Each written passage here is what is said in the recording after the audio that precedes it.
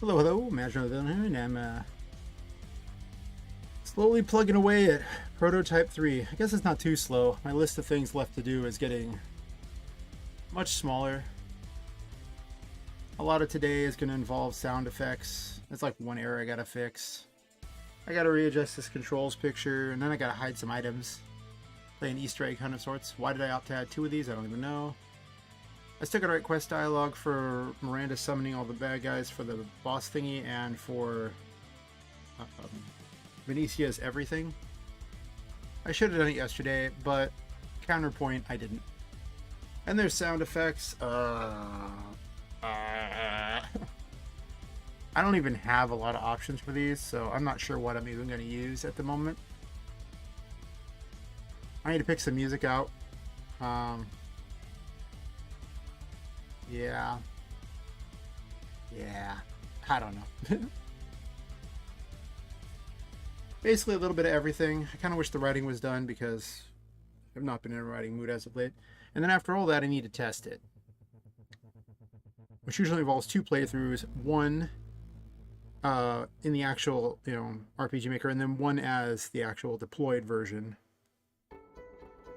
If that's the case, it'll probably take an hour and a half for each one. I might set each boss to have only 1 hit point for purposes of the test. I don't know. Just to speed it along.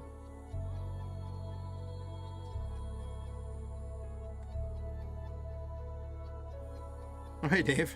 You're in a movie right now?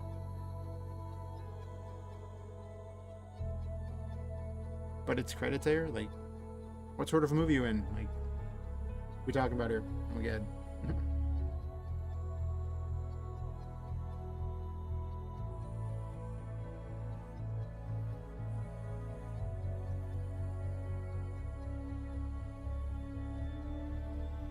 Huh. I suppose I should bring up the control room so I can actually chat too. If I need to type anything.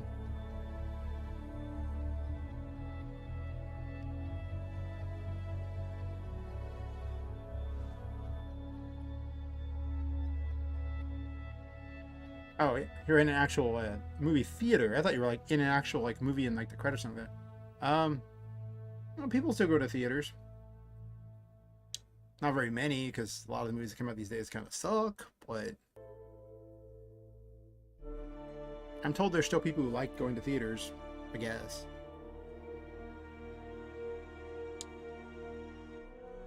I mean, I hate going to theaters, but.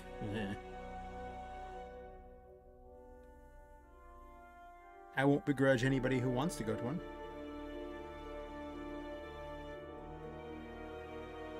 I'll start with the easiest error to fix.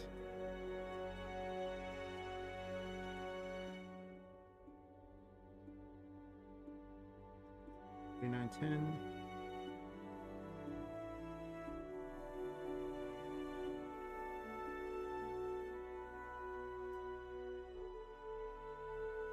Seven spaces.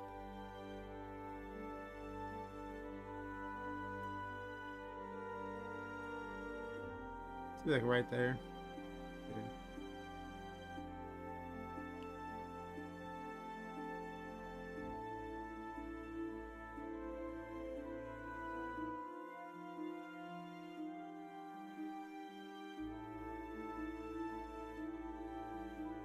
Oh, hey, Mike. Yeah,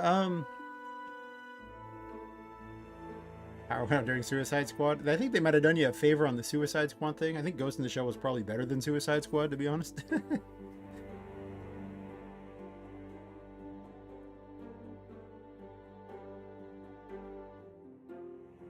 Yeah, it was fine. I didn't see any complaints with it. It was okay. I mean,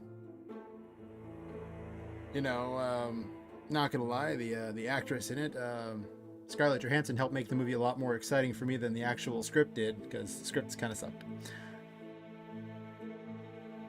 Yeah, it wasn't awful. I think the second one was more fun and more interesting, like the new one with the spot or whatever it was. A polka dot man, yeah, there you go. That one was actually a lot funnier and I think better than the original.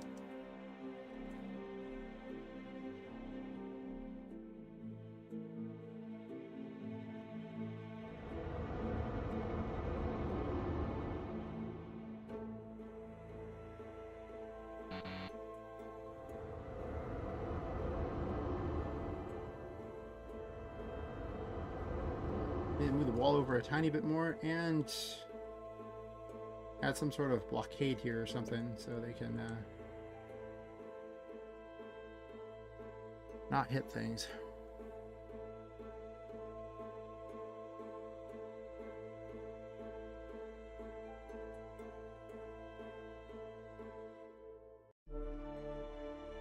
Let's make the Z like 20 or something like that.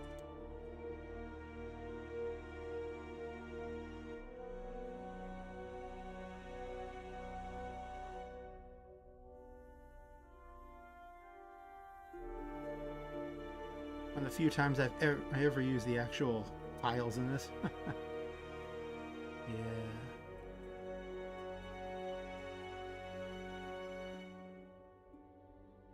Yeah, I don't really remember much about the Ghost in the Shell movie, to be completely honest. Scarlett Johansson was in it. That's what I remember.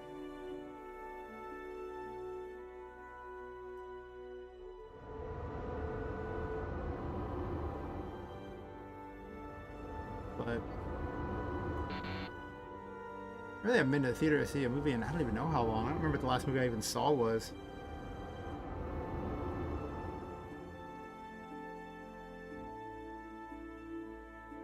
I'm going over the top of her. It's not this. That's the problem. I mean, it needs to go one more over.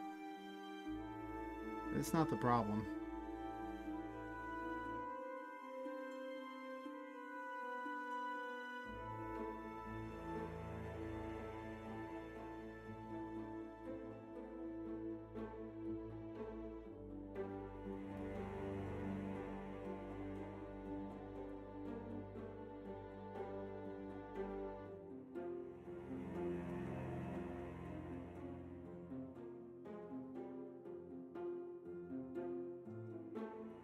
Usually I just wait for the movies to show up on, you know, like a DVD quality and everything like that, and I just watch them then. Like I just watched the D&D movie and it was okay. It definitely had some political things in there that would be obnoxious to many, but it was lighter on it than I was expecting, and overall it wasn't that bad once you could look past that. But was it a good movie? No. No, it wasn't. I mean, it was okay. It's fine. Good. Okay. Yeah, okay. I can go with okay.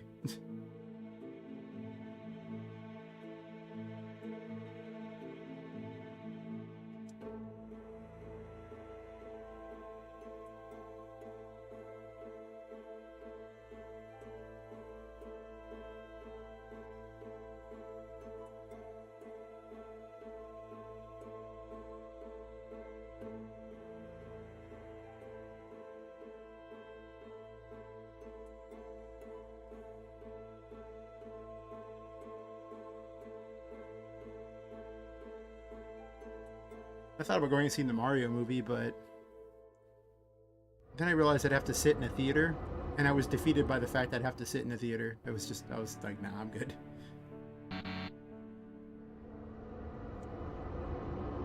I would say maybe if I was, you know, dating some female or something like that, I'd do it. But even then, I had the option to go see that movie with a female, and I said no. I was like, I don't want to see this.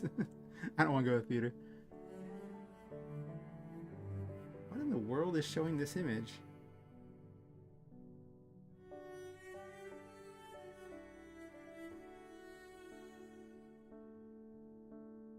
This is actually what I do want, right? Story right side wall. Huh.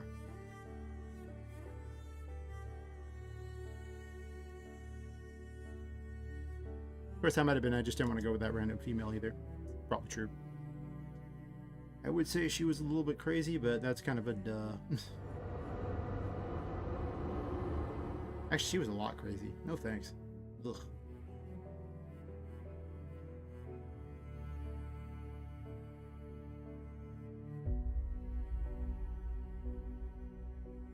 If I just need some sort of thing over the side here,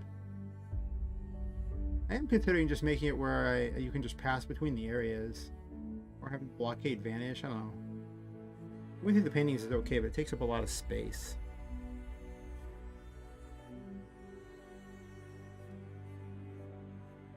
I'll try 10 it farther over. What do I use as the end blockade on these things? I don't even remember which one it is. Actually, I'll just go back through the graphics and look. Until I figure out exactly what goes on the side. I think it's just sidewall, yeah.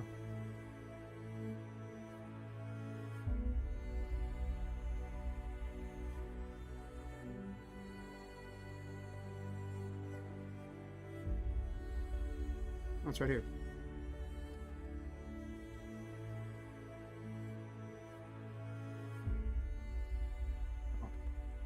Probably helped if I actually made the event run, huh? Just saying, I don't think I need this story right, so well, whatever.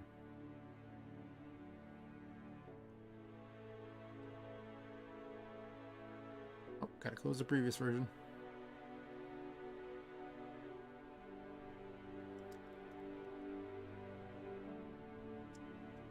It's supposed to be the easiest thing to fix of all the things I'm supposed to do tonight.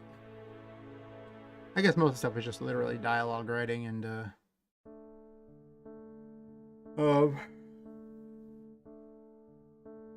sound work. Oh god, sound work. Yeah, I haven't added any sound effects in for these characters. I'm not even sure if I care about this sound effect.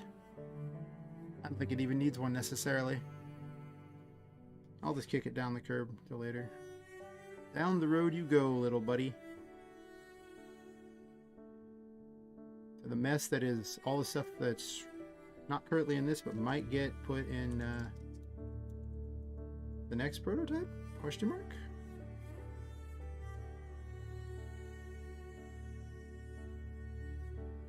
I just don't have any voices for these things. I've used up every voice I have at this point. I didn't have that many.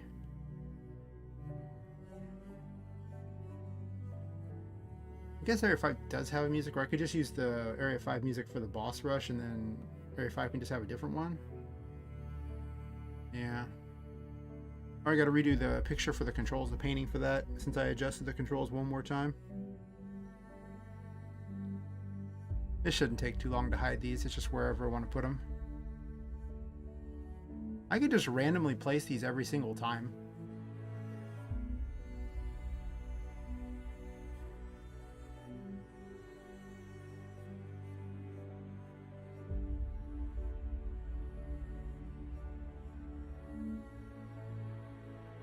I don't know, I think I'll do one or the other. Who knows? Anybody watching the stream will know all the secret locations, but that's fine.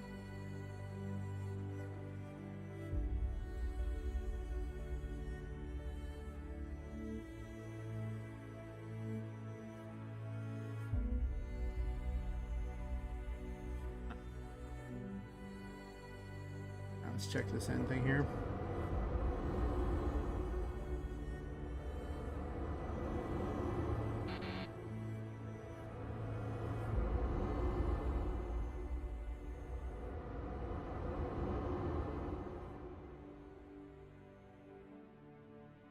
I love that crap mouse movement. So I need to basically lock down another 2 squares and move this over. Slide them out more. Oh, at this point I should almost just move it over 1 square. Actually, yeah, that's what I'm gonna do. Move it over 1 square and just see how it goes. And this is already one thing there, so I think this is the... Let me make an event here. We'll call this impassable border. Since I don't have any way to actually see where the tiles go, having a border like that means it's usually kind of easy to at least tell where things are going to go.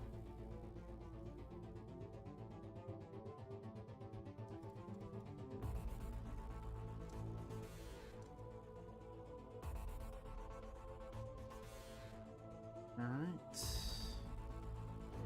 Should actually just start myself at the end of the hallway here. Be a lot easier to check things, but whatever. It shouldn't take that many more attempts. Maybe 1 or 2 more. Imagine if I could just see the things I was placing. It would be so much easier than what I'm currently doing. Yeah, still a few pixels over, and she shouldn't be able to go inside that, so I guess I have 1 over. I'm going to migrate this over by 1.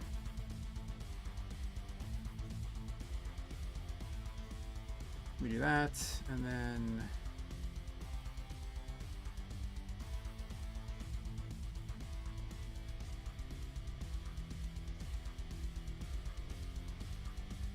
we'll say -4. It didn't look like it was very far. It's really easy to misjudge though because the size of the graphics is so big.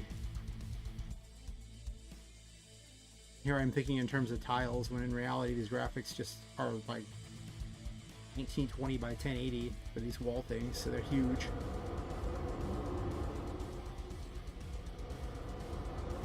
Even Poppet's quite large, so I can really optimize the game though. I mean, all the graphics are currently for the characters are at 488 x 366, and you know, that's I shrink them down. I mean, this area they're a little bigger, but they're never even that full size. So I could actually gain some resources back on that one, what I wanted. If I do a further optimization of the game.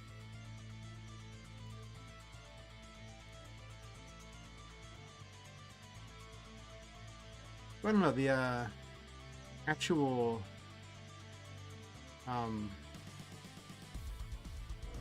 game only has like what, 24 downloads on itch, so it's not even that much. So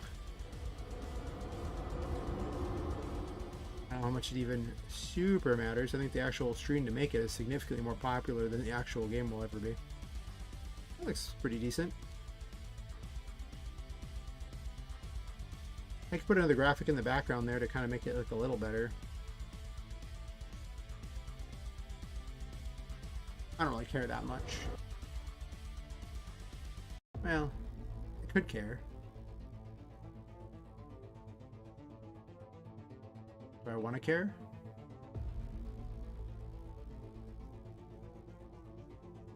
I mean, I guess I should make it look good.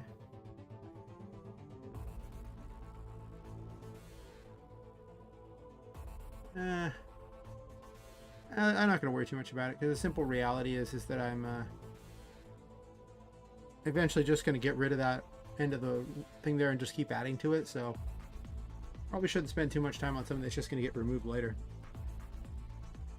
He says as he plans to add in some, you know, joke dialogue with Miranda.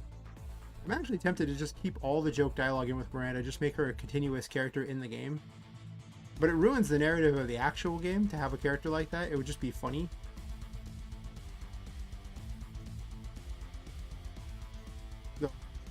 Some people have actually found it to be kind of funny. That a couple people have mentioned it.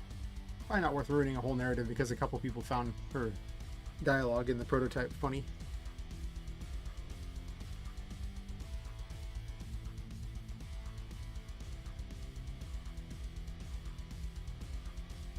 Yeah.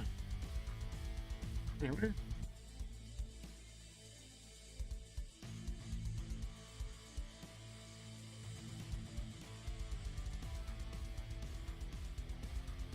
Hey Shadow Dragon, how's it going? Yeah, it was yeah, I mean, say it just doesn't make sense for the narrative of it. And so yeah, do I keep it knowing that it doesn't make any sense? I could, but probably shouldn't. Yeah, I'm doing okay. Ate a bit of food that didn't agree with me, so the stream took about 10 minutes longer to start than I thought it was going to, but once I got past the food that didn't agree with me.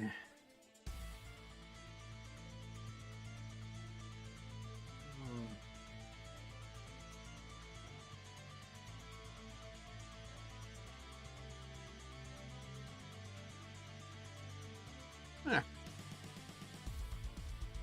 I'm going to start trying to put a lot of humor and everything like that. I think Prototype 4 is really just going to be a lot about adding new quests in and fixing a lot more of the dialogue and maybe improving graphics a bit. Because a lot of the stuff I'm adding in is like skeleton stuff for later things, and I just haven't really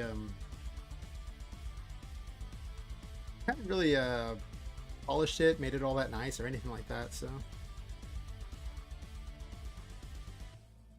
she might be the end fight for a while. Well, I guess it's not really her fighting, it's just her summoning all the bosses. But there's a lot of things that need to be really expanded upon and just improved in general, reordered. I also need to focus on making the start of the game much better.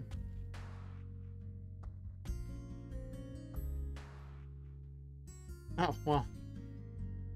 You know, That is half tempting. I realize that adult games actually get far more excitement around them. And your game can still suck. And nobody cares.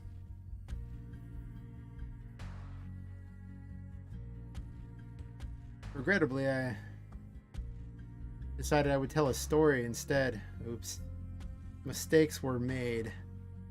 Mistakes were clearly made. I still got female characters in my game. I could fix that. I could make it better. Actually, we'll do this here.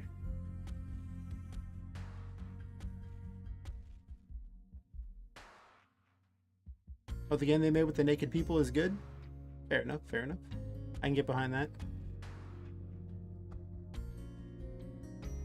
I'm going to edit this one here. I could do this not in Incarnate, but whatever. I already made it here.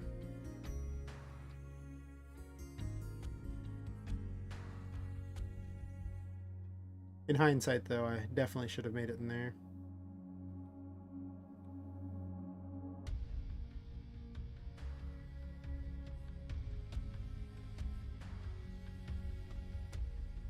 Don't do that.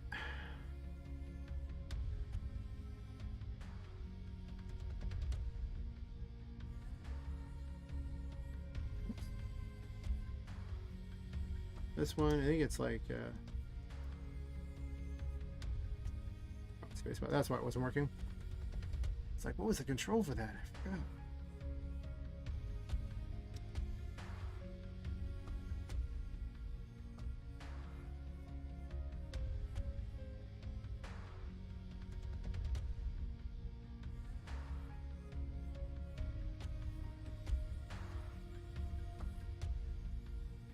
That's the only change I had to make.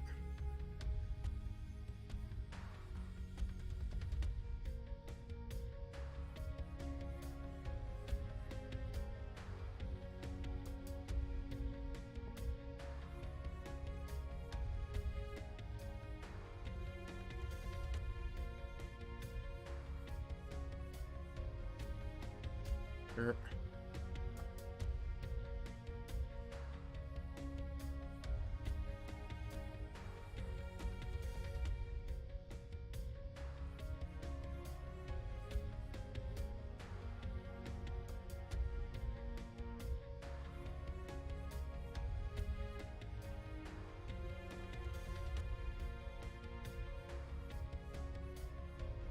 I should probably adjust this so it actually has a better thing. I'll do that later, I don't care.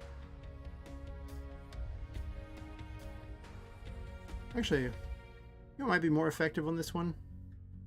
Just a simple wand, since it's all connected. I think the wand's probably a little better. Is it? No. God, no, the wand's horrible. Fair enough.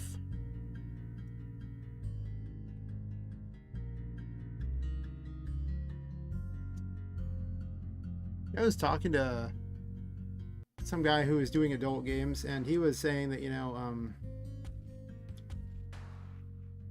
how easy it was for what was going on for him. It was like, it was dumb. It was like just so good and easy for him. Like, people were just, you know, lining up to shovel money at him, and I saw his game, and it wasn't even good, but it didn't matter. Because he's catering to something people actually want. Whereas I am catering to something I have to convince people they want. And that's not as good. I do not recommend that as much. Cater to what people actually want, not what you want them to want.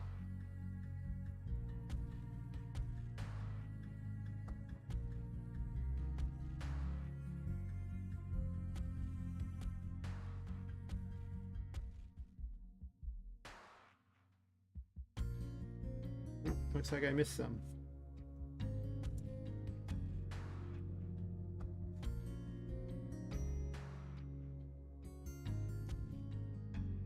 No, that one, this one.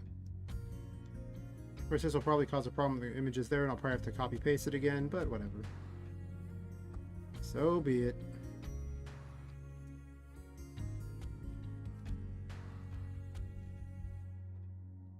Well, I'm not gonna do that. I don't want to get all that. Yeah, I'll just copy paste the other part over the top of it again. It's like I got a bunch of little bits of it, right? Sure. We'll just do this then.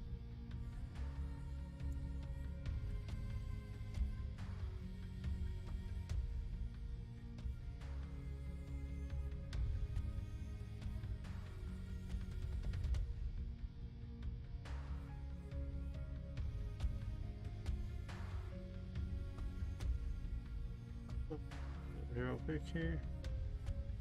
What do I name it?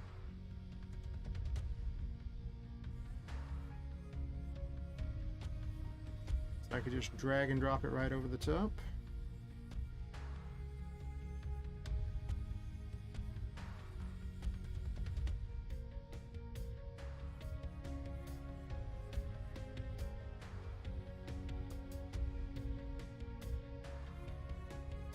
When in doubt, sort by size.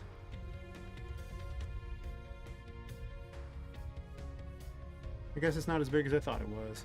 Actually, just Poppet Quest controls is what I need.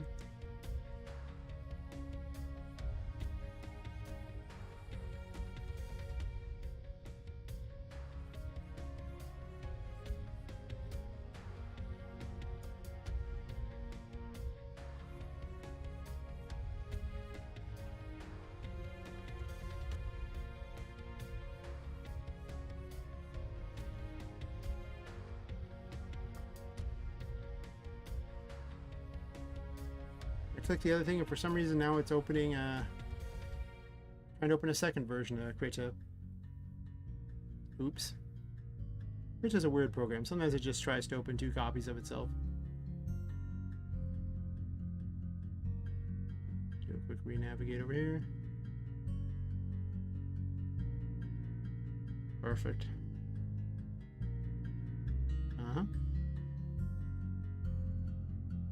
I need to go to itch and update my page then for that, because that's also on there.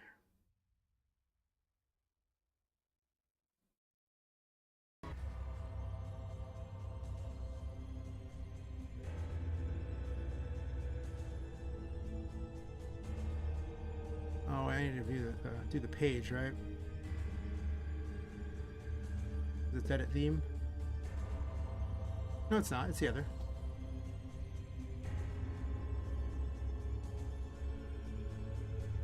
Oh, that's right. I did this. Fair enough. Fair enough. How big is the other one? Yeah, bring that up real fast.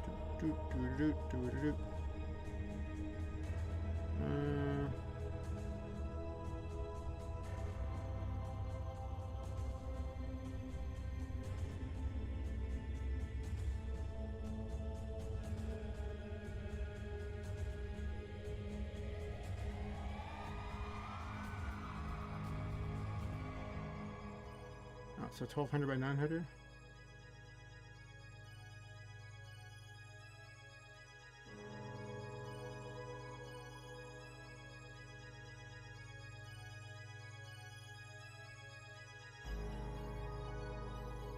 And here I was hoping to just cheat my way to having it on top there. Well, I guess it's fine to do it that way, thinking about it.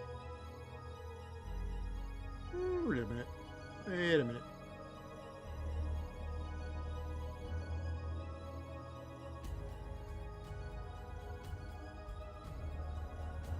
Oh wait, I can't do that. I'll just resize it here. It's actually about the right size as is, right? Yeah. I think I'll shrink it a tiny bit.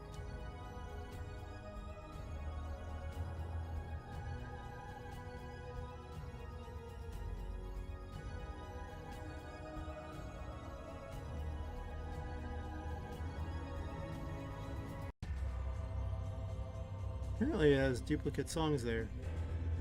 Ooh, a different one. We'll listen to this one then, apparently. Fair enough. Give me this.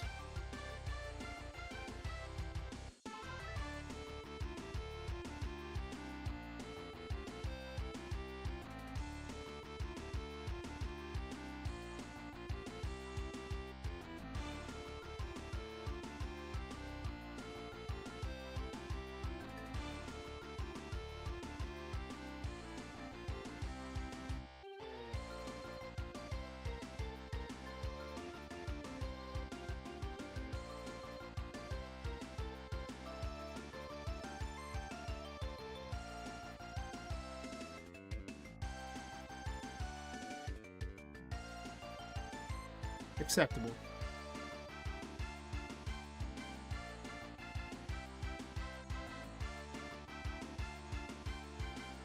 Okay, I guess there's Shut-IO ones, okay.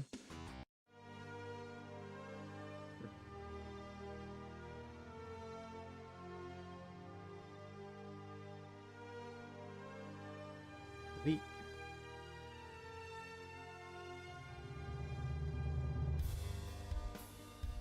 On the desktop thing here.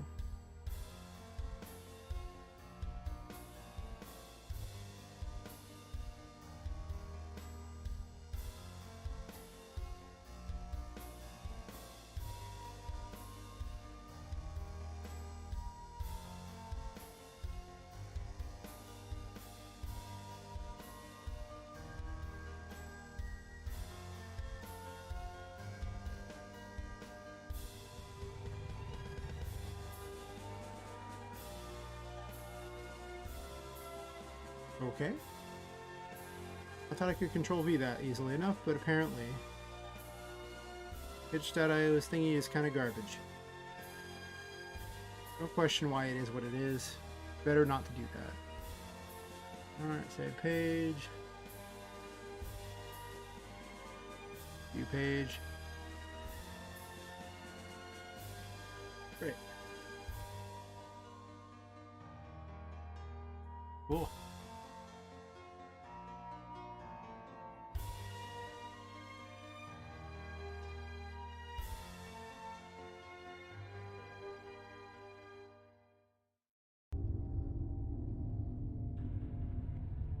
Oh yeah, little brushes are great in this. There's so many fun ones in this. Was there an option to even replace the image directly? I didn't even notice one. I just clicked a thingy. Did I close it? I might have.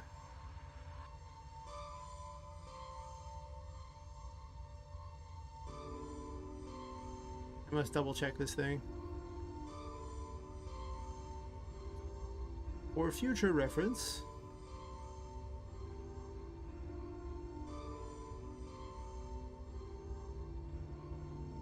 It doesn't have an actual thing to directly replace it.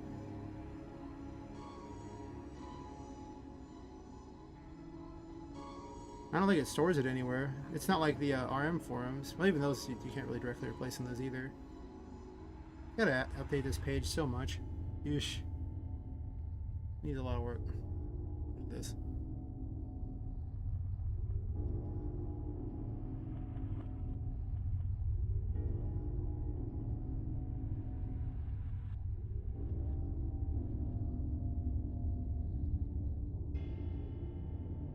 Alright, so...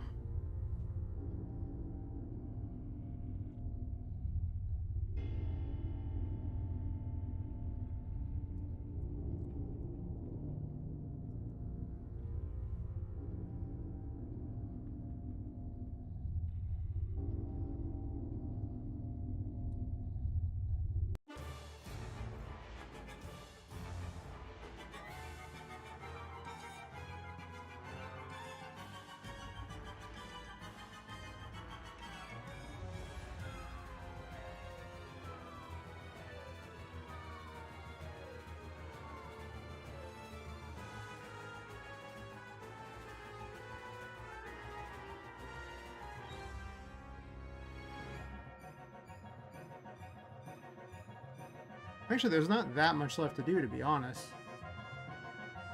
Just some dumb story.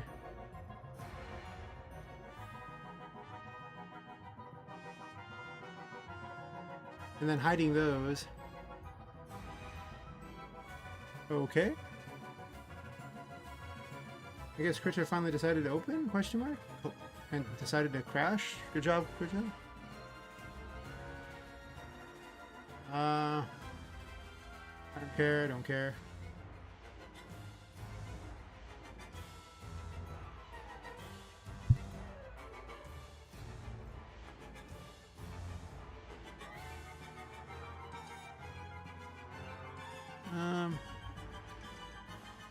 Yeah, their quest dialogue is going to be real questionable at this point.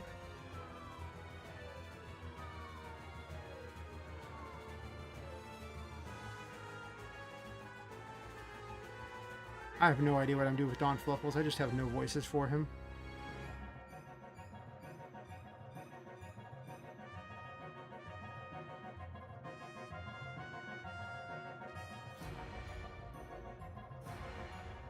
I'm just gonna add these in later.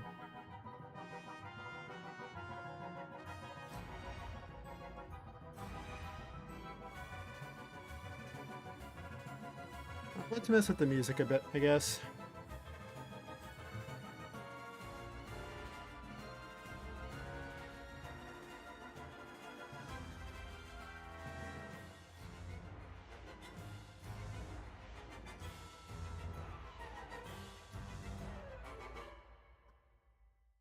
Go to my music box event.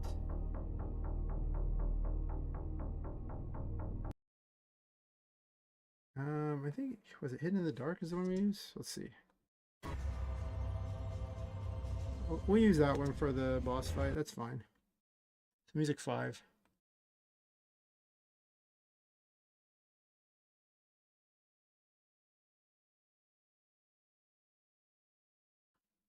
And that makes Attic 5 need a different music.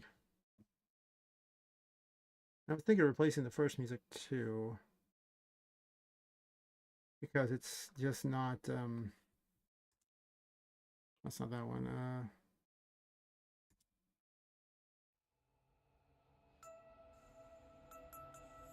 Person said it just wasn't very good. I don't know. This is used for the second one. I think that one's great. Does any of them actually use 3?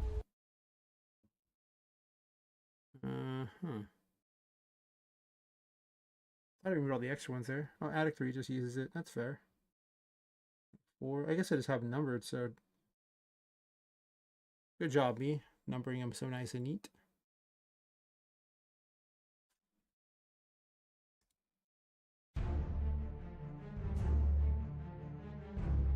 Not terrible.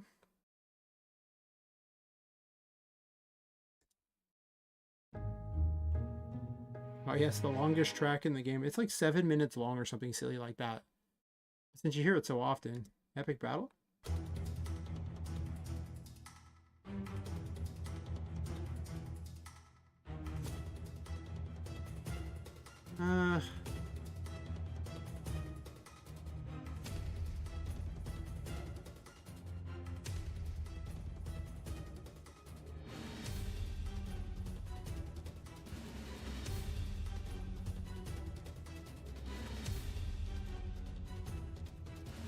I mean, I can see that working as the other one too.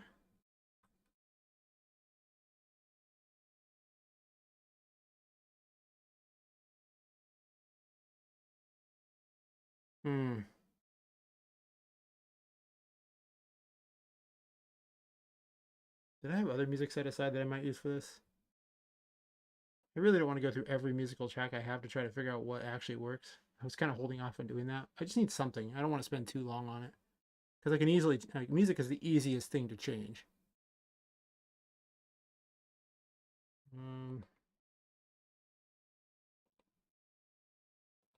I have a files cleaned from the game thing. Oh, nice, working on it.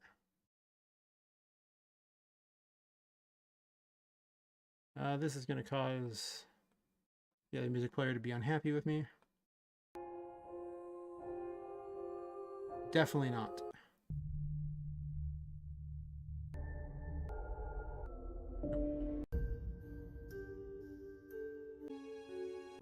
Nope.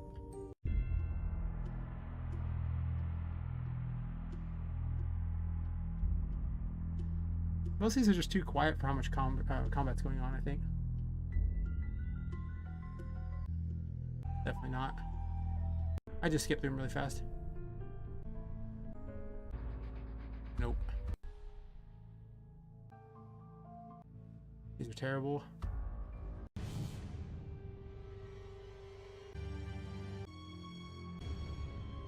It's just too slow. You think something called Panic Attack would be fast, right? It is not fast. And this one's that Christmassy one. I thought about having a Christmassy area. Some creepy Christmas dolls. Eh. Oh wait, ceremony's not it's too quiet. All these are really quiet. Maybe let's do these epic battles and call it square. Eh. Yeah, there's some combat music. Nope.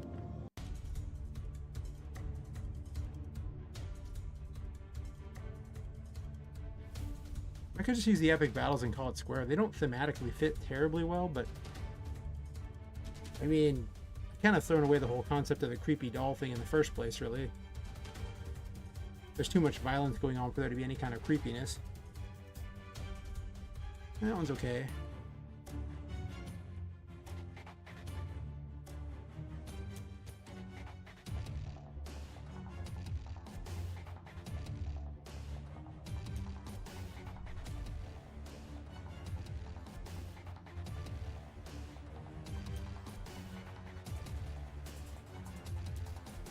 Eh.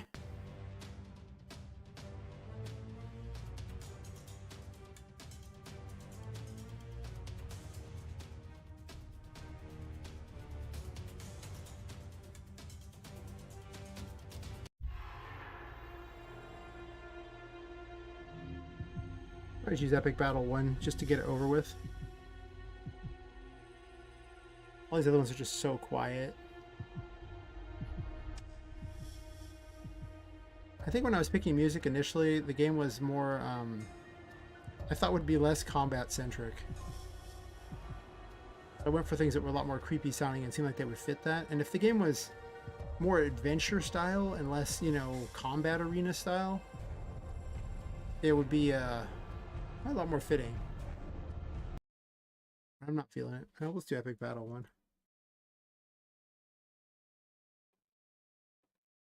Or to already have it in there, wouldn't even surprise me. I have Epic Battle 2. Alright, so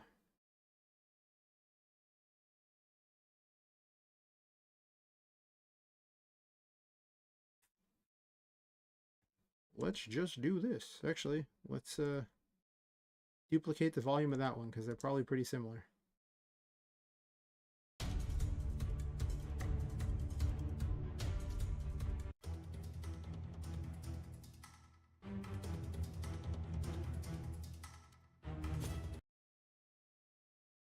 Alright, we'll just make this 7 and 8 for those ones there. Actually, do I even need one for 8? I guess for Don Fluffles needs something, right? Attic 5.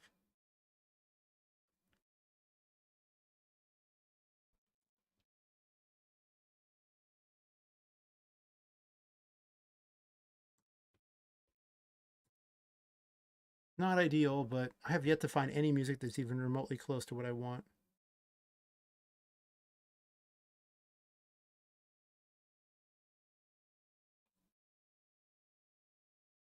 Or I should probably also alter the option screen. Or I could just leave the option screen with a bunch of options that don't do anything. I could do that. I mean, some of them do some stuff, kinda. Sorta. I don't know. I might just leave them and deal with them later. Oh, that's right. We have the arrow key for these.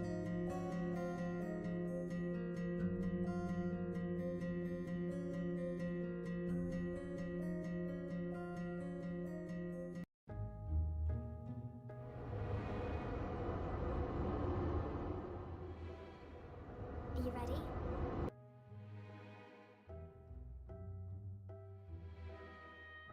I might have them around to change the music too. I sense danger. Don't even try.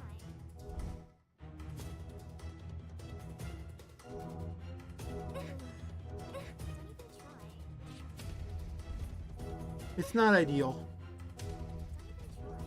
That's okay though.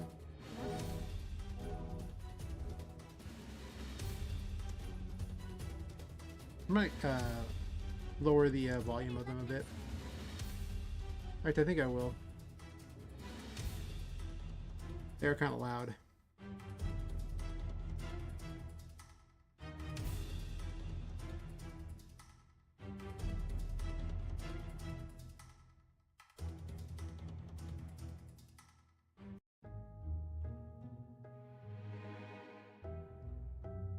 Still gotta set up Venetia tonight too.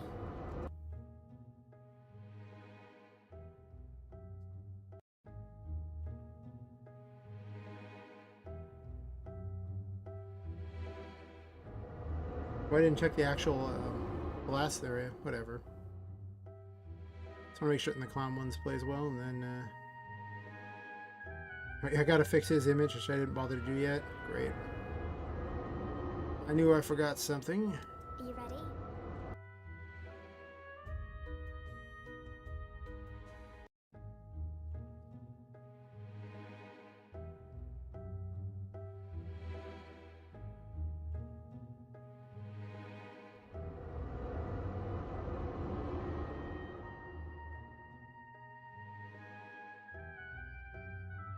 Are you ready? I want to redo all the bosses so they look like, you know, more unique versions of things. They're so lame right now. I sense danger.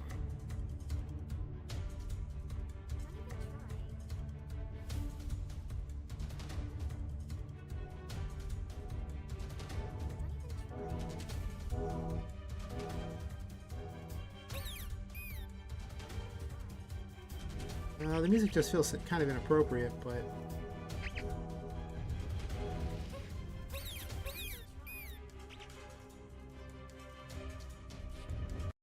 least I turned it down some. I don't want to go all the way back to the map. I'm just gonna unload and load the game real fast. Might be faster. I have no idea. The longer I do this, the more I find time to save a few seconds here and there, because I've loaded through these hallways quite a few times at this point. Are you ready?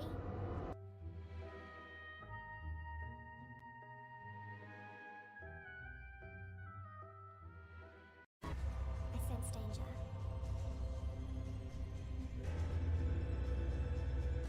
I could have a different ground for the battle arena.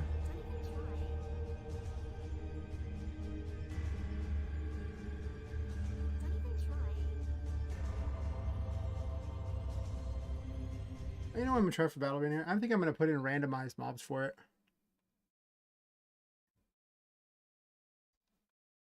I'm going to remove a bunch of crap from the bottom of this here.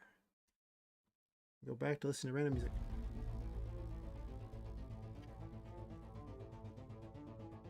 I need to sort through the other hundreds of songs I have, or the ones that I supposedly have the rights to use, and then test them and see if they trip YouTube's copyright or not.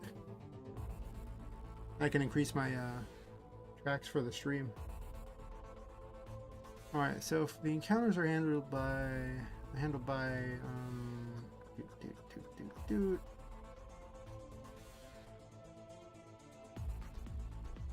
encounter system.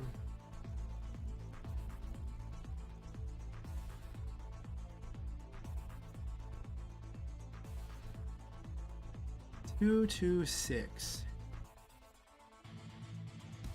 is the variables keyed off of. So what does 226 say? Area variables. All right.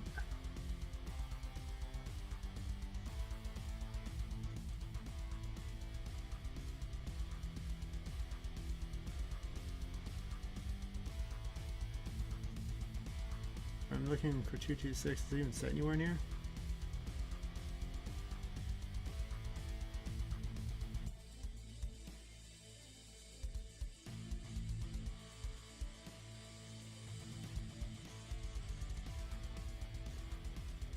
Really?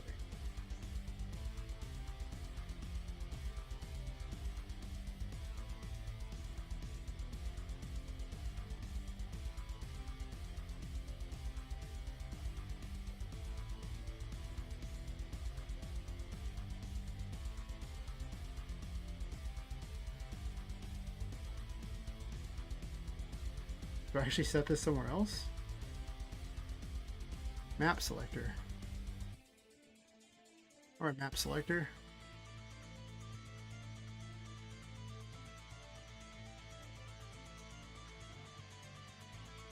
Huh, I have a console log there. What am I gonna do? So when I go to get rid of it again, I'll know where it's at. I'm gonna leave it right now because it does area variables here for 226. Transfer info 3, that means the map name. Then it runs area variables for it, and in area variables,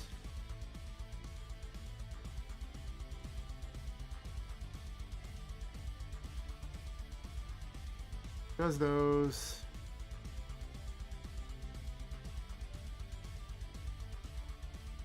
It's just running it anyway, so okay. That would mean that I need to change the encounter table. That's all I have to do.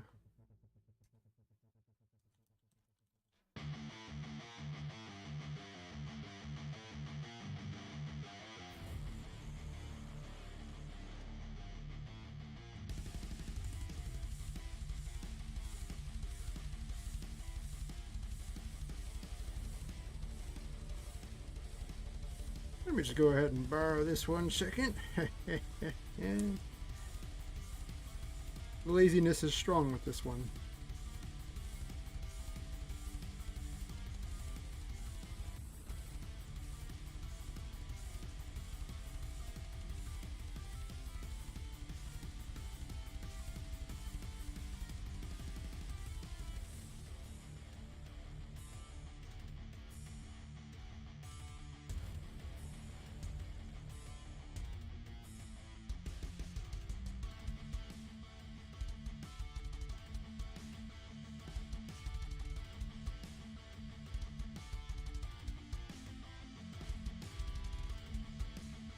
Not gonna lie, this area is gonna be brutal.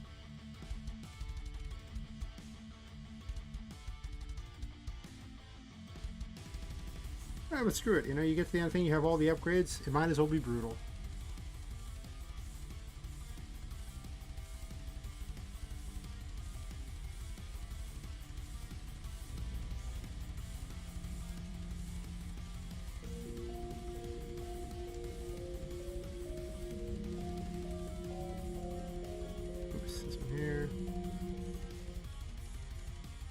That reminds me. I'll move from the list afterwards. Let me do this.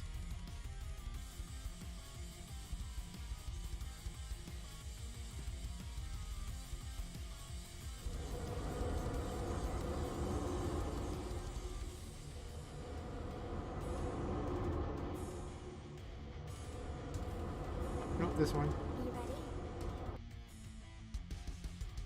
I'll have to test it against having full everything. I sense danger. Don't even try. There's a teddy and a tiger kitty. Nice, nice. I think I'll just murder them until I see if things spawn in. And Annie.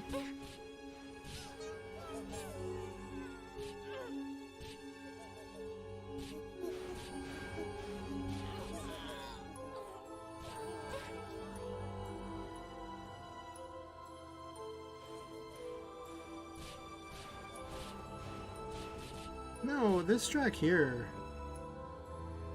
Creatures of the Night, might actually be not a bad intro theme.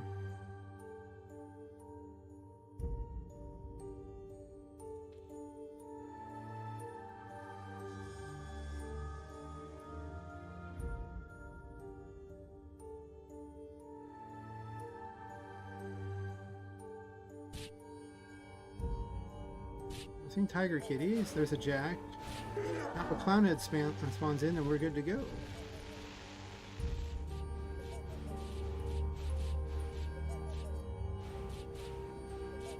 Ooh, got them all.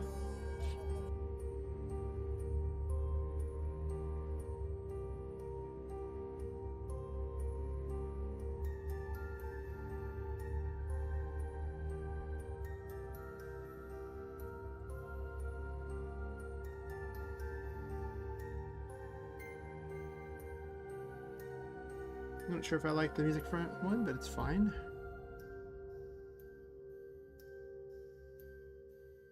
These are tracks I want to keep note of because I might use them.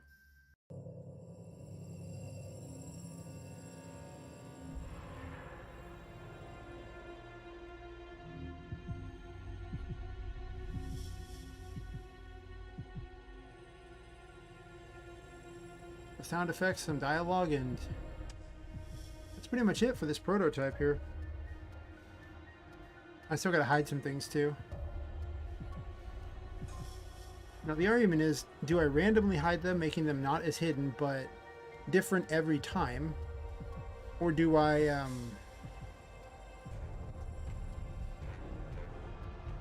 just, you know, put them in the most clever place I can and call it square?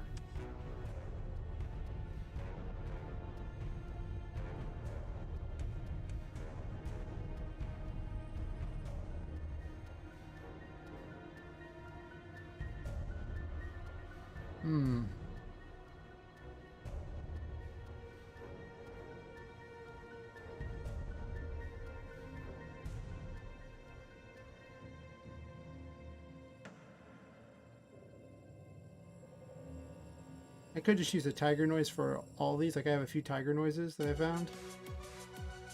Those are chew toy noises. Those are not what I need.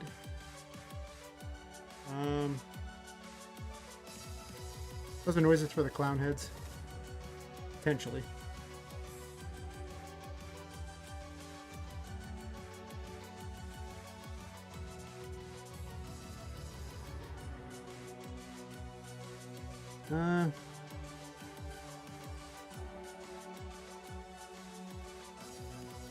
Well, I haven't really established that Don Fluffles can even talk.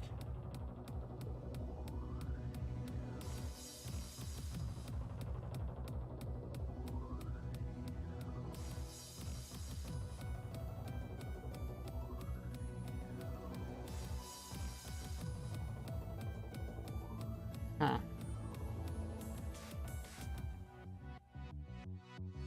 I guess we'll just do these next, and I'll come back to it. I still got like another 3 to 5 hours in me of streaming.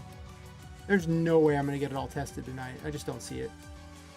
Unless I can just blow through this part here, but some of these things take a long time unless I just cheat. If I cheap out on this, it could get it done really fast. Test it tonight and potentially have the prototype out today. I don't know about that. We'll see. Because I still got to work on Venetia's quest anyway. Like, they updated Clockwork to do all this stuff, but Venetia doesn't have all the stuff for Clockwork yet.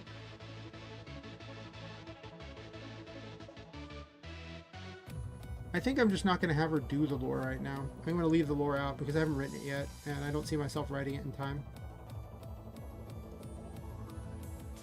I think Prototype 4 is really just going to be about dialogue, lore, improving things, better graphics, you know, just really a lot of polish.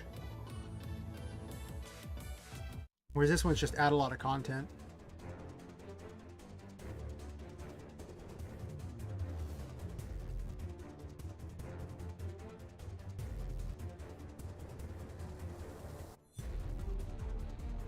Yeah. So if we're gonna do that way,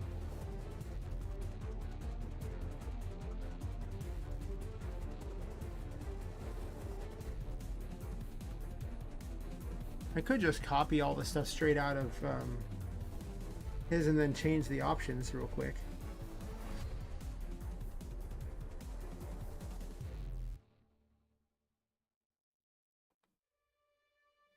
Right?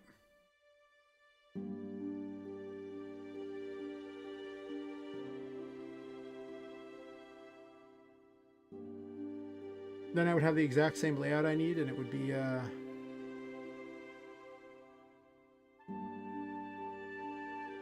lot easier than having to refigure it all out. Yeah, that's probably fair. Just change a couple switches. Sure.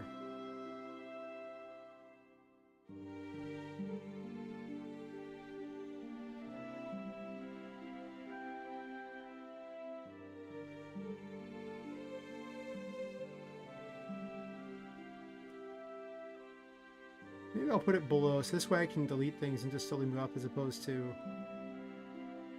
the other one where it's so long.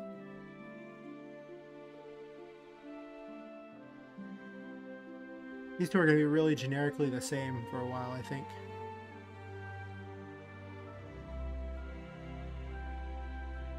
I mostly just need the switches involved, right? Hide all switches. Let me bring up some notes here so I can... Yeah, I'm just going to go with the get it done strategy.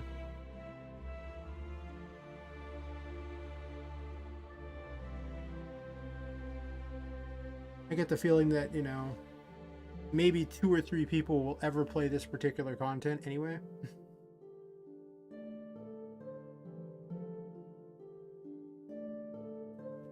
Maybe I'll be wrong, but I doubt it.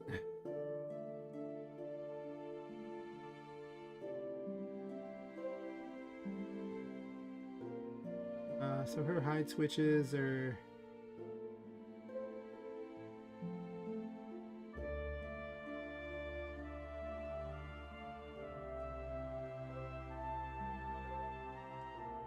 I know what I'll do. I'll just copy paste these into a document over here and then copy paste them right into the other one. And I won't have to worry about it.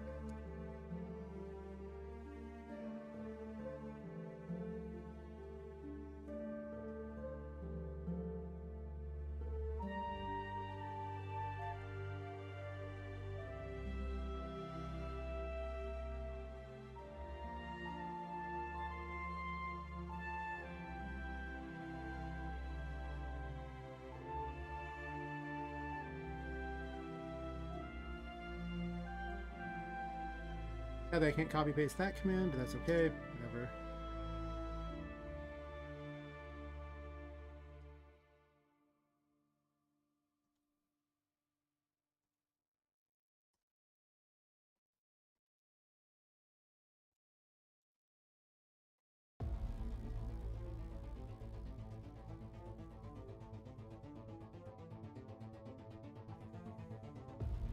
We're no longer doing view the collection because I don't have time for that.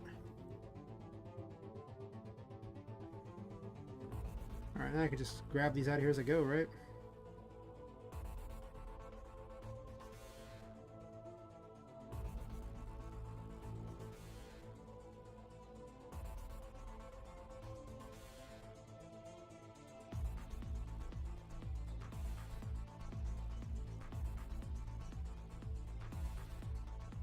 It's got to be faster to do it this way.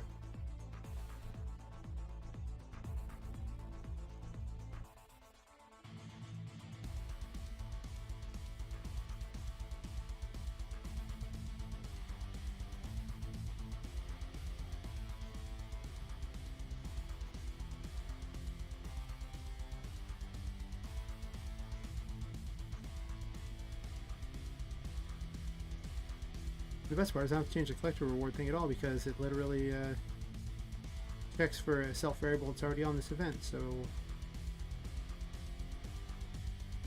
same script command. Nice.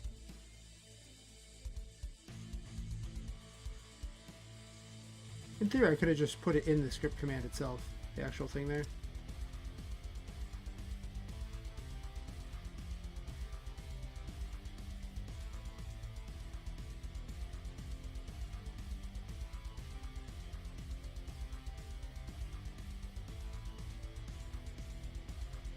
Then I'll grab this one here so I can have her placeholder dialogue.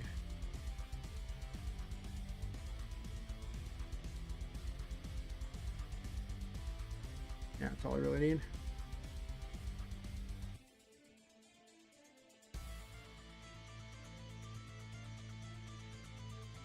I don't even know what a thing she gives out. Let me make a note of what I need for her dialogue. I usually make a point of actually putting all that, but I didn't. Maybe I did. It was over in the Bible.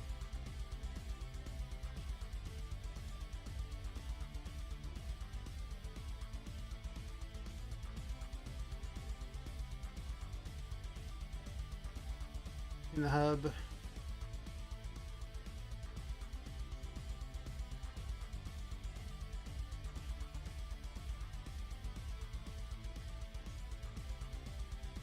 That's only like a reward. I need like a... Oh, she needs a chat message. Chat message. Reward.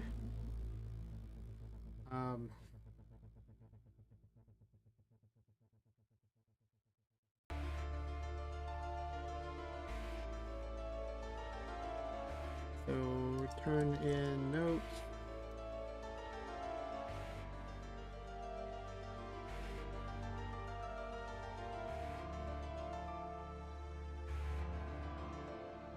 Comments about needing more notes along those lines.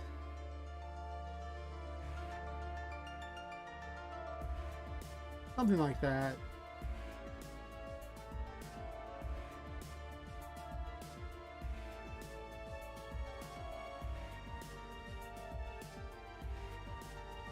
Yeah.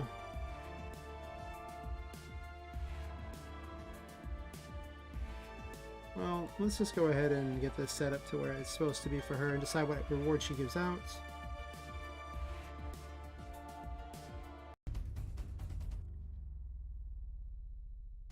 Plus I gotta switch all these switches here, so it's gonna be still much to do. Oh yes. Then I hide these things, and then these two will be done. Well, actually I gotta make sure they... Actually, I need to fix Clockwork's graphics too.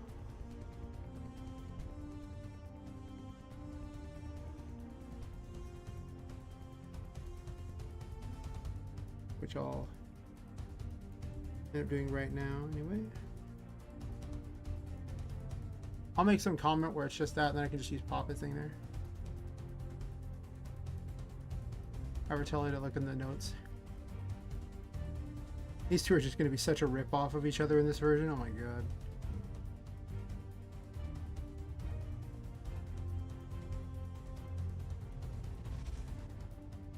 Version 4, we'll fix all that.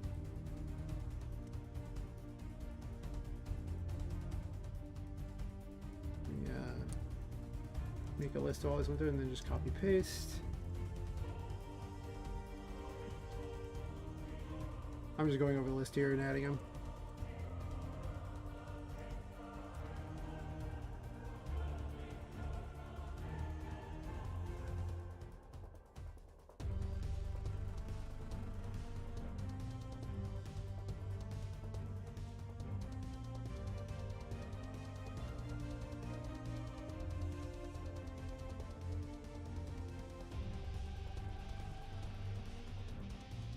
Oh my gosh, these are going to be such rip-offs of each other. There'll be some unique dialogue to them, but yeah, I don't know. And now I got to change each one of these so that they have the in this loop here.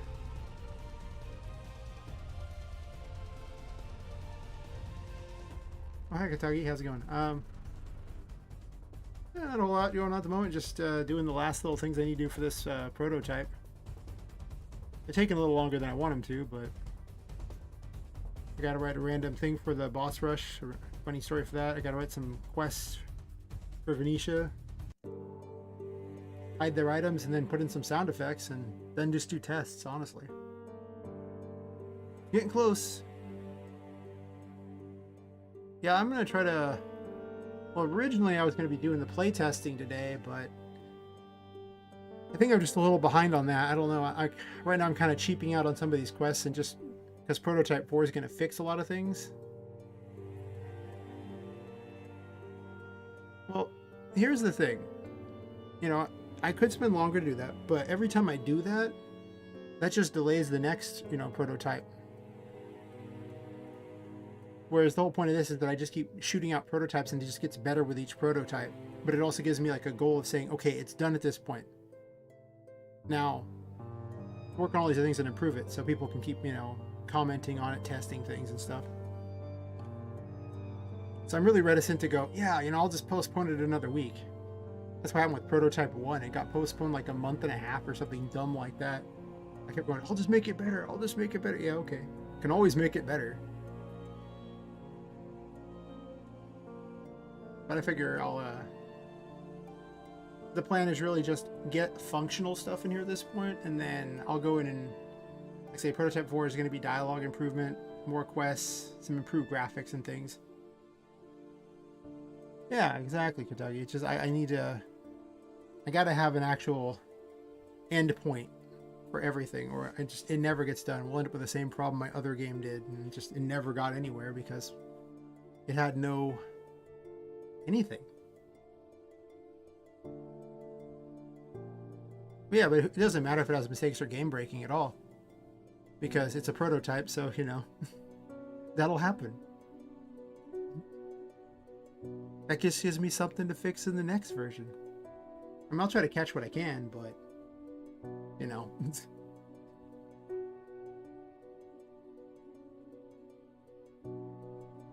I'll probably also do some balancing on the next one, too. This one's not getting much in the way of balance.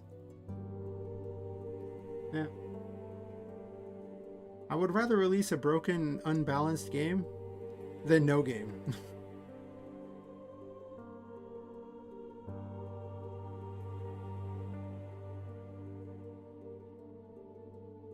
One pro and one con on streaming? What's the pro and the con? I mean, I can see the pro getting stuff done faster and focusing, but maybe the con is that there's a I'm forced to actually keep to a time frame. That is kind of a con in a way.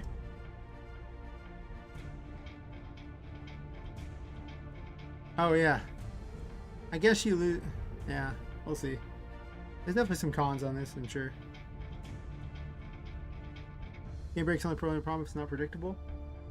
Yeah, I mean, there's definitely bugs that I tried to nail every game breaking thing, because the first version had a lot of game breaking things and they got fixed in prototype 2. This is adding a bunch of content, so I'm almost certainly adding in game breaking bugs here. But I can't test everything, so letting people test it is also a thing.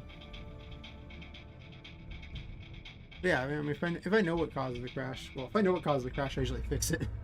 To be completely honest. Unless it's like something I just don't have a way to fix. Yeah, they copy pasted everything. Do not copy paste everything. Copy paste just this. Since these two events are nearly identical.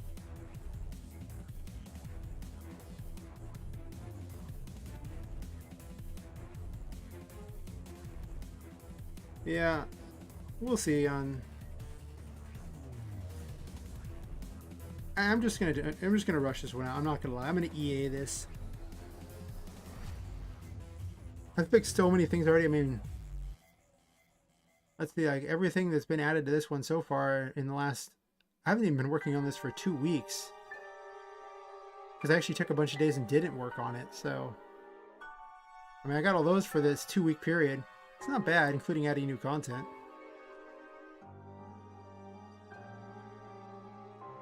Yeah, exactly, Shadow Dragon. Having people to test these things, like, you guys already found plenty of bugs I didn't see. Oh yeah, the source code thing? Yeah, I'm gonna let you know this little secret, Katagi. It's almost impossible to protect your RM game anyway, so I just don't even care. Like, what are they gonna do? Steal my game that like 24 people have played? Oh no, don't do that. A game that isn't even finished? All they probably do is help increase popularity, to be honest. At first I was all worried about that, and then I'm like, eh.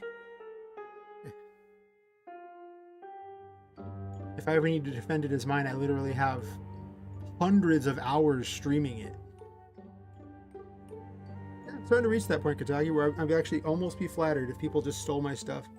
I mean, I want them to pirate it. Go ahead and just drop it everywhere.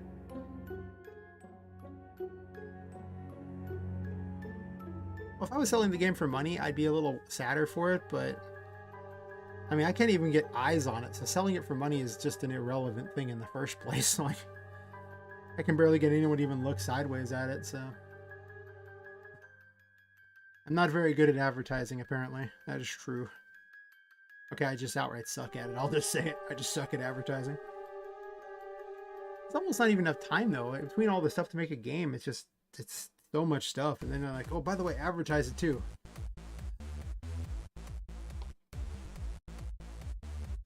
I don't even think I get clicks on social media, to be honest.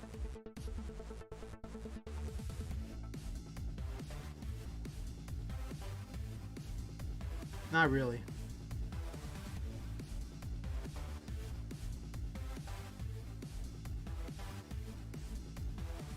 If you have another source of income, it's totally fine. But I mean, like with the amount of time I'm investing in this, at some point I'll have to make a real decision. Like, you know, it's like I do this for fun for now, but I keep adding more and more time to it, and it cuts into me doing things that actually make me money. So it makes me go, hey, wait a minute, why am I not just doing the things that make me actual money? I mean, as much as I enjoy this, at some point there has to be a cap on the amount of time I can invest in it on any given week in order to still live my life. Since it makes no money whatsoever.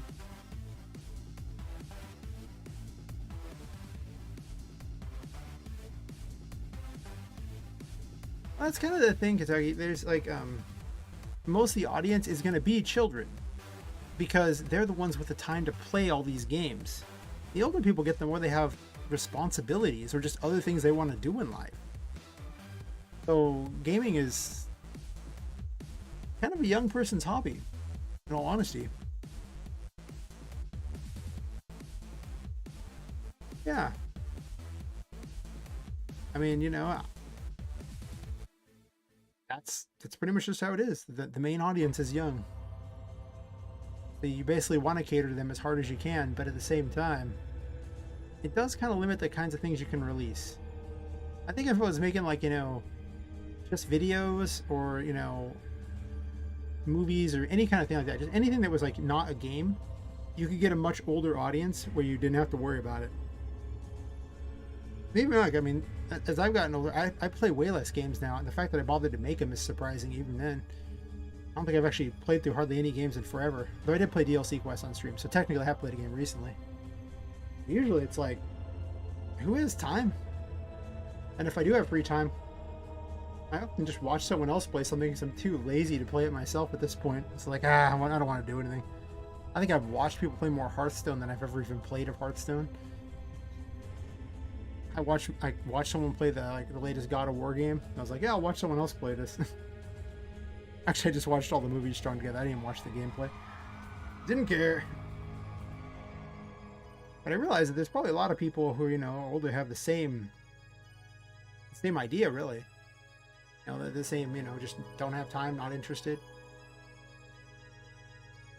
Because games take a lot of hours.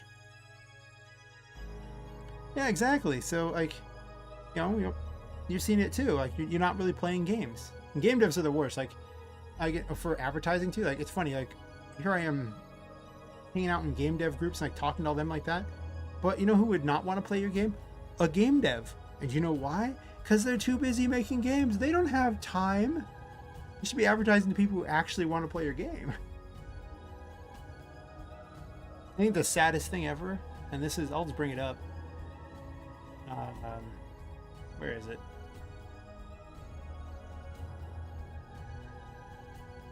All this stuff I've worked on, blah, blah, blah.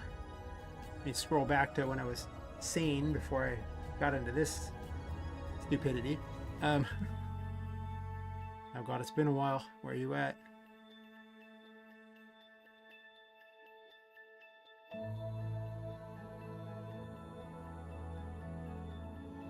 This was like the most popular tweet I ever had.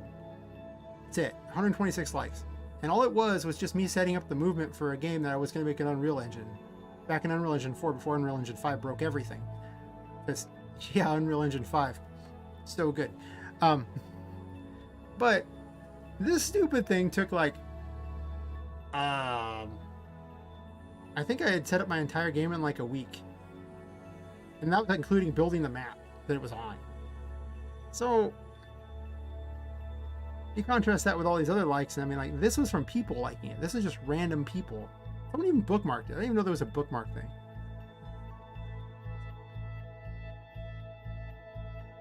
It's kind of awkward, and then, I don't even know. Where's the other one there? You make that in like 1 week, and people think, oh, that's amazing. And I think that's where you're hitting, you know, players liking it. Then I pinned like a gameplay thing at the top for this and everything like that. April 2nd, it's had like 12 likes? Yeah, okay.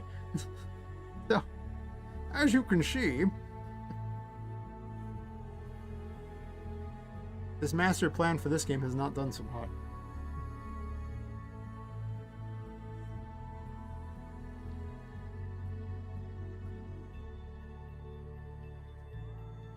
What is this even giving out?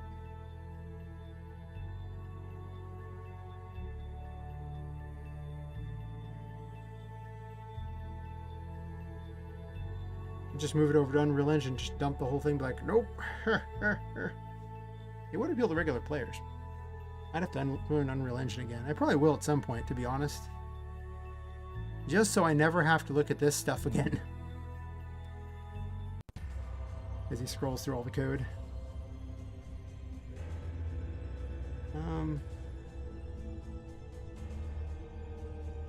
Did I play out rewards for her? I don't think I did.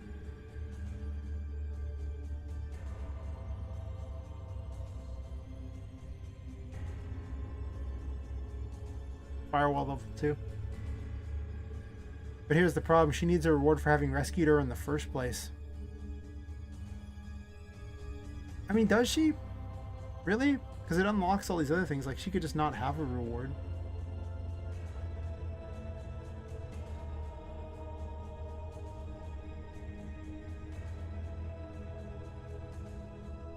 It sends out a lot of rewards in very short order.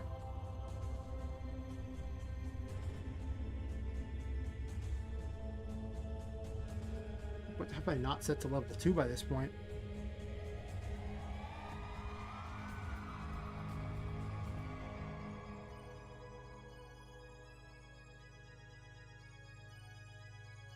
He's probably right.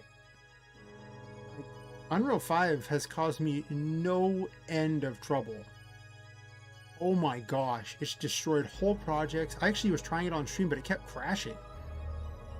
So it's like, I want to use it, I really do. But when I was using 4, things were just getting, I was using 4.26, stuff was just getting made in short order. Like, I was just shooting things out. And 5's just like, what if I just break everything all the time? I had in a bunch of systems that don't even work right. And I'm like, but the other ones worked. And they're like, but this new system, it's better. But that one doesn't work.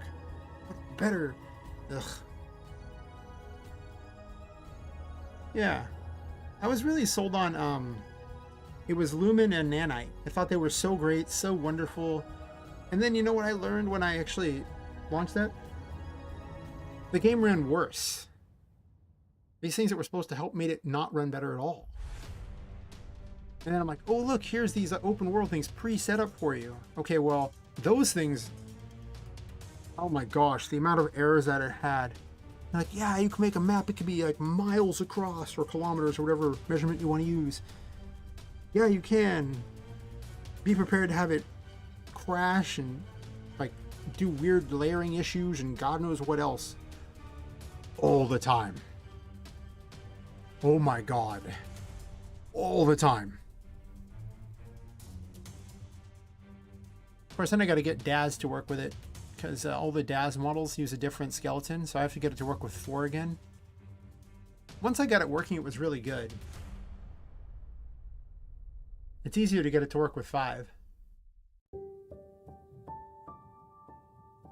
That's the other thing, the Daz models are really heavy. So I'll have to find a way to optimize those.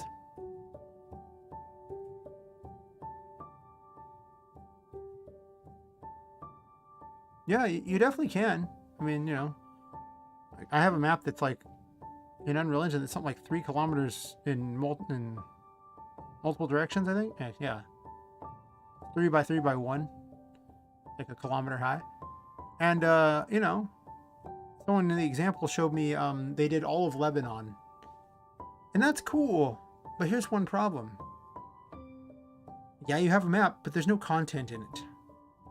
So what good is that map? Like, they're like, this is so cool. I'm like, is it? What are you going to do with that empty map there, buddy? I'm going to turn it into a survival crafting game. Of course you are, because that's the easiest way to make content for a giant empty map.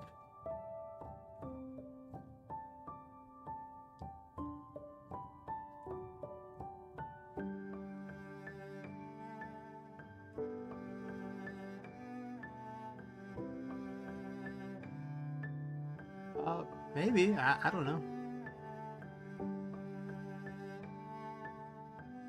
I don't know. I think Unreal 4 is really strong. 4 made a lot of games. It's just been around a very long time and it just works. Todd Howard's, it just works, right?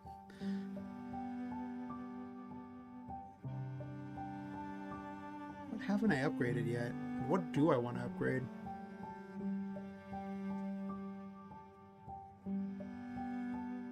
You know, maybe I'll actually just give a reward for having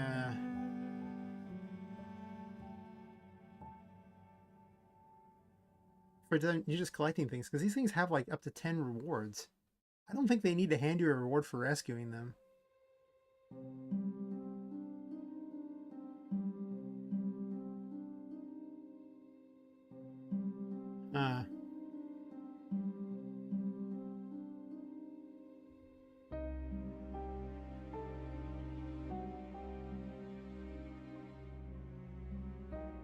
Oh, I'm familiar with like 4 kind of and 5 kind of, and that's about it.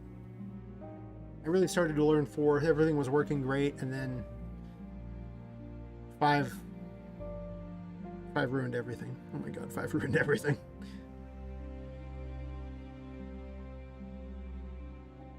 This is my Wagons East moment where, you know, we get all the way over to like Oregon and discover Oregon sucks and then go back to the East Coast.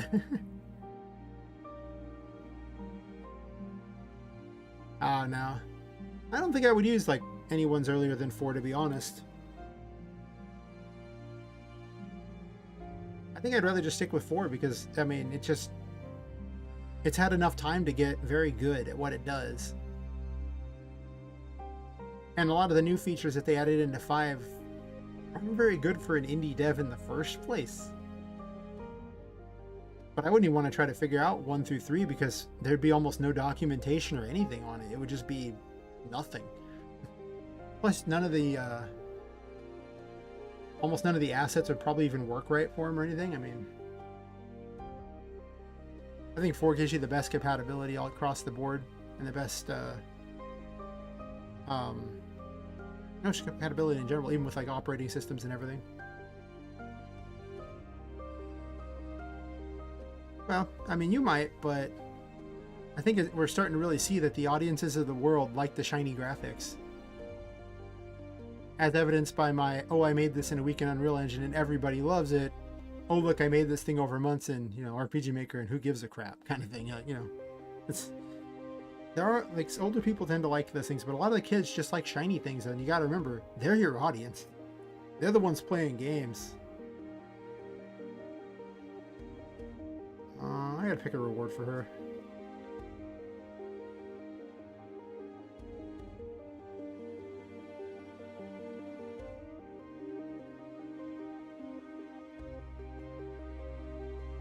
I don't even know what reward to give.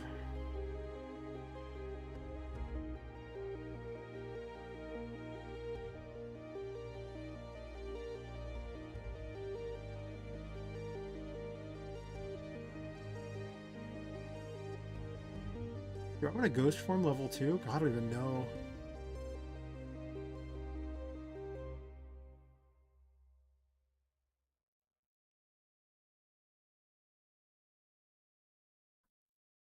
Ghost form was never set with a level in mind. Oof. It could have a level though.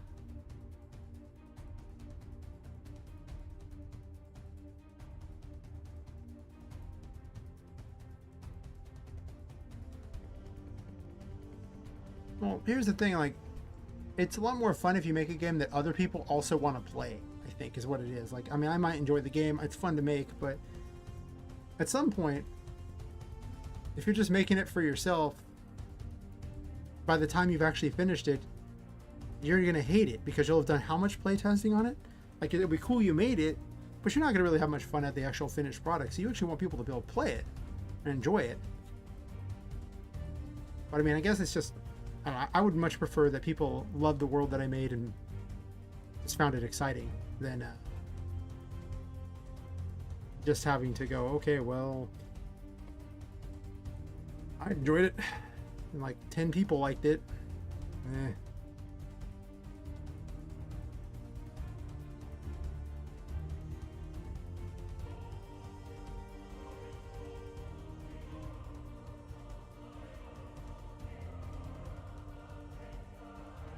This is actually handled by this, the ghost form ticker.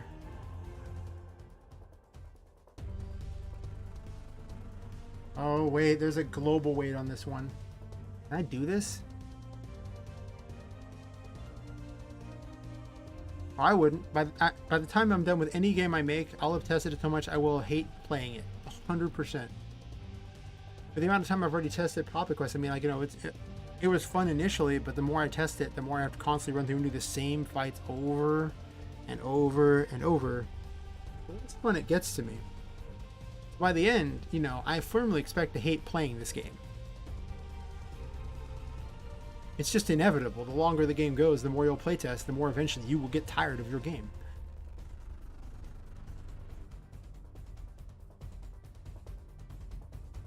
I mean, I'll still be proud of it either way, but there is definitely a fatigue of doing it all the time here.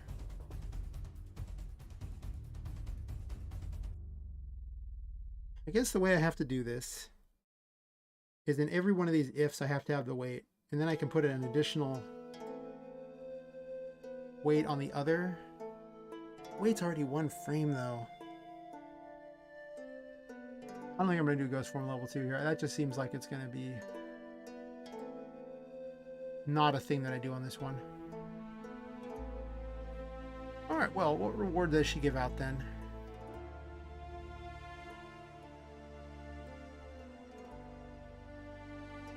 Maybe she'll give like +5 health or something. Close enough. I'm good with it.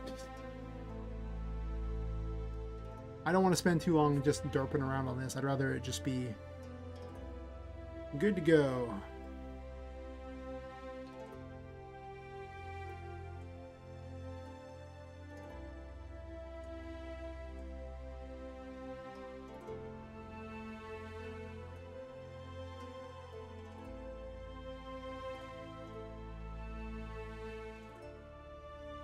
So 214 is the switch.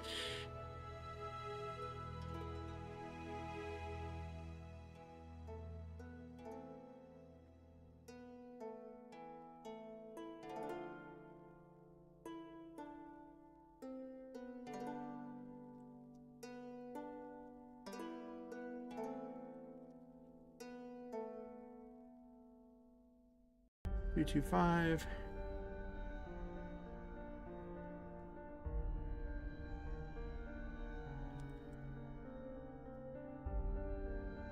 This will flip that switch there.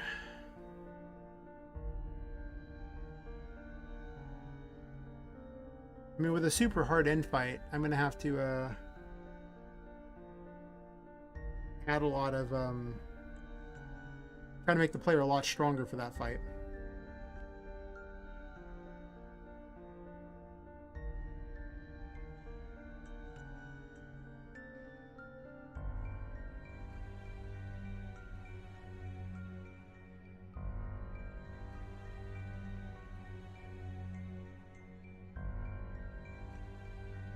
Rhoda's HP like that, okay.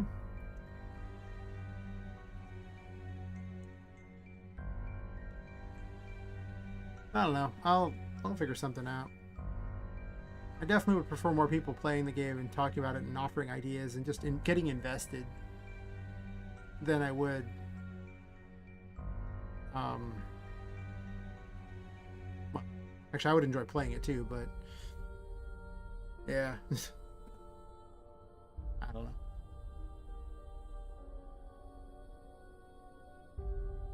Okay, so what is she gonna say? I don't even know yet.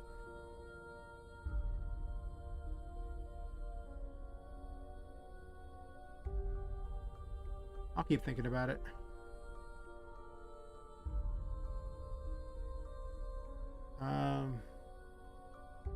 Oh wait, do I need to add that into here so they randomly spawn in? I think I do.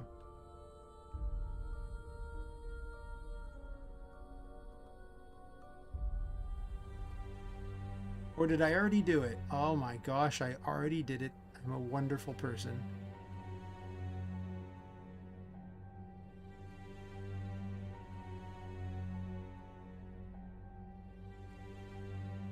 I'm also going to borrow this code here because I'm going to put thing on each of these maps. Spawning in for these two.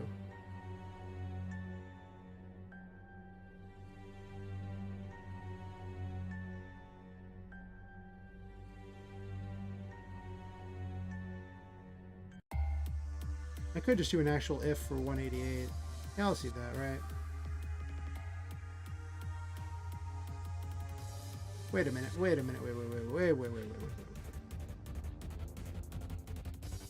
I have plenty of events that accomplish exactly the same thing. There's no need to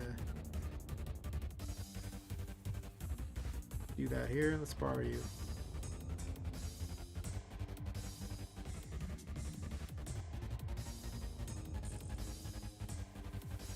Gold spawner.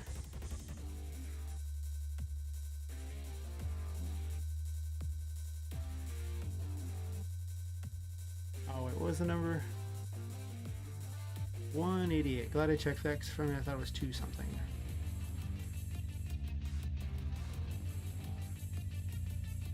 Am I randoming it? Let me get the actual number.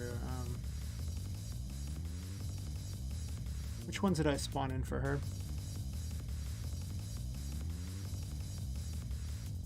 I have a list of all the events here that are involved.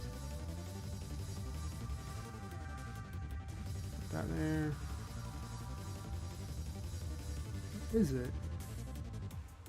Visha collectibles. So I'm pretty certain I alternated them, right? Yeah, so on in 2D areas.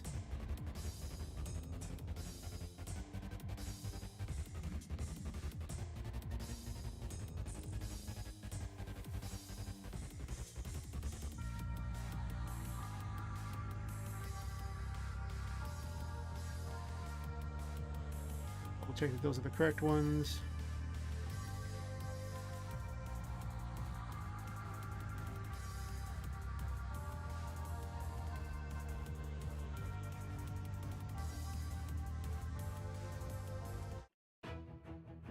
Okay.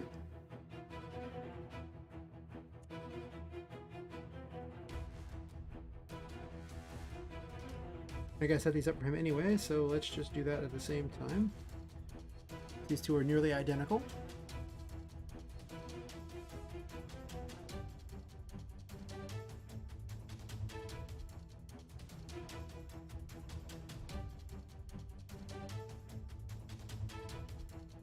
Okay.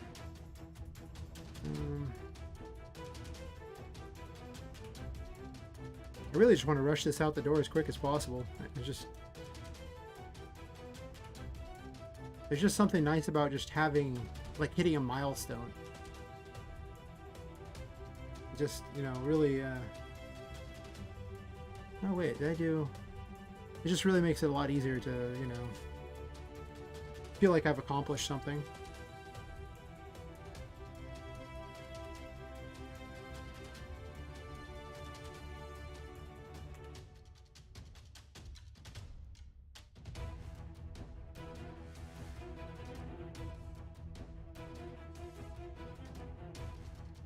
Yep, that's there.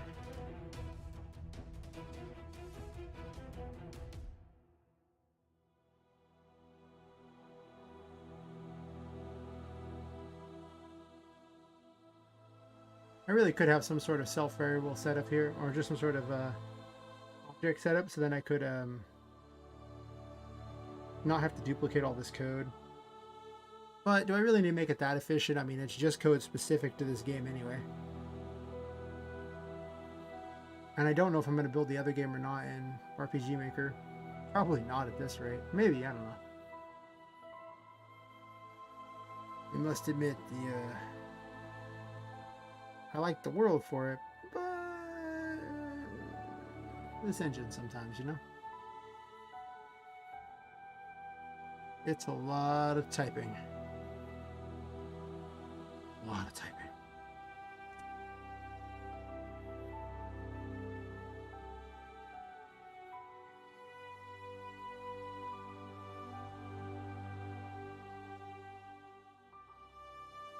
I'm too lazy to remember the random code, so I will cheat.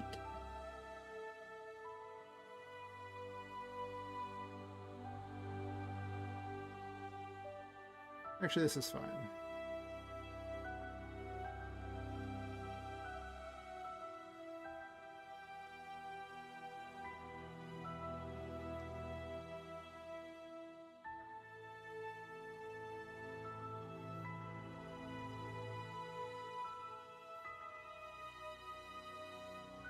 Let's see.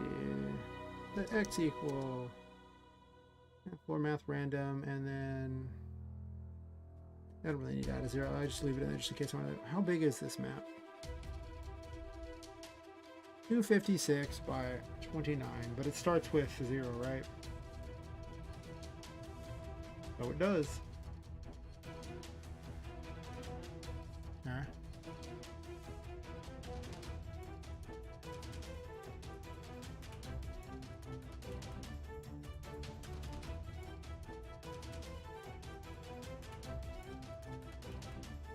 Do I want it to be able to hit the edge at all? I don't think so. So we'll do 254, and we'll add 2. Oh, it's between 2 and 254. I said this was, what, 29? Right? It's effectively 30.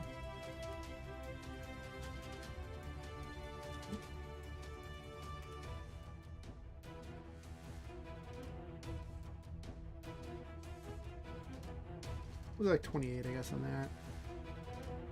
Add 1, it's a little smaller.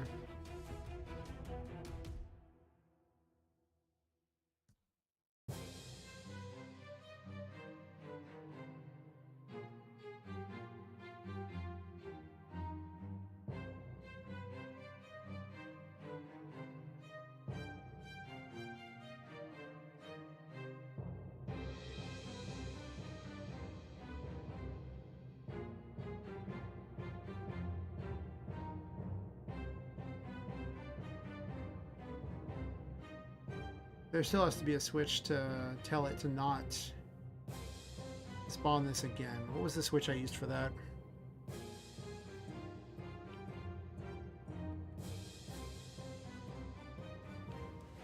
Wouldn't do good to be able to get the collectible multiple times. That would be... well, defeat the whole purpose. You get all 10 rewards in just short order by going into and out of the map.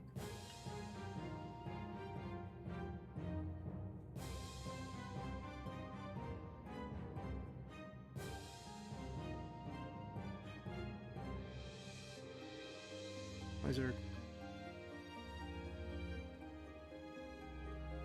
oh, this is supposed to be that.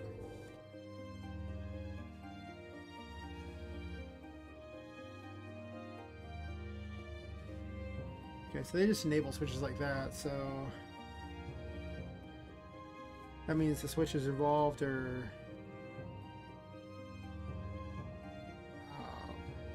384.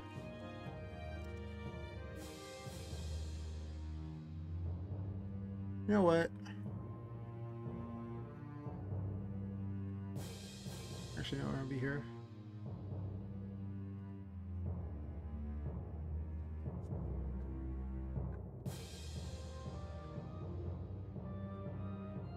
This just acts as kind of a cheat sheet, though it doesn't actually say the actual thing it was associated with, but at least it's the right number, so I need 3. Probably just going to be like this, right?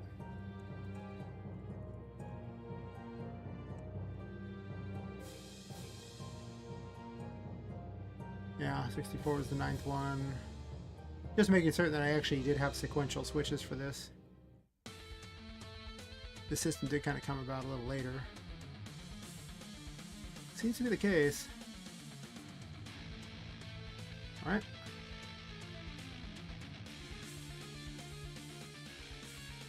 Oh, archaic engine.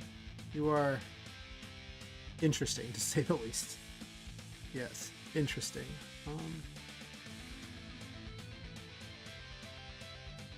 So I need 365.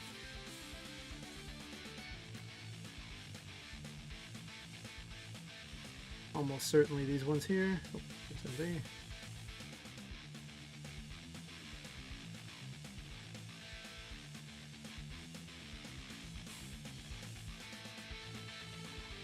Yep, okay.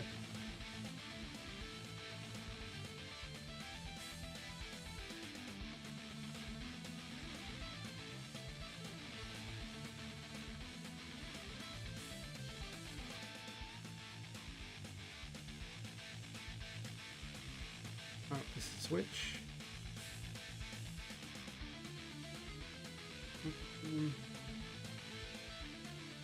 Review 384.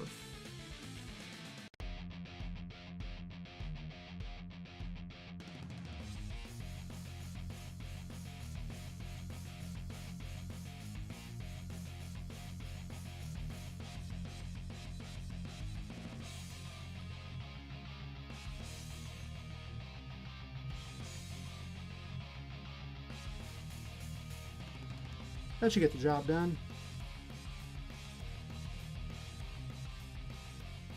I'll need a slightly different one for the final area, if I want to hide one in the final area or not. These might not even be all that hidden when you look at it later, but that's okay.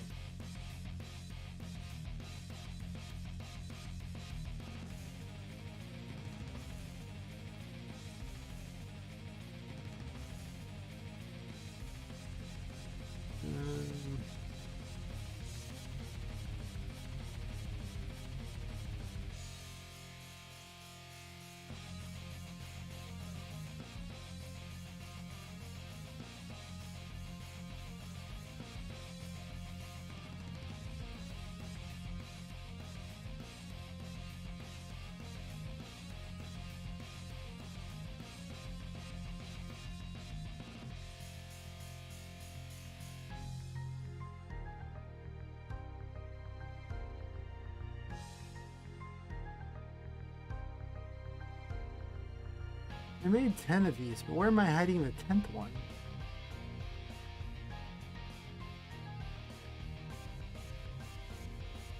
That's a good question. For some reason I thought there were 5 maps, but there is not 5 maps. Unless you count the pumpkin house.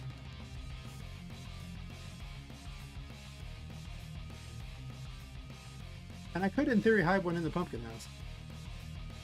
I mean later on I'll move where they're hidden at, but when I've only got so many maps, yeah, you know, it's gonna. Wait, this map was how big? 180. This one's gonna need to be changed a bit. It'll be 178. No. There needs to be a slight change to this, and the reasoning for it is that I made some of this area impassable up to about here, so I'll have to knock at least like maybe like 14 off just to be certain. That was like, what, 180 is what I said for this particular map? I didn't think about that.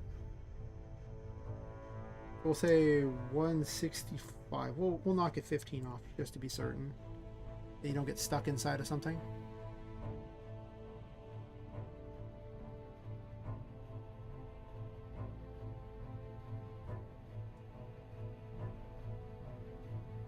Knock 2 off this one, so it'd be 241, right? Assume they all do exactly the same thing.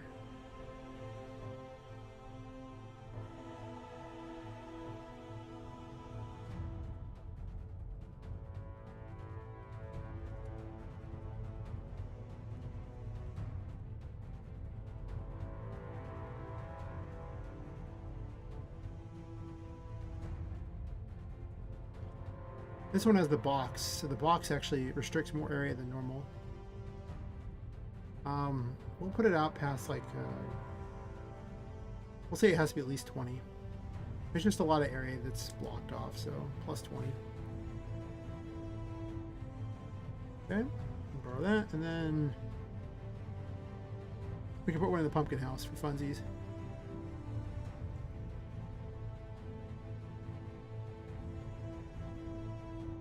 What's the size of the pumpkin map? 40 by 60.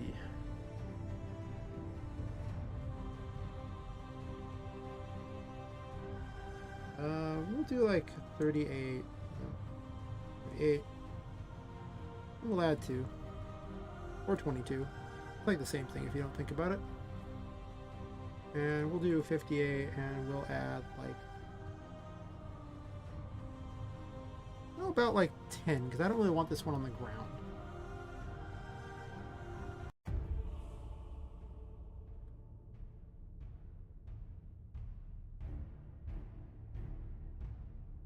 I haven't given myself 90% of these rewards yet to test out the final ridiculous fight. Niche unlocked. These are 188. Okay. Fortune unlocked.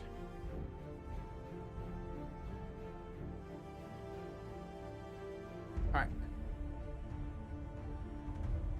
If this system works, then I'll just copy paste it for clockwork stuff.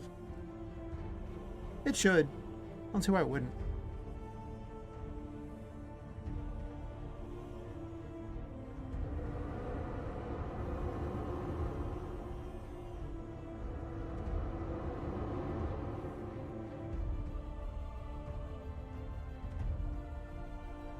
Oh, wait.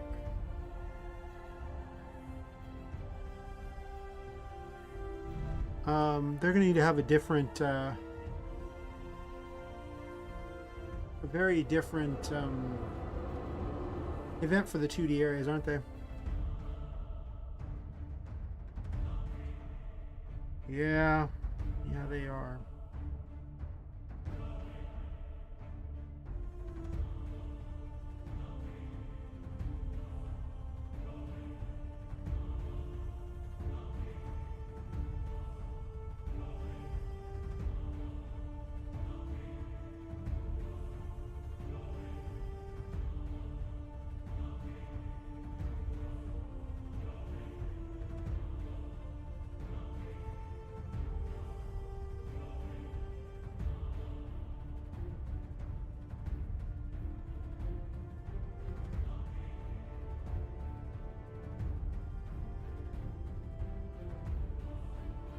Okay, so I set my Z right here. In order to fix that, I just simply need to work off whatever the 2D switch is, because the 2D switch works around, I use a very different Z setup for the 2.5 areas that I do not use for the 2D area. Not at all. Probably under map builder.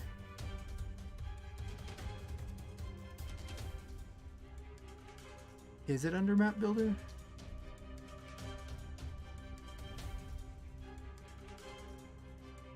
Combat switch, huh? Isn't there a 2D switch though? There should be a 2D switch.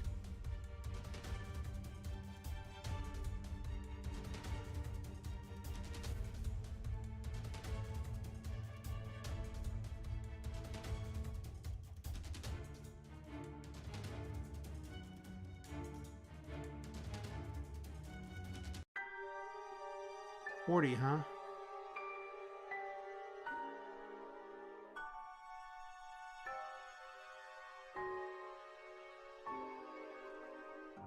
Map builder and character setup, huh?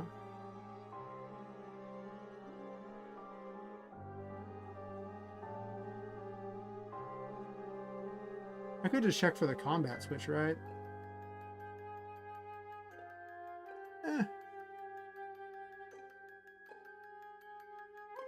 There's a brief moment where this would not, I don't think I'd have time, right? Because map load happens. It runs through all these things here, and this is actually what runs map builder here. And I believe combat gets turned on by map selector. Timing issues are the wonderful thing. They're the best. Don't question them. Or do. It's fine.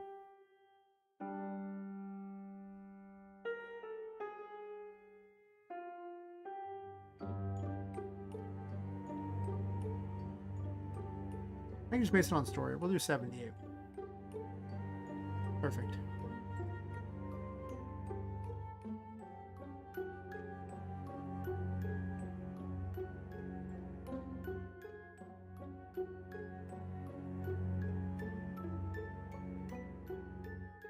Let me double check something here. When I did these, went to the quest thingy. New systems always have bugs.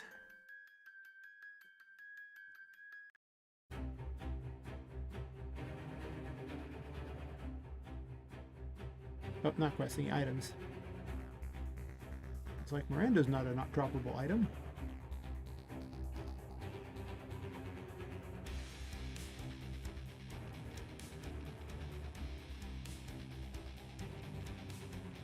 I guess they don't actually do the other thing, do they? They not have the other pages?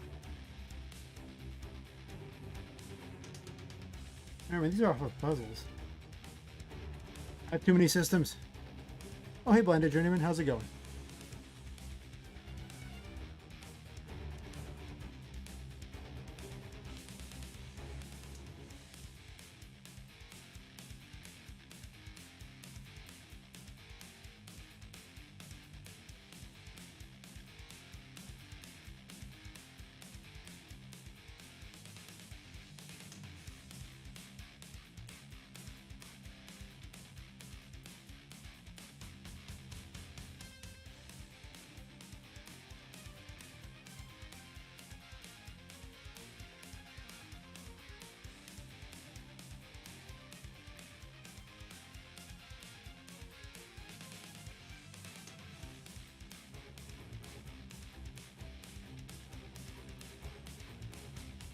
Double check something here. This is kind of a weird setup.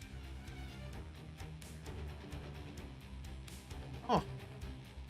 Well, thanks for the dedication. And that sucks. Yeah, life without Wi-Fi, I mean, like, it's basically the Stone Age at this point. Like, once the Wi-Fi turns off, everything turns into rocks, and you basically just start automatically hitting with a hammer. That's just how it happens. Or even a stick, not even a hammer, you know. That's the level of technology without Wi-Fi. It's weird.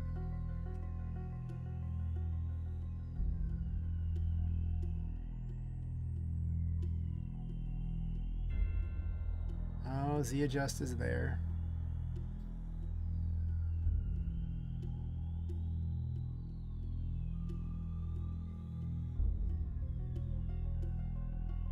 Can I get away with a global change on this? I think I can.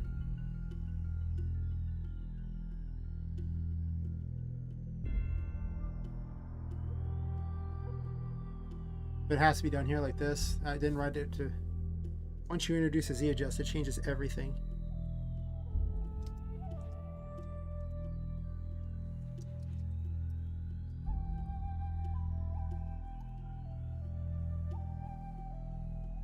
Oh, we're doing it off of... I said I was doing it off of 78, or was I doing it off of... Yeah, which one was I doing it off of? I've forgotten. Oh, no.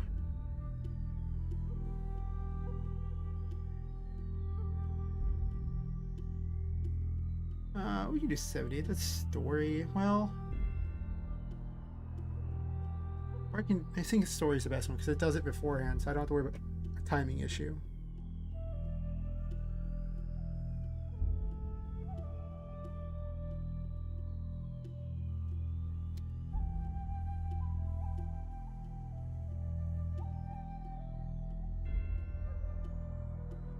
Curse me for having two different styles of area. So if it's true, do this. If it's not, do this one. And then, yeah, sure. Get rid of the extra spaces because they're annoying.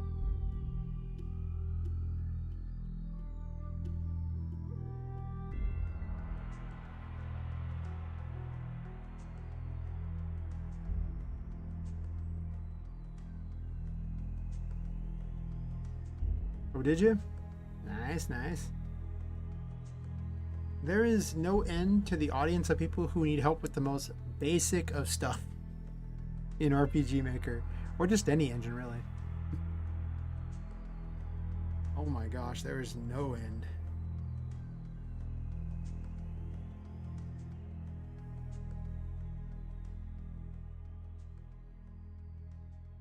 I think that'll put it above everything, I'm pretty certain. Yeah.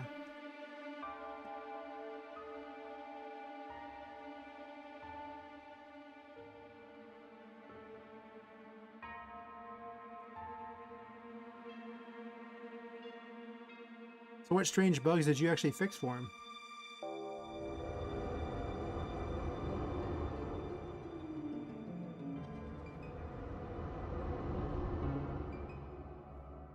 I'll use DAZ 3D for all the 3D models.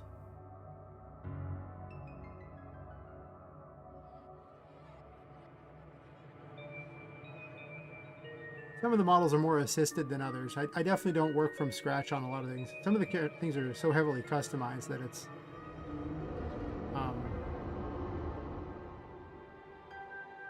yeah, like if you see, like, the way DAZ works is it works off of a lot of base models, and then you change things and mix models, and you can edit models and things like that. But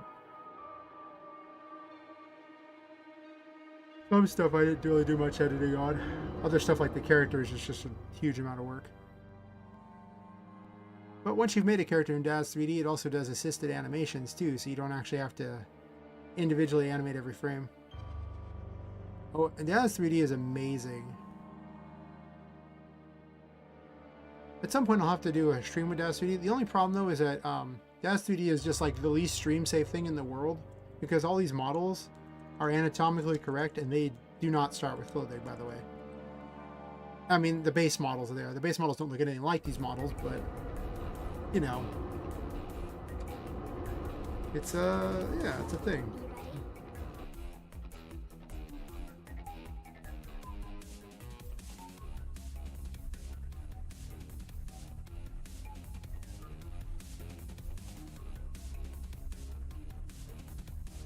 Oh, well, I can relate to someone not wanting you to watch, wanting to watch your joke intro. Oh, it's not really a joke intro, but just wanting to watch your intro in general.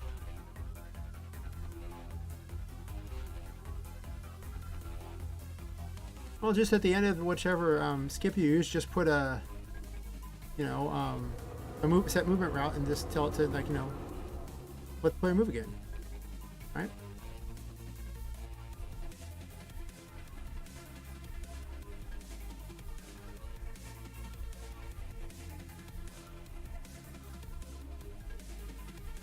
There should be an option of that, right? Actually, that's not even how you... I lock my player like that. I guess you don't lock your player like that, probably. I use the game player lock method to lock my character in place, which is...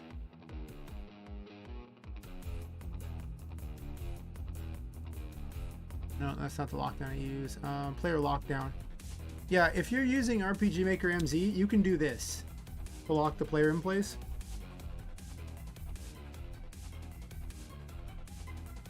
And then false to unlock them. And that's how I keep the player held in check. It's not an MV though. No. You're pretty much Mike. Actually, I didn't really play Neuromont as anything. I do want to play through the game at some year. I say some point, but we'll say some year. Some of the things I've seen for it seem kind of cool, but I mean, almost everything made by Square Enix seems like it was probably written by an edgy 14-year-old. Or someone who's just drunk and has no idea what they just wrote. Kind of like me, really, except for I'm not drunk. I just have no idea what I wrote. Genius. Maybe I should drink while I write, and then I won't even care what I wrote. Yes. Won't know and I won't care. No, that's it. Hopefully you, hopefully I've already figured out Blinded Journeyman, and then you don't have to worry about it. That's how I view all problems in RPGMaker. It's like, I'll get to it eventually, and I just hope they figured it out so I don't have to. What was I doing this? Why is it not spawning? Well, let's put a thing saying it spawned.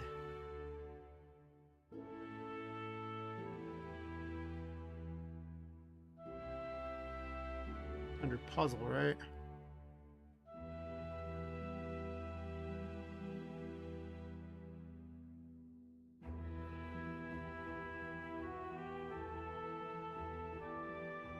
Let's put it on its NPC log here, or its NPC page 1.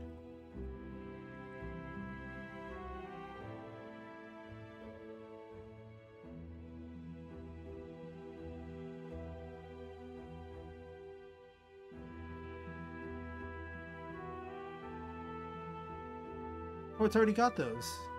I would already see them. Nice.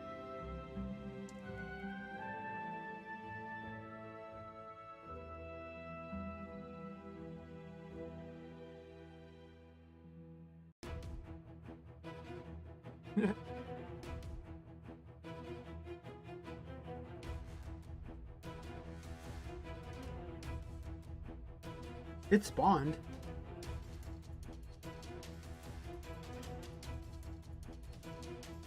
I think I'll have it like say it's X and Y. Then I can figure out if the graphics just not it's loading at the wrong thing. There it is. Boom. Got it.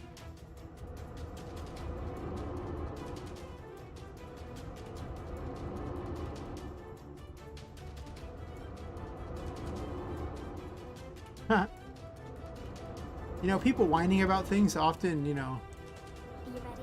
it's more likely to encourage me to support whatever they're whining about just because I know it pisses them off. And you know, I'm a long-time internet troll that I've toned myself down for purposes of this, but let me tell you, when no one's looking, I'm a horrible troll and I'm vindictive and the worst person ever. It's funny. If I can just know him, and if the game's even better or something like that, and I can support a game that's good too. Oh my gosh, I just did. Sure, why not? Ah, they are spawning in here. Are you ready? Yeah. Too many wimpy young people these days. They didn't grow up in the world of spiting people because it's funny.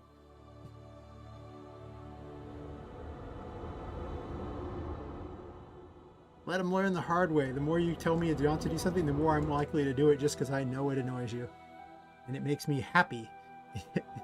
Way too much to do that. Oh, does it ever.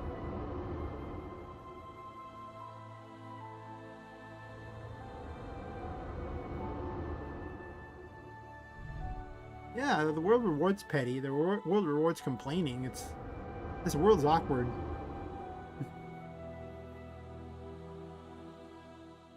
Was it like the r/malicious compliance where you do exactly what someone says in a way that just sucks for them? Are you ready? Pretty much that. Oh. Oh, what happened here?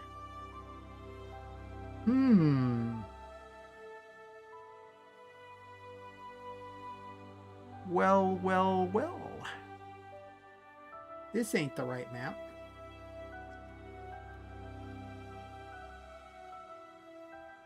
This is map... No, wait.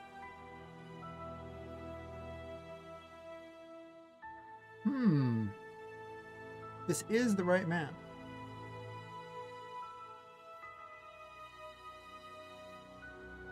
I accidentally crushed a robot with an elevator before? Funniest thing ever? I mean... That sounds like it could be interesting. Oh, system shock too, okay. I thought you just did it in real life. I was like, I didn't read the message. Oh my gosh. I was like, have you become Michael Reeves or something? You just doing crazy things? That's awesome.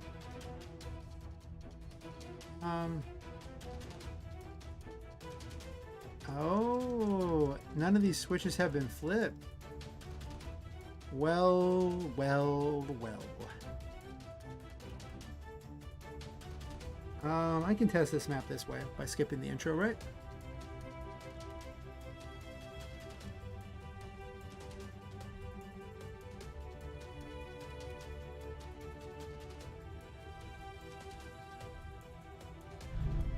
I know the item spawns. It spawned right on top of me. But it wouldn't spawn in normally. I'm gonna go to the end of this map and then go back in and see if it errors or not. Are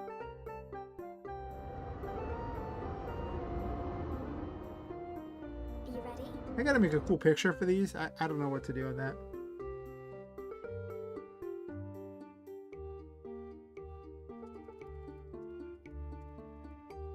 After a few long-winded talking, I just wanted to test something. I need to see if I can fix that letters being cut off at the bottom problem. Hi. Bye. I also need to fix her menu thing so she loops whenever until you say never mind on things. Okay, well when you go back in, it goes to the wrong location, first of all.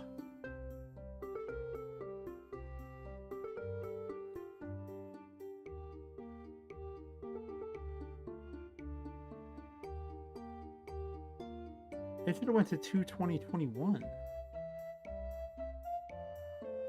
But it did not.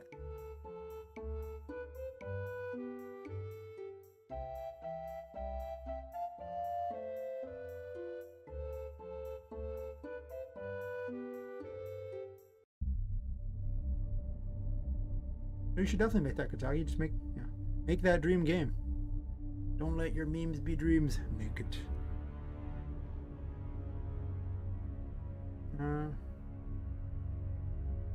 It has to be something that's setting the player location, I guess.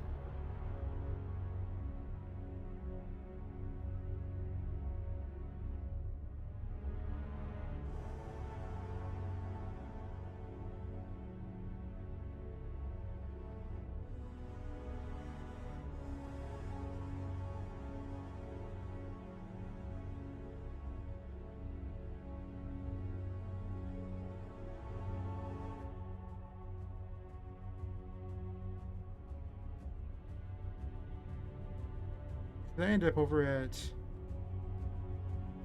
Let me go back through here and see if it does it every time.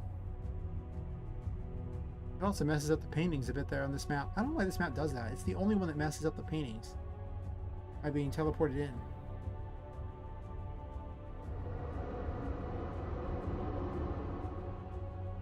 Are you ready?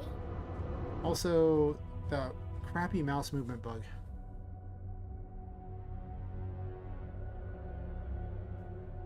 I see. Alright, well, we need to work this out to this loops, first of all.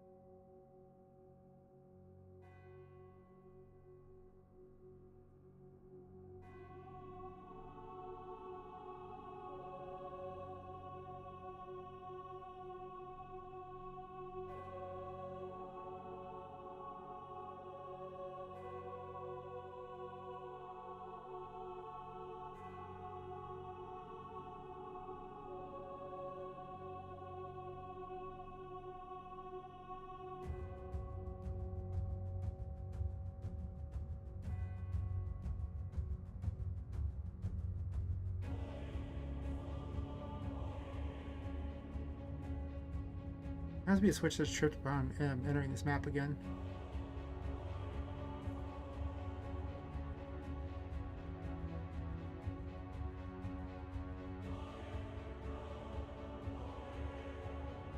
Alright, so...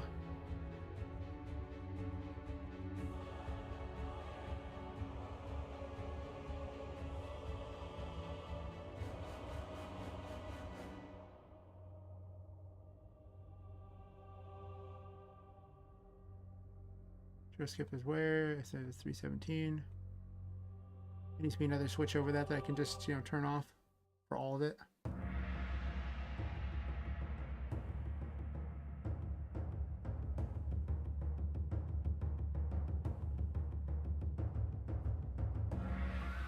Intro finished. I'm gonna want to set to on. Not here though, actually gonna put it on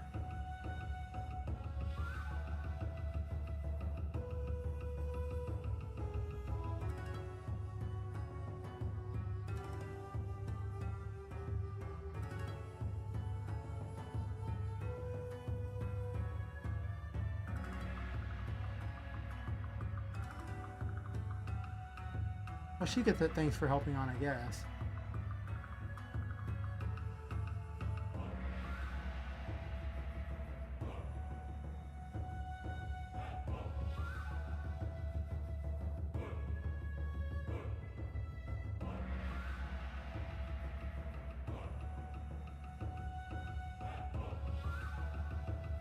Okay.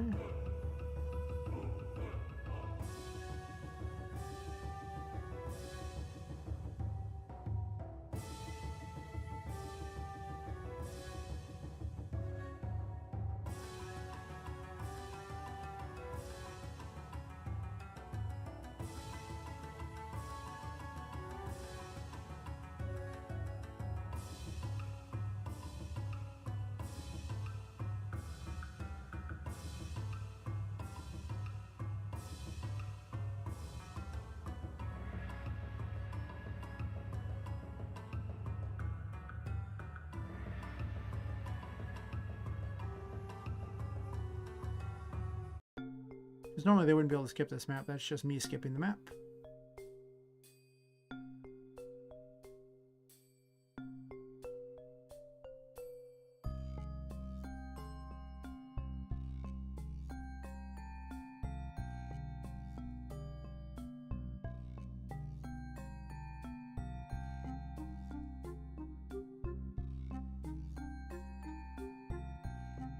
Oh wait, I don't even use this event. What am I doing? It got supplanted. I do use this because it spawns in the whole map here.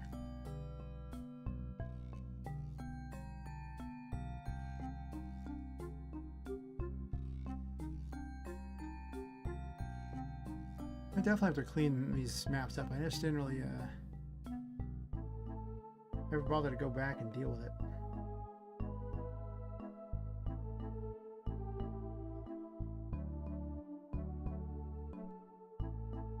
That should clean everything up.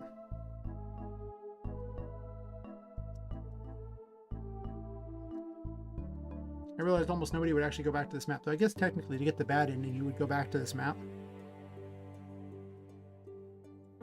Oh. No, no, no.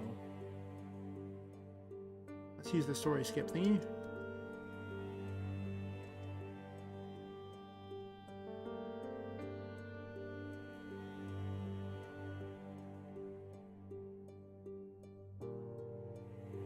Perfect.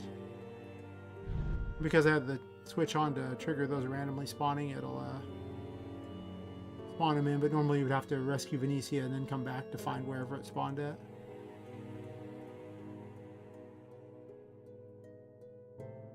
So it won't spawn normally, but for testing, it works very good. Perfect, perfect. Are you ready?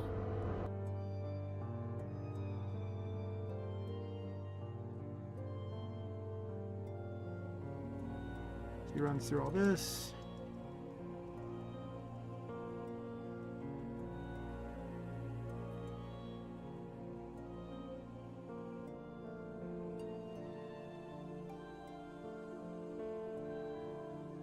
Hi. Bye. Are you ready?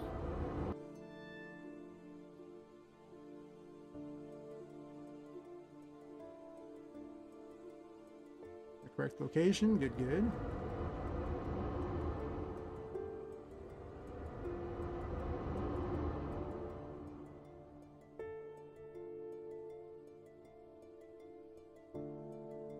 I don't see the other thing spawned in.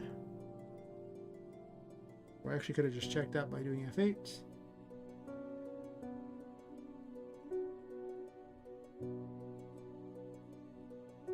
It just spawned in the one, looks like.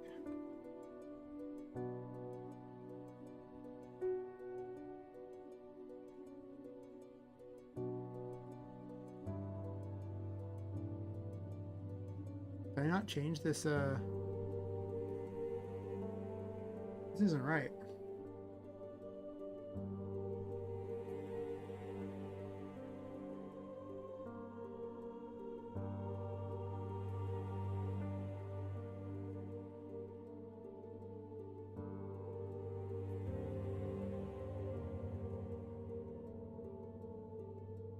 Quest controls. Did I not save that? Oh my gosh, tell me I saved it.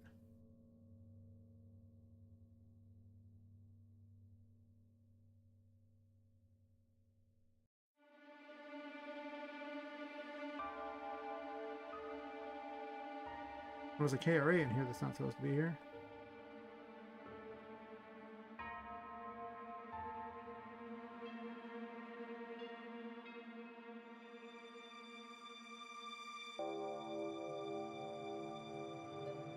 Copy paste it. I guess I forgot to save it over there,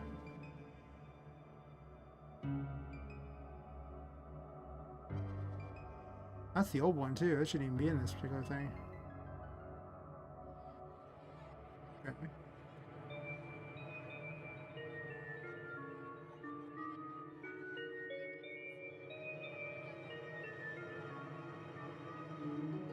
Oh, never mind. That's the wrong one. That's for my itch.io.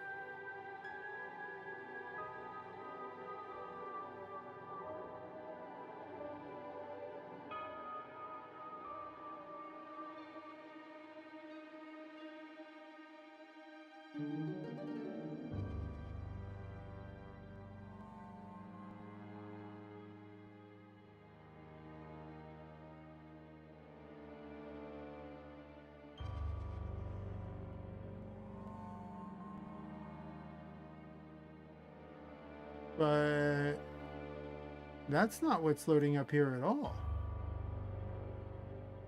Huh. Poppet Quest controls.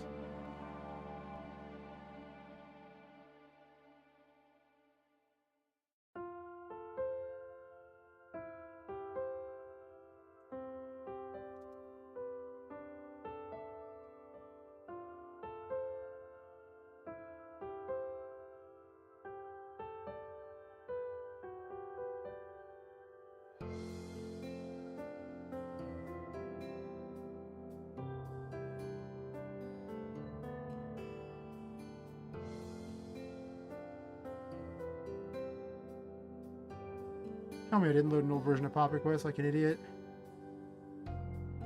No?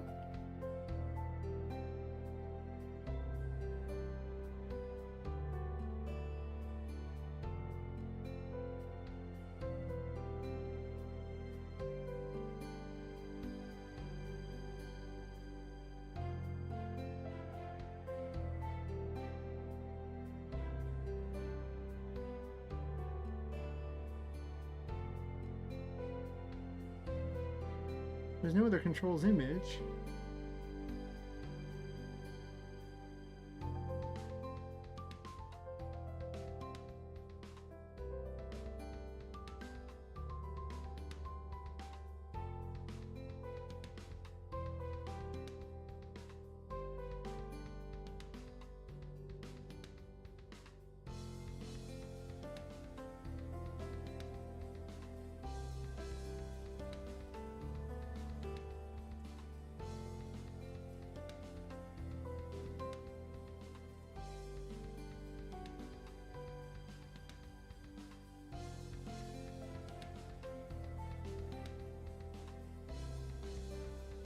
Well, first of all, the image is way too large. Also, I need to make a change. Actually, I think it is the right image, but it's just too large. I need to make an extra change that I forgot because I got rid of the whole right mouse button to block thing. Alright, well. Good times had by someone.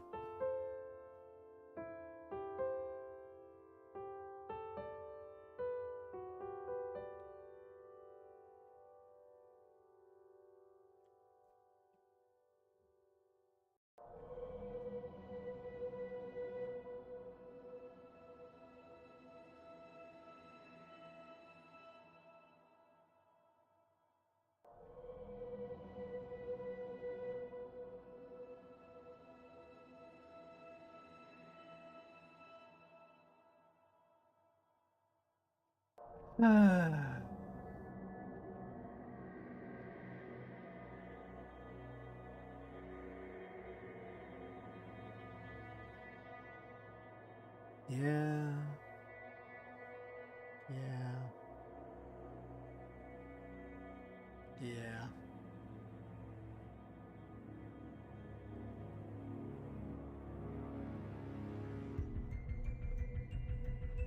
Alright, one more time, but this time with feeling.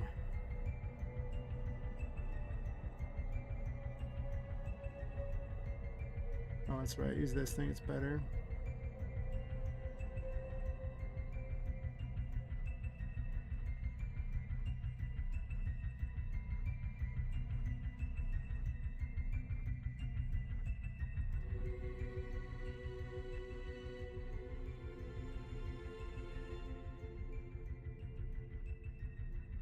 That.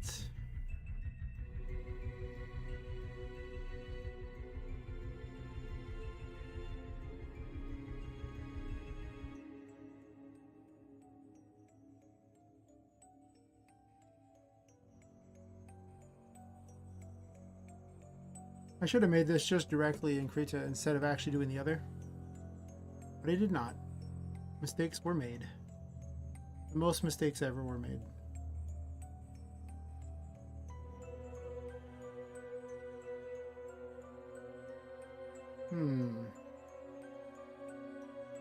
How big are the paintings normally? Because I think that one just needs to be re-centered.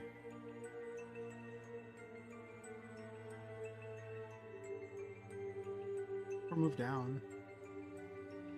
Not that, I need this. Alright, 1600 by 1900.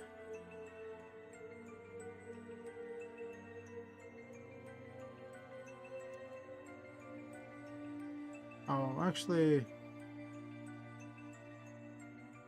let me make the one for that before I do the other.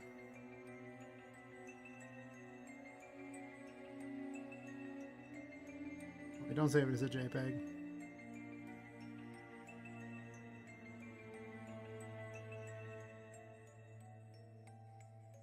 Make it a KRA.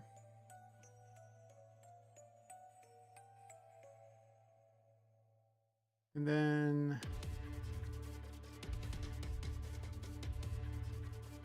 I need to open the one for this so I get the exact size I need.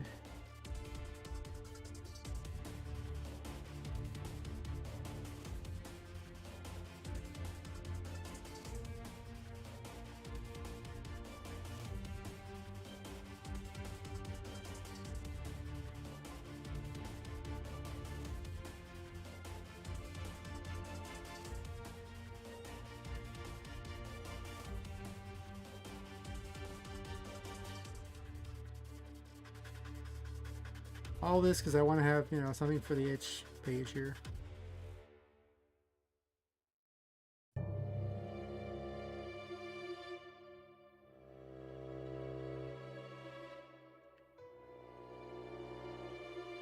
Eraser on.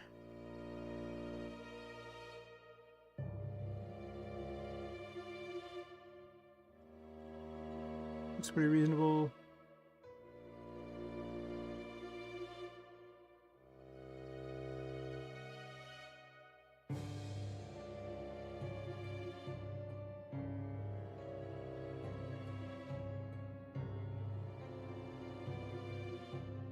A little smaller than the other one, but whatever.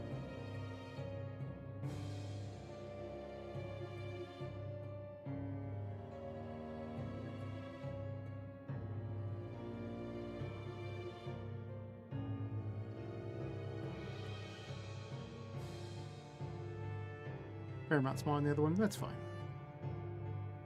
Sure.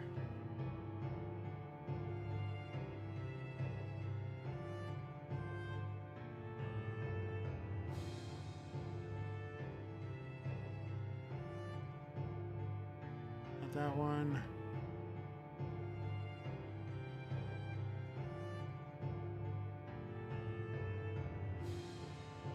Get my itch.io page.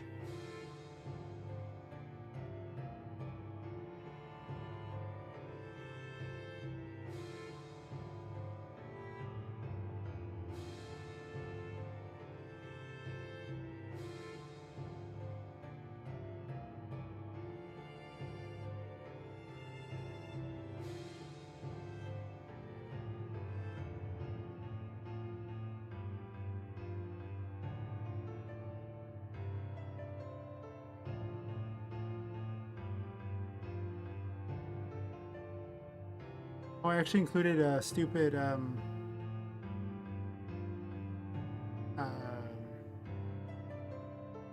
layering thing because I copied it over. Oops.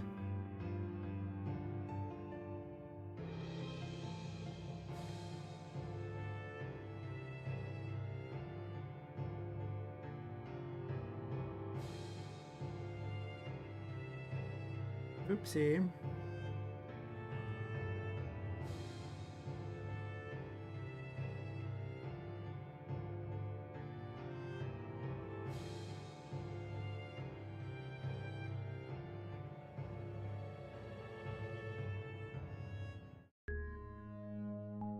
There we go. Cool. Okay, I should just close the whole thing.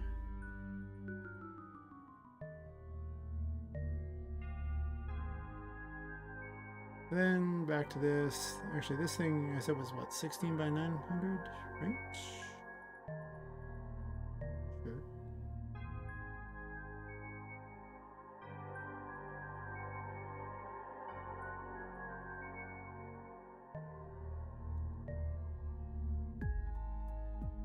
No, actually, I'm gonna just scale the resize the canvas.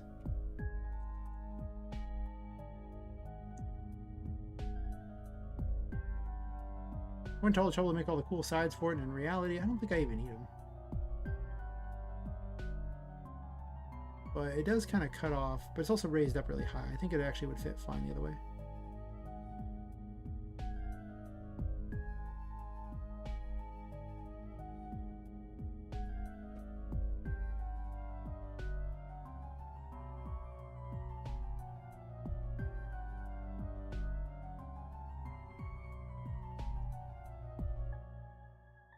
I'll try that.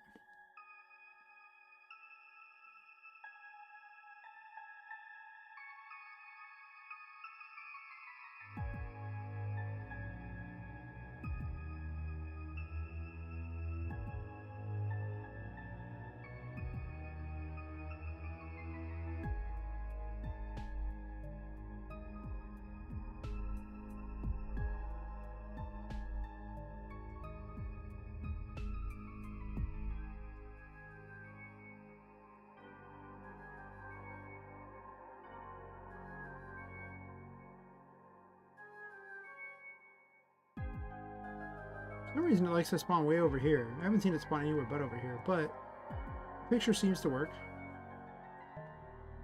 Guess I can move this way too.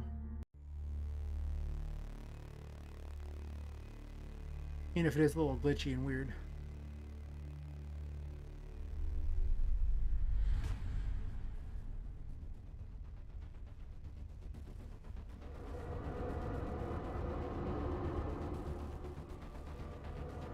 Are you ready?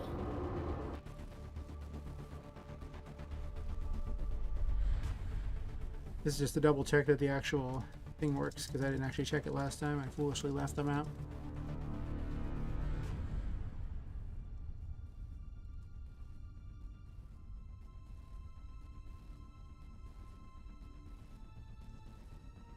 Hi. Bye. Are you ready?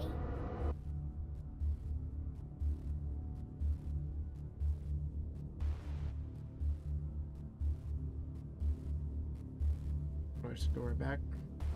Are you ready?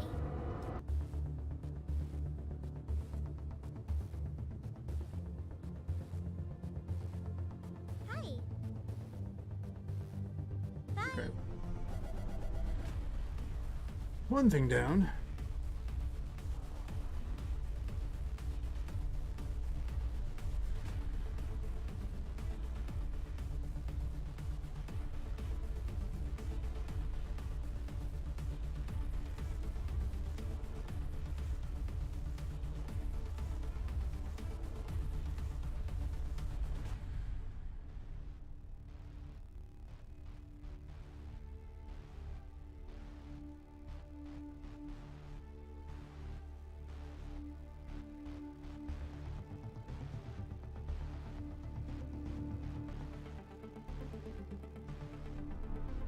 My capitalized intro there, whatever.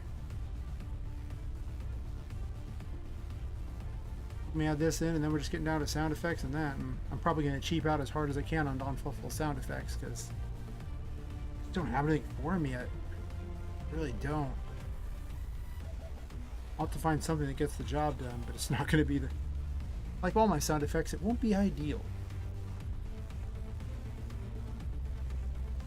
Alright, let's make the new one of these, and this one is going to be clockwork.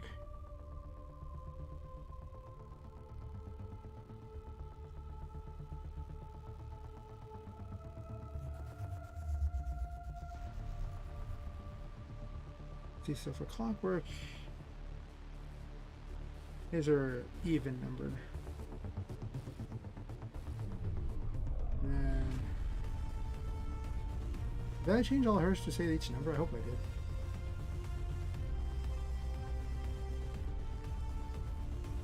Hopefully it's not spawning, 251 over and over. What, 150? Whatever. 152. Okay, let's go there. I did change it. Good job, me. I'll just put it next to each other. They can like each other. 81. 83. 4.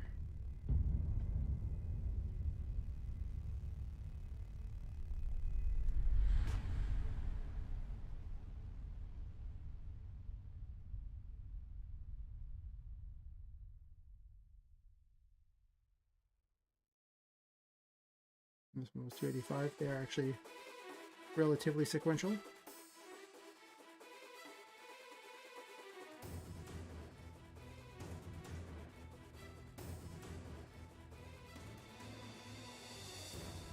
Hey, did I do those in which order? Wait a second. Oh, I recycled a bit. Oops. 4's wrong.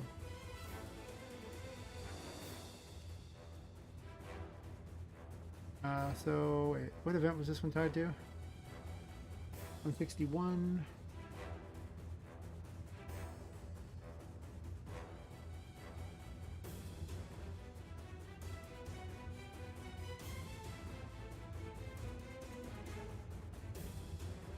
Oops, glad I checked this.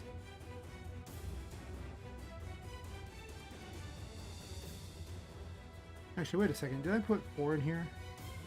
What's the order I put them in?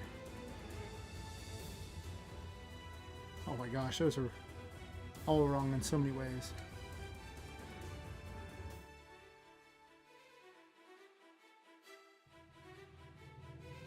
This will be 7.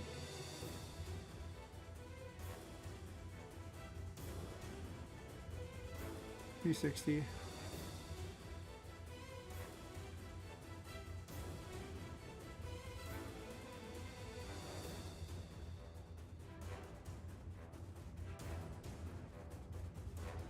Do the 8th one for this one here.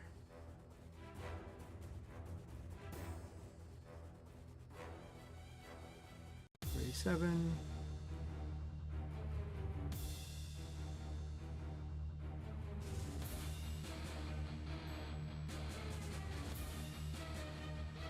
And for these ones, we'll do the last one. Let's do his first, so I don't have to find out what the switch is. Again. His last event, 289.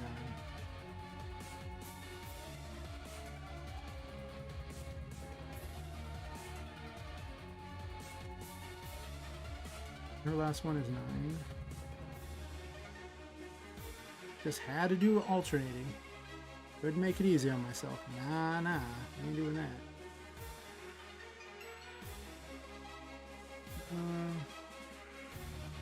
264.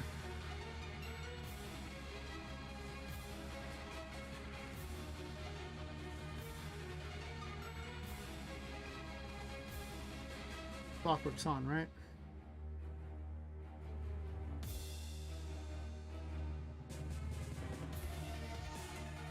Yep. Oh.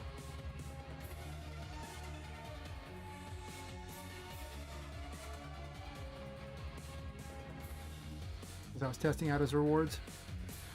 They won't spawn if I do that, so that's kind of not the best choice in life. Bad life decisions.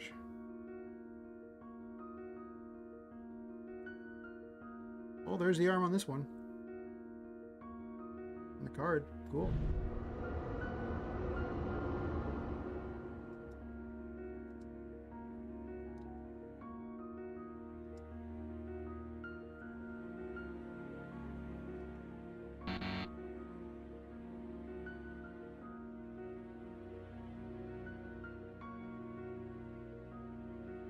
It should have said Poppet's dialogue there.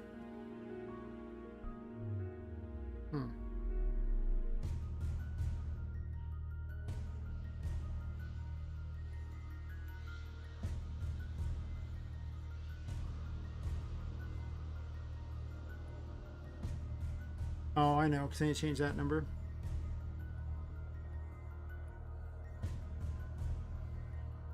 $113.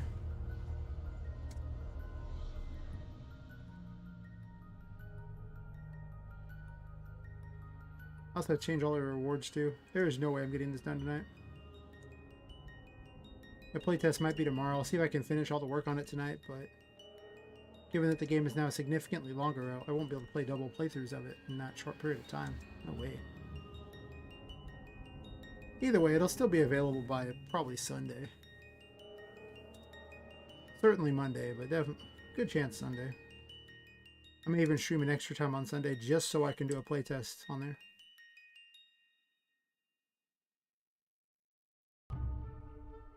Yeah, multi-ended games can be pretty good. Yeah, I mean,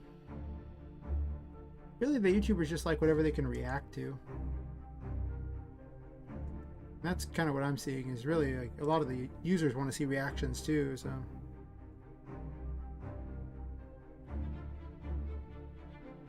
having more shocking things in the game would probably be good if anyone was ever going to react to it. But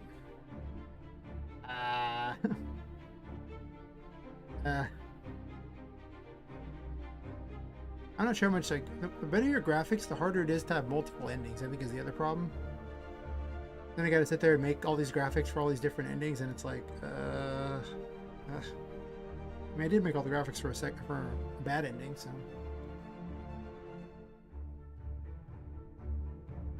I may have one other bad ending you can get to.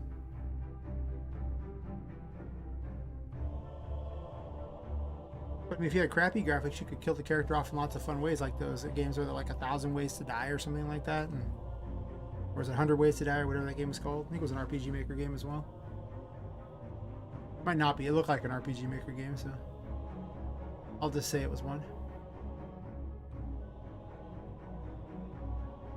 I should fix that problem.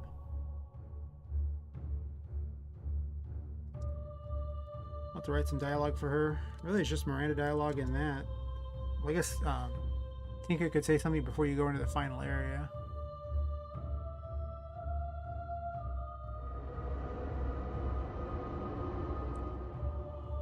Perfect.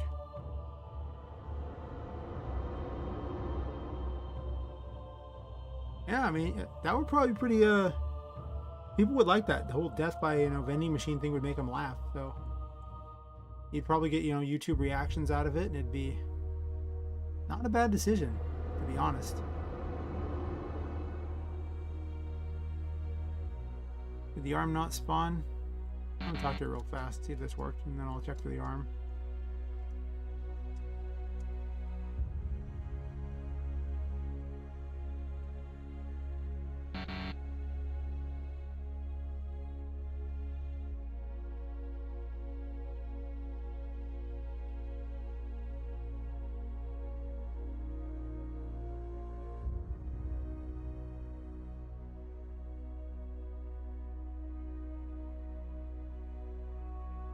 Huh.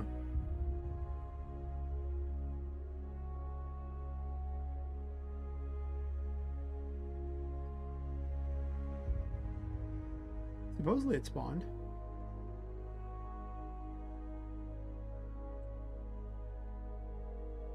Did I collect it by accident without even noticing? That would be pretty keeping in You ready? keeping in line with my usual method here.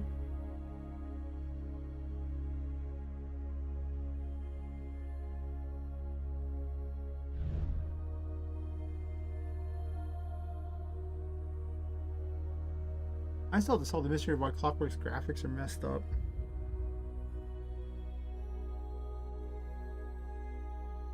There shouldn't be any reason for him to be standing sideways like this.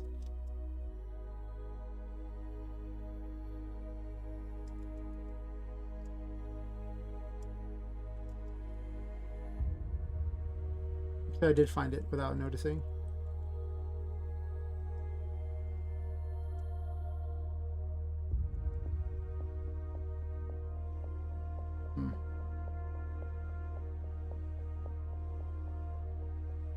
There might need to be a collection noise for that.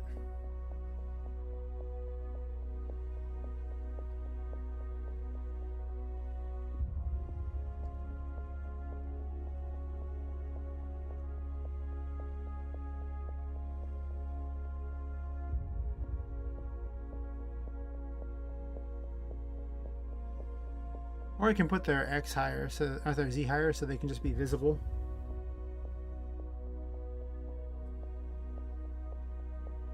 Oh, I didn't find every one of Clockwork's collectibles. I gotta make certain every map spawns it. And those will be done, and then... yeah. There's one of them. Be ready. How convenient.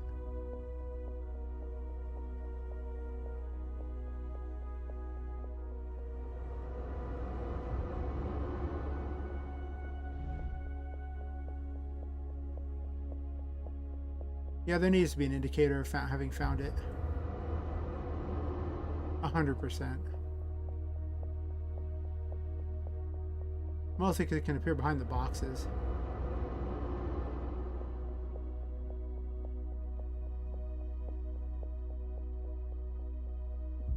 I guess it could also be picked up as soon as you enter the portal too, because there's nothing stopping it, because I've randomed their locations. There's also 2 Clockworks there now. If I move away and move back, is there 3 Clockworks? That'd be problematic.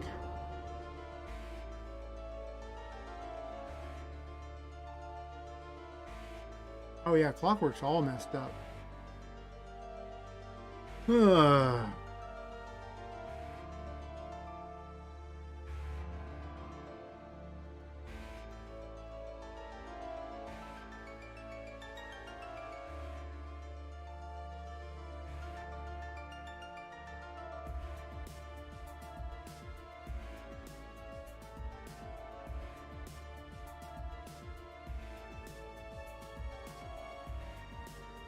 Okay.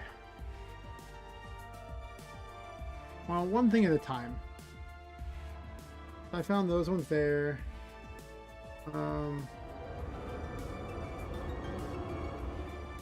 Wait, no, she's after it. I have to go inside here and grab the arm for there, make certain it spawns in there. Be ready. I was going to make houses for the 2 of them, but I haven't done that yet.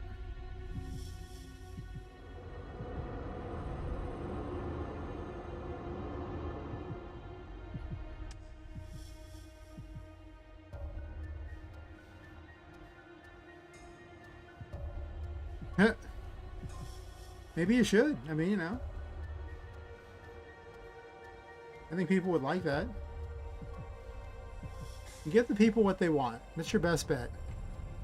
Don't be like me. Don't give people the thing that you want to give them. No. Be ready. Do not do this. No.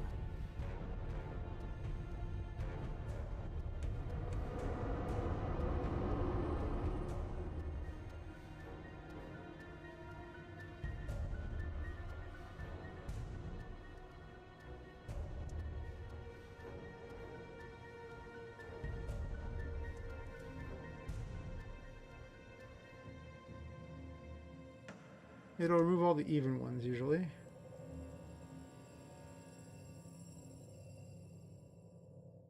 Two and 4 still need to be found.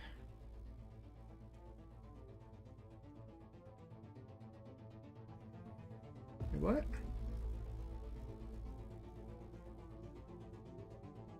Oh, okay. Well, if you hit escape, it goes to a default option. And the default option gives you a reward. You just hit escape and you get infinite, like, health or something stupid.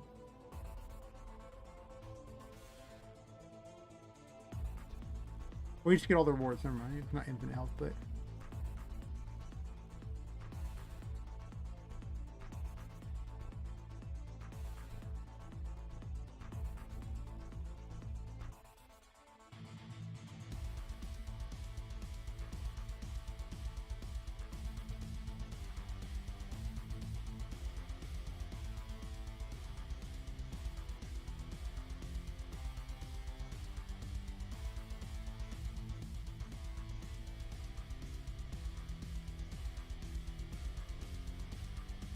What's the branch?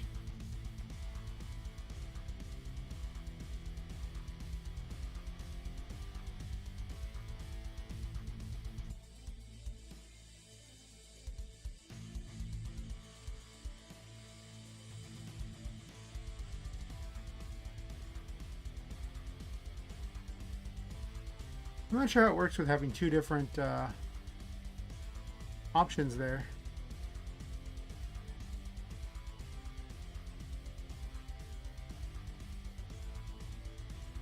And I want to test it. Problem after problem. I should have known I need one more day just for bug hunting, especially with how much crap is being added in.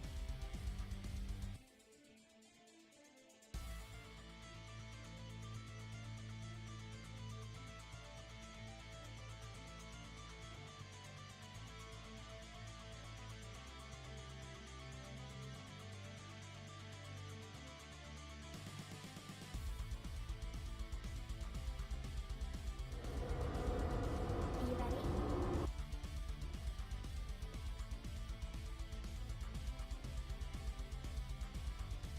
That was easy.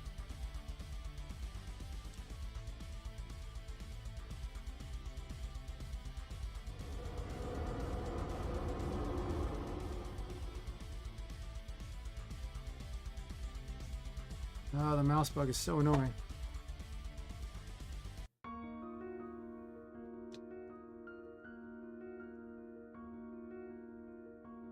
I kind of want the drunken bear to be like the eventual shopkeeper for potions if the game ever reaches that point.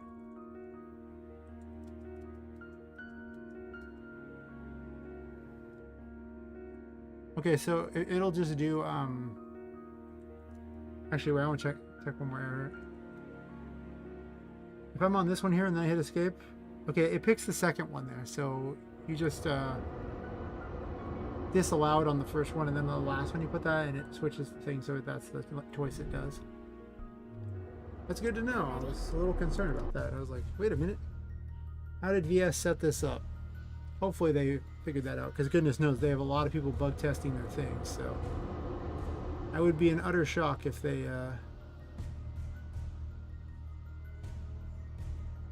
didn't get such a simple thing like that figured out already. I'm gonna go ahead and open this up and see if I can find something this way. I might just use the sonar noise. It's used for the cards.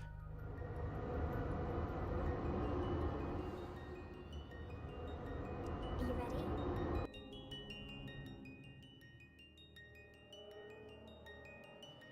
Oh.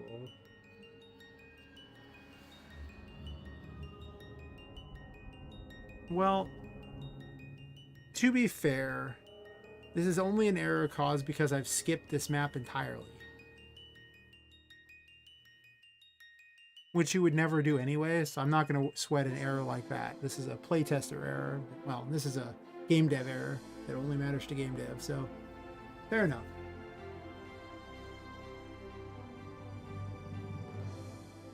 Oops, don't do that. Thanks for... Yeah, Windows 10 is garbage. I hate that feature. Where I literally, if you touch a window with something, it does all kinds of fun things like make a full screen thing. Oh, God, I gotta do this. I'm just looking for the item. I'll assume it's there. I don't want to watch all that. I'll be testing it in a second anyway. Once I get through all this, so. This is problematic, though. Okay, so what have I done for this character? One second.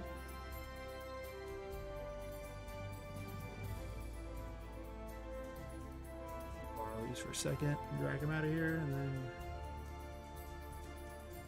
let's with something off screen a bit here.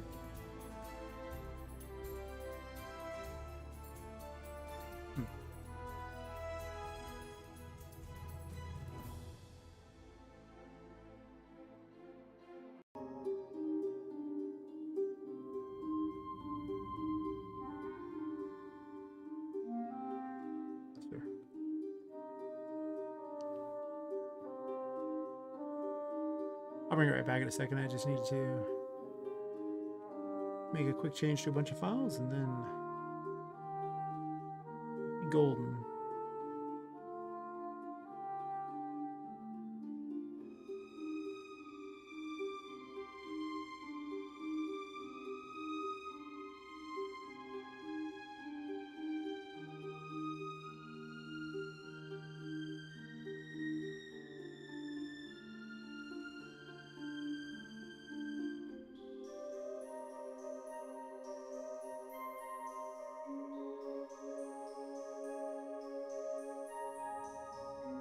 Now, for some reason, it's just not doing the 2D one.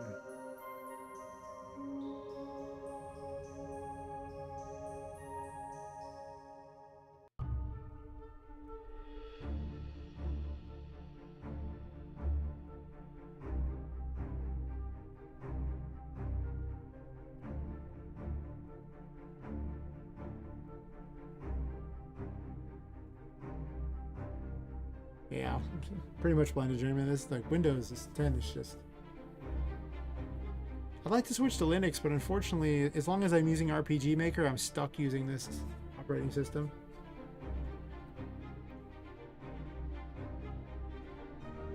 I do need to get another hard drive so I can dual boot Linux. Currently, I have a drive that's full of all my projects and everything like that. It's like a terabyte, but it's just used up. And then I have the drive that Windows is on. And I don't really want to put both OSs on the same drive.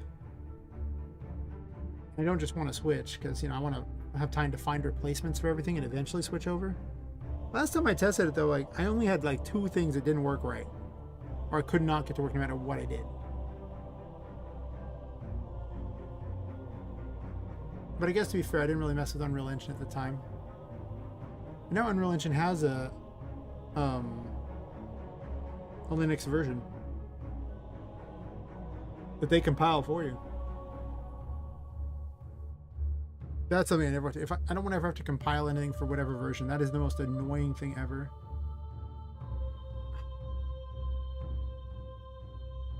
This is a little mind-boggling. I don't understand why it would do this.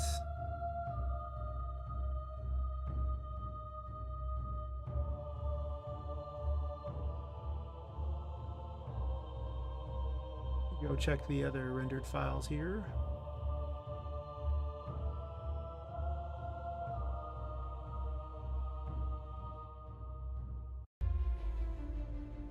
Because I mean, for Venetia, it's done exactly the same way. I mean, it's just not the other directions, I guess.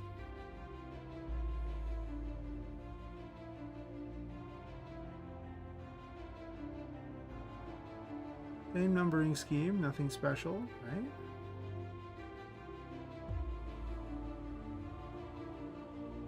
I don't recall a command that stops that from working.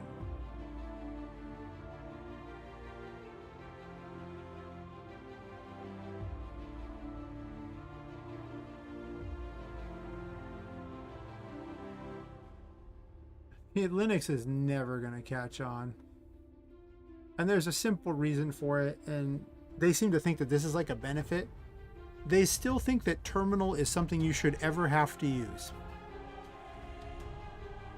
I don't know why they keep adhering to that crap. They're like, it's so much more efficient. No, it's not. Basically, every time I have to, you know, go and find some sort of special command from somewhere for whatever weird get who knows what file thing or some sort of compile crap or God knows, that's really slow and inefficient. This isn't the early 90s. DOS is not a thing anymore. We don't need DOS. That's what terminal is. It's DOS. It sucks. Though, to be fair, each time I've gone back and messed with it, it's used terminal less and less, or at least a lot of versions have, so I usually use Linux Mint because it's the closest to Windows. It's just set up like Windows. I tried Ubuntu, but it's got a weird setup that's okay looking, but actually, it mostly just kind of looks like crap. I'm just going to go and say it looks like crap. I think they changed it again, but they just went some weird route that just was very inefficient.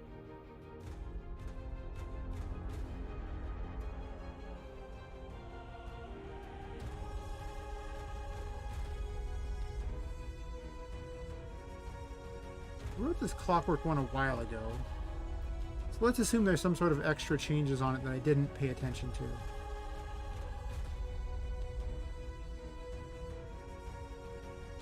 I mean, it's obviously going to have the same problem, even though it never runs, so it doesn't really matter, I guess.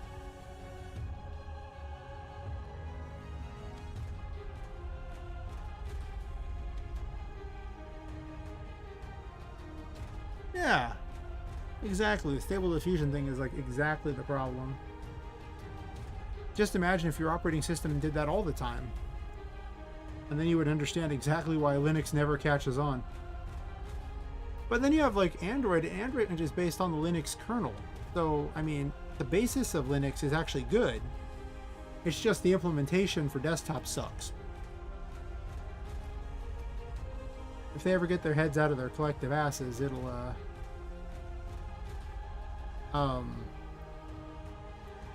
really help adoption.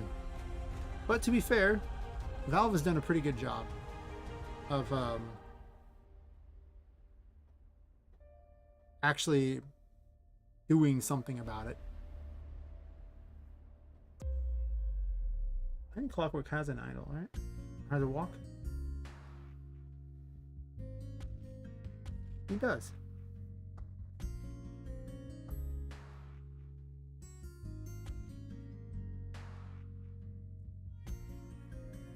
He just doesn't have a 2D walk. That's okay.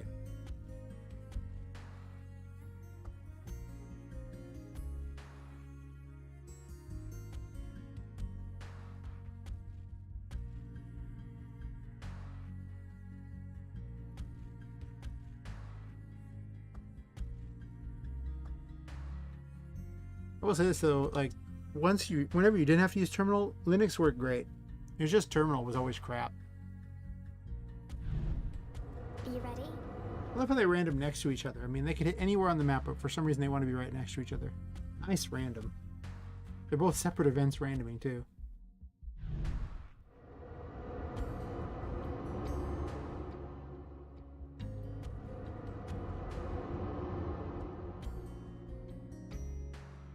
Well, that fixed him, though he's higher up than he should be. Still.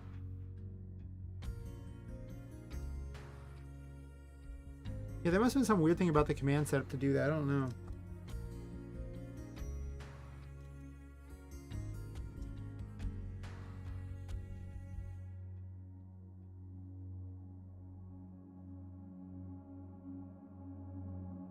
Yeah. That's kind of what I found a lot of times with Linux. It was just, you know, you could get it to work. There was that extra effort of just, you know, going, oh, look, I would have just done an install file and it'd been good on Windows. But this, no, I got to go through all these extra things and then just get to where we would have already started on Linux. I don't know if it can decline any more than it already has, Katagi. I'm just going to go ahead and say it. A lot of the software for it's real bad. Because there's no incentive to make it good, which is why all the good software is Windows based and then you're emulating it for Linux. And also why adoption is so crappy because, well, the software is not there, so then people have to emulate it, which takes more work, and then the average user can't even figure that out. Pretty much, if at any point you have forced the average user to open terminal, your operating system has failed. It is not a good operating system. The average user should never have to open something like that. Power users, fine, but sure. Pretty much that, Reagan. I do love shaking my head at things in that kind of way. Well, yeah, I can tell you, but you're not the average user, and that's what I think a lot of these, especially the Linux people, don't realize. The average user doesn't even understand what a variable is. Heck, when I started RPGMaker, I didn't even understand what a variable was, and I actually knew how to use computers. I just didn't really understand the coding and all that. But I mean, they don't know any of the computers. Most people know barely anything. We're like, you know, the knowledgeable people who know all these things, so for us it's not the worst to open these things up, but it's like deer in the headlights if, you know, you make a normal user do that. These are the same people who are sitting there like, you know, clicking on their phone and take it to like a store when it doesn't work right because they can't figure out how to reset that thing. I mean, you know, or how to just power it off and power it back on. People who call tech support. That's the average user. You got to look at it from that perspective. And also when designing games, the same thing. I failed to do that a lot too. You know, didn't look at it from the perspective of the person who didn't know anything about it. Which is why I've been putting in so much quality of life, because the average user doesn't know. Yeah, exactly, Bonnie Jeremy. Like you're in the sphere right now of people who, you know, who know much more. But at any point you're sitting there even getting into game development, you already know more about computers than probably the above average user, to be completely honest. Almost certainly, actually.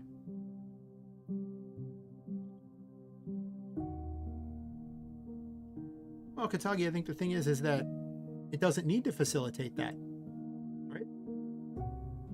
I mean, they're doing all the things they want, and they don't need to learn that. So that kind of makes that a bit superfluous for the average user. And that's why I think a lot of Linux's problem is that they don't seem to realize the average user doesn't need any of that stuff.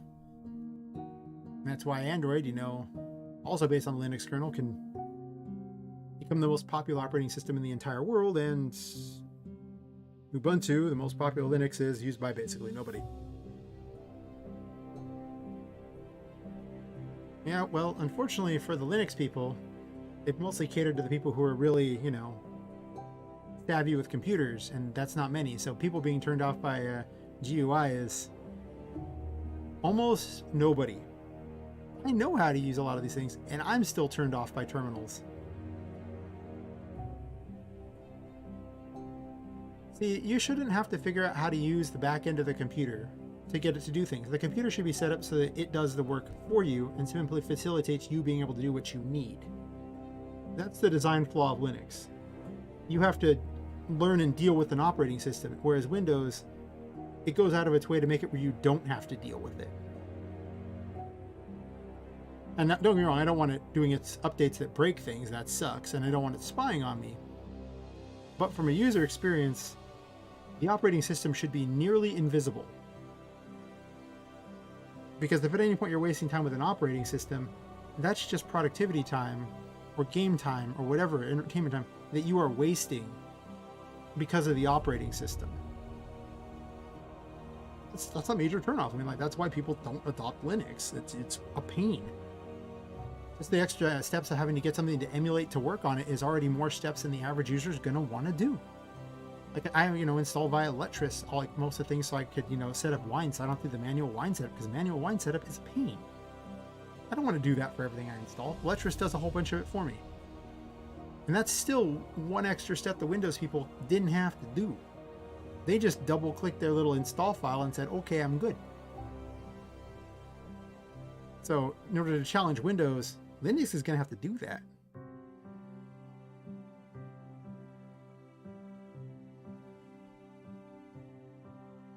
It's just extra steps, man. I mean, you know, like, that would be the unfortunate thing for Linux people. You might not think it's unfortunate, but that's why Linux is, you know, not used by basically anybody. Because they think it's perfectly fine that they live in an operating system that's basically from the 90s. And they won't progress to making their operating system more efficient at being an operating system. Like, it's supposed to be in the background. It isn't supposed to be in the way of things. It isn't supposed to have the extra steps. And until Linux goes past that really backwards thinking that they have, they're never going to get the users, which means they're never going to get the software support, which means they're never going to become popular. Like, they're their own worst enemy. It's just a small group of elitists who think that the operating system should be this thing you have to learn the whole back end of in order to use. And the average user is just never going to do that. I don't even want to do that. Anything that makes it take longer to, you know, accomplish my tasks is something I'm not okay with.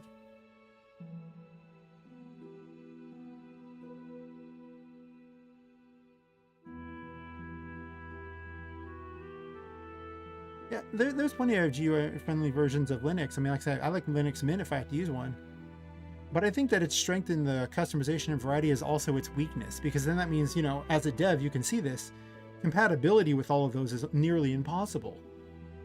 I mean, especially in indie, there's no way you can make compatible with that. You're just basically going to go, I'm just going to pick the most popular one and say, you either make do or I don't care. Like, I would just immediately go Ubuntu or I don't care. Because Ubuntu's share of the entire Linux market is so much higher than everything else. And I can barely support just Windows, let alone another operating system. So that whole variety thing is actually, again, a problem for it. Like, it sounds nice, but when you're a dev making software, you go, I don't even want to deal with that. There's not enough users. And even if there were, even if Linux combined had as many users as Windows, they would be strewn across so many versions of the OS, it would be still not worth supporting them.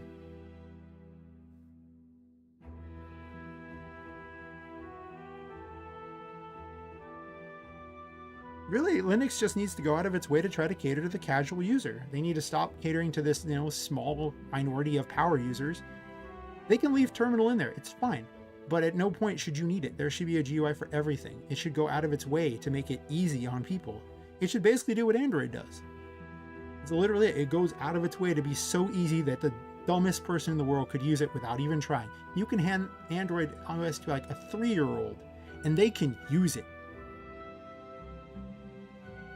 And that's what you're aiming for. You want the usability. That's why Android is the most popular operating system. It's the most usable by a huge margin, and it's free. It helps too. Linux is also free, but it's the least usable by a huge margin. So, and Windows, I mean, it's lived on top of the, on the desktop forever because it's just so much easier to use.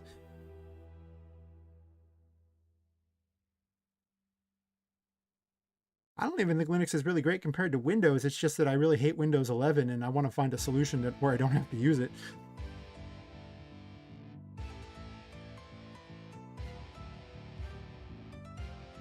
You should never have to open terminal. Terminal should actually just be non-existent. It should never have to type anything in. Nobody wants to do that. It's a very slow method. There should be a visual file manager. That is technology from the 90s. It's basically why Linux is almost, it won't get adoption on the desktop. They need to get rid of it.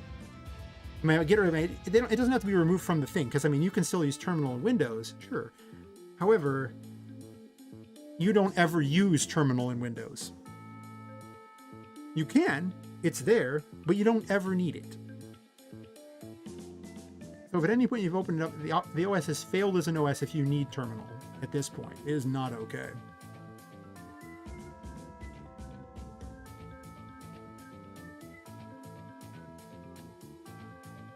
But yeah, I pretty much plan to leave it to the community to support everything else, and that's what's going to have to happen. The community for Linux is very strong. It's small. It kind of reminds me of RPGMaker in that regard. There's a lot of really nice people who do a huge amount of work to make that operating system actually function as an operating system. Granted, barely, but it does function.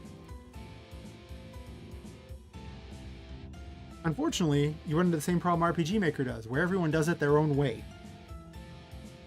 So then you have to fight everyone's individual coding because they did it in their basement because they did it for free. There's no unifying theory of anything in Linux, which just leads to a lot of problems. The strength is that, the OS runs on very little. It needs very few resources. I'll give that as its strength. It's very good at that. Also, if something actually works on Linux, it usually just works. Unfortunately, compatibility is kind of slow to come, so you want some stuff that's maybe a generation or two back hardware-wise. NVIDIA is not really big on supporting it. I think AMD does, but I don't know 100% on that one. And of course, us indies are like, yeah, right. I mean, like, if you can get my game to work on Linux, more power to you, but am I going to support Linux? Which version are we talking about? Well, that's right, I'm not going to, because there's too many. It'd be Ubuntu if I was going to pick one, because Linux Mint is based on Ubuntu, and at that point you have so many users of the Linux base. Well, Windows has a unified theory on how it's coded, because it's coded by Microsoft. Granted, the unified theory seems to be a catastrophe, but at least at the catastrophe, everything works. You're not going to some individual in the middle of nowhere who's just programming something in their free time and having to use that. You'll get programmed specifically, but this will be like, weird little plugins and God knows what else in order to make Linux able to do the things that Windows could have already done. And I find that, sure, there are things like that in Windows. Usually it's individual companies, but yeah, there are things like that in Windows, but you don't usually need them as a thing. Mostly it's the compatibilities to make things work is the big problem, I think, like that. If you can get something to run on Linux and it's like someone else's thing, like some actual big program, then it's not usually a problem. But I don't know. There's a lot of extra steps, and that's what I found when I was using it, especially pretty much just the last time. I mean, every time before that too. Like I try it every couple of years. It's just literally so much time goes into just making it do what Windows was already going to do out of the box. And a lot of that comes down to the software wasn't made for it. The community for it's small. Little side things like plugins for like Streamlabs and everything like that are much less functional, or OBS. Again, they just don't have it. Then you got to find ways to make the ones work for Windows, but basically until Linux makes itself more user-friendly, it'll never gain the users it needs in order to gain the actual like developers for it who will actually program things. So it's kind of a catch-22. As long as they stay very elitist, it'll never achieve mass appeal.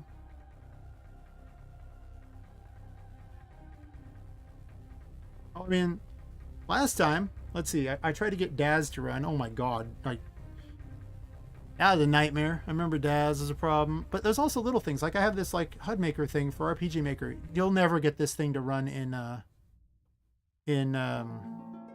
Linux. I couldn't do it. I tried so long, so hard, it could not be done. Or, you know, I have a voice AI changer thing that they don't even make a version for Linux. So, you know, I'm going to have to do that. Like, I would have to figure that out.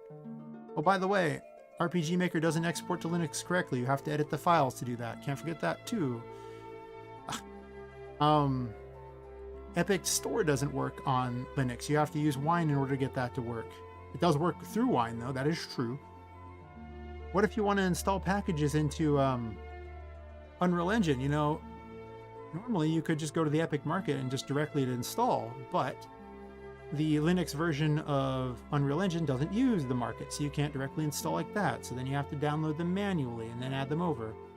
Except for that the Epic Market won't let you download from it unless you have that version installed on the market. So you'll have to install another version of Linux just to download the assets in order to use in your version of Linux, your version of the Linux version of Unreal Engine. It's things like that. Like, it's just thing after thing after thing you'll discover that you didn't know about, and it'll make it hard. It'll just make it'll be extra work.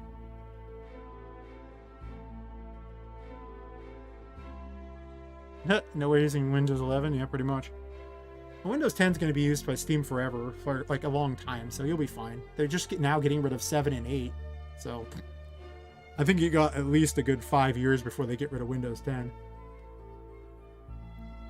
Where was I after I went on this big long experience of why my problems with Linux? Don't get me wrong, I mean, I still want Linux to be good. I really do. I've tried using it many times. Each time it gets a bit better. Oh god, the first time I remember it took like 7 different programs in order to get Terraria to work in Steam when I first tried it. And now you can just install straight from Steam. So, like, because Steam now actually is native to Linux. They made Proton. Proton goes a long way to make a lot of programs work. Unfortunately, it's only through Steam, so if you have it through some other store, good luck. Yeah, you just get a lot less options on Linux too. There's just a lot less, all these little side programs people make, just extra useful things. Like I have a mass file renamer. For Windows, there's like a million options. For Linux, there's very few. I have mass image resizers and things like that. Yeah, there's just a lot of things where it just, you'd be surprised. It just adds up.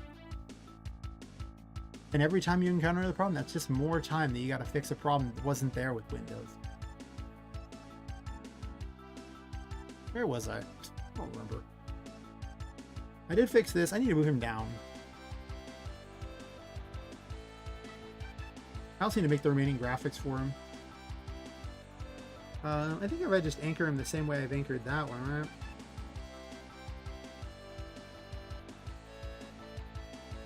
Or maybe he's just sitting really high.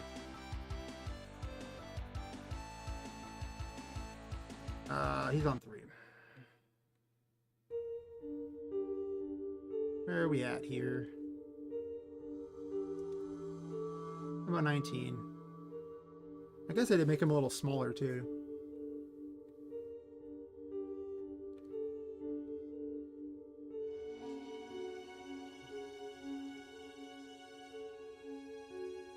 Oh yeah, like you're pretty much stuck with Windows 10 at this point. Like there's no reason to go to the other Windows. Like they're too old. There's a lot of problems.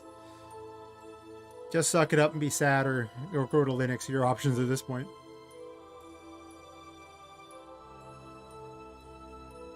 Yeah, exactly, Kachagi. That, oh my gosh, the amount of time I had to do that. I mean, I love messing with computers, so I've put time into Linux. I do enjoy doing that.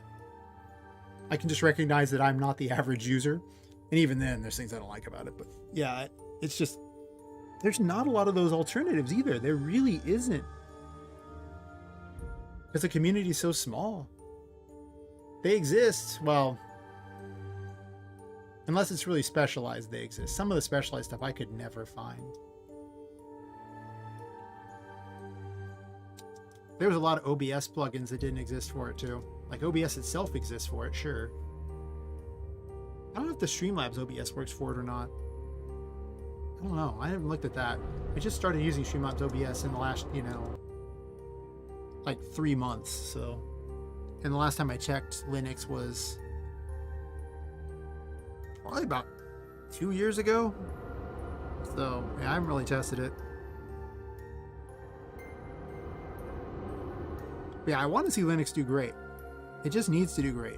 But as long as, like, Valve's really trying. I want to move him down one more, I guess.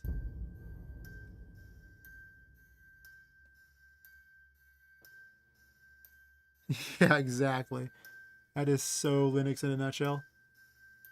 It's just because it's random things that people made, and they did it for a good reason. They were. I don't fault them for making it. It's just, it's just like when I make a random thing on these things. There's no guarantee it works. There's no guarantee I don't mess something up. They probably didn't have testers. They probably didn't have, anybody but themselves, and they just had a need for their own things, so they just make it. And that sums up almost everything on Linux. It's just some guy made it. Just in his basement, or in his free time, maybe he's working at Google or something, and, he made it for Ubuntu, so then he just made it for everyone else. I love that Google has their own version of, Linux called Ubuntu. It's great. But yeah, it's just cool they made it. Exactly like using RPGMaker, though. You're using a lot of random people's plugins for your operating system. It's rough. Yeah, that's good enough location.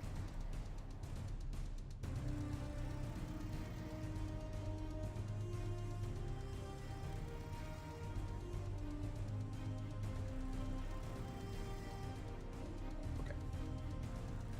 That fixes that. Oh, I didn't test the remove graphic thingy.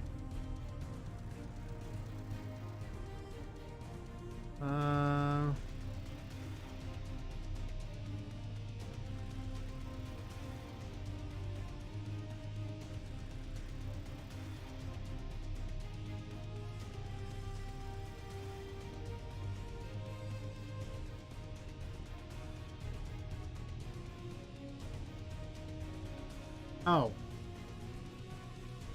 That's because I copied the event and didn't change to where it says Venetia there. So I was trying to remove a Venetia graphic and not a Clockwork graphic. That should fix it. No more 9 million rabbits. The rabbits are multiplying, even the robotic ones. Oh no.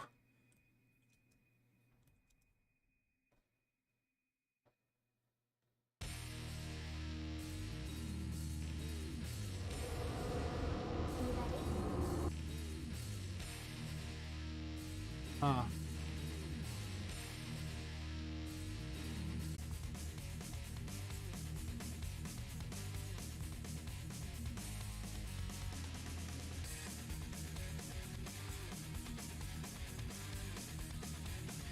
Those really aren't errors that were fixed in the previous one, so I guess I don't add it to the list of things that were fixed.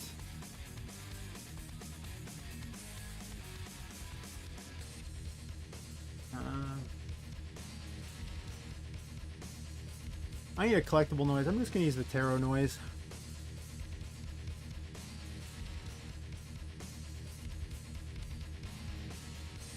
I'll make a better one later.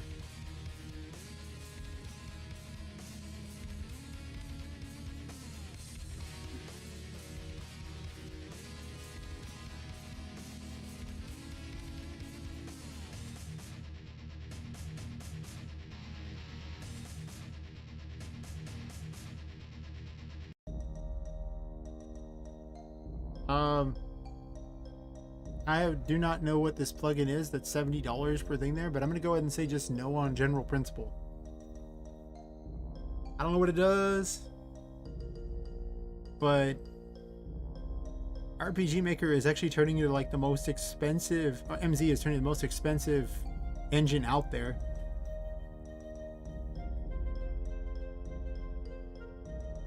So many of the plugins that you want to use to get the basic functionality just cost money now. They're free alternatives. They're hard to find sometimes. Admittedly, a lot of the paid ones work really well, whereas the free stuff can be real hit or miss.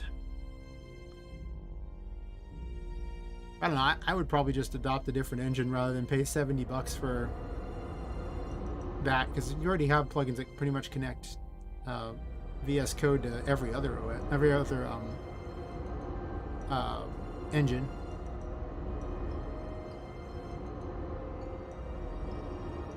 Oh, there's a Unity tax. It's pretty okay. Well, Are you ready? I don't ever use Unity. I'm just gonna use Unreal Engine, so you know. Unreal Engine is free unless you make over $1 million on your game in a year. Listen, if I make $1 million on my game in a year, I'm okay with that. I'm just okay with paying them money. No questions asked. Here you go. Here's your like 10% or something. Close enough.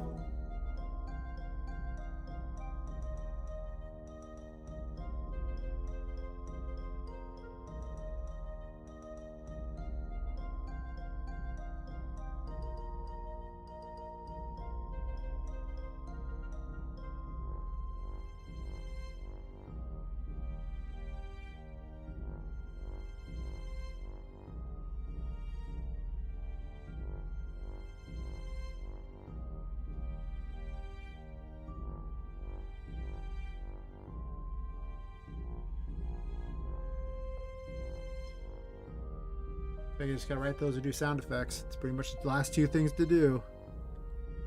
And then run a full test.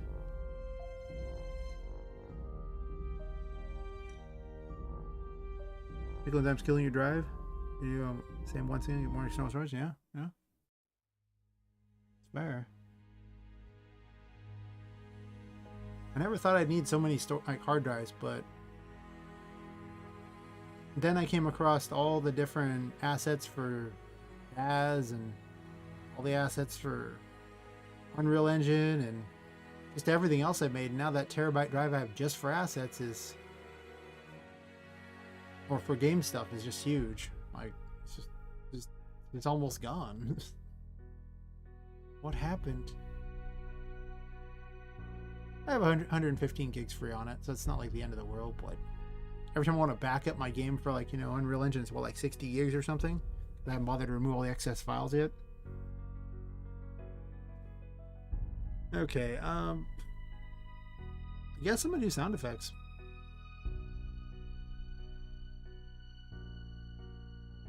I looked briefly into Godot, and my I didn't look very far into it. I'm just gonna go ahead and say it. It looked like a lot of me having to make it all from scratch, but hand code it. Like, it didn't look like it was going to help me a lot. In order to, like, I was going to have to do most of the work. In all the videos I've seen on it so far, some guy's like, "Oh, I made this, you know, RPG in like 20 minutes." Okay, the RPG he made in 20 minutes is worse than just hitting start on a RPGMaker game. Like, he didn't have anything. So like Unreal would give you more by just pushing start as well. It really seems like it's if you want to code it all yourself and you didn't want any help,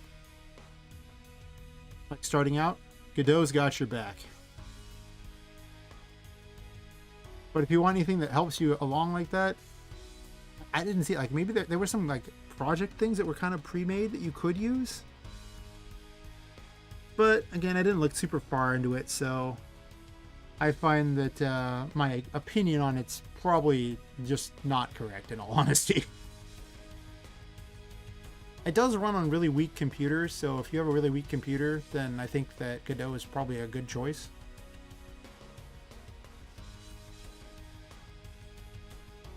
But I don't know, having to make everything from scratch just doesn't make any sense to me, like, at this point. Like, there's really just... There's too many ways that could speed your process along, and you could opt to not use it, but the thing is you'll get no brownie points from users to having done that. You'll just have to make everything from scratch. It'll just take you longer, whereas anybody who's just using things that already exist will just have a huge jump start on you. They'll bring their product to market so much faster.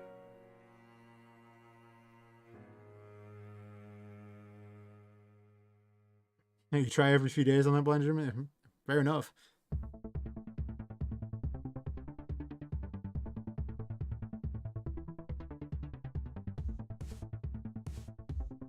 Yeah, RPGMaker MV is, I think, better than Godot if you're going to make an RPG.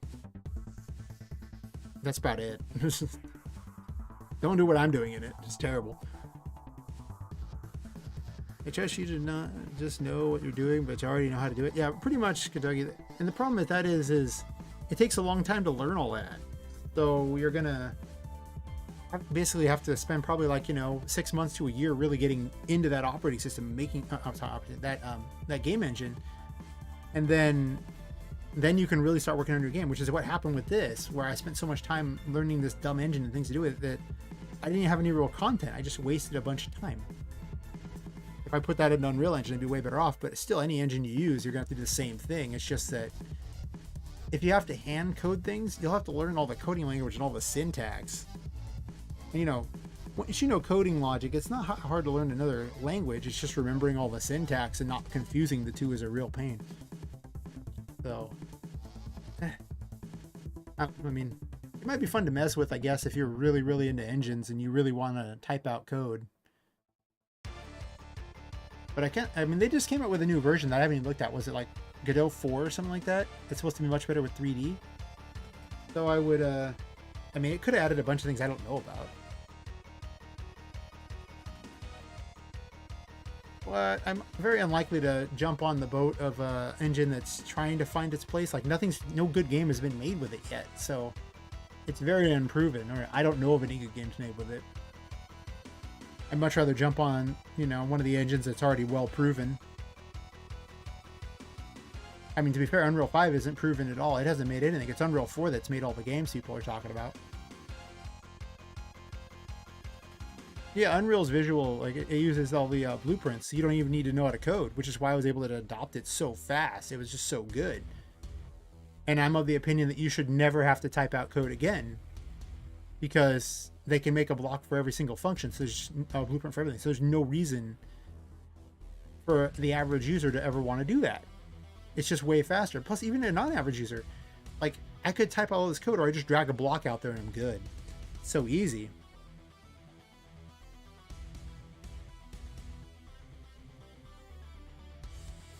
Skira is also a nice one for RPG Cloud. I've never even heard of that one.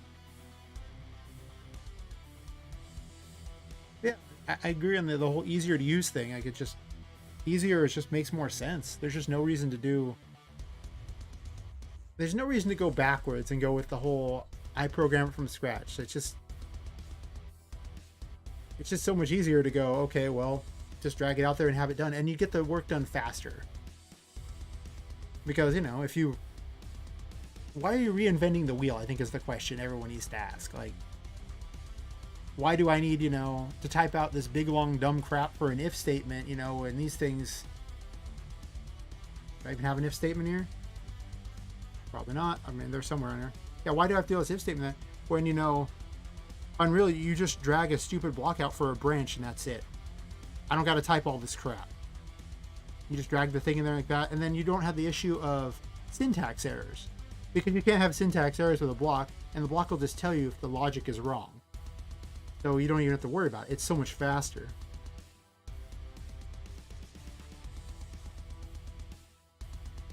I mean, Unreal's getting pretty good at it. Blueprints are, everyone who's, even teaches you how to use the engine says you should use blueprints first. Like, you shouldn't hand code anything, because it's just, there's no reason. Sure, maybe if you want to get really crazy, but yeah, you want the Sow Seed. Yes, we'll do that. We'll get our own VR games, and then we'll have our own death game.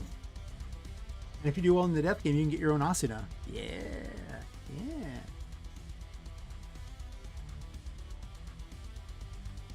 Get behind that. We'll all live our own isekai dreams. Where was I in that? I don't even know. I got some tiger attack noises. I'm just gonna go ahead and use all the noises I have, and I'll worry about if some person stole them or whatever later. At this point, I don't care anymore. Every pack is just like, maybe someone stole this and we didn't have the right to sell it. I don't know. Just don't. Too much work. I'll figure it out eventually. Some year. Probably. I'm just going to see if I can find cheater things real fast. I'm just going through my files real quick to see if I can find where I put all the sound effects. Over here.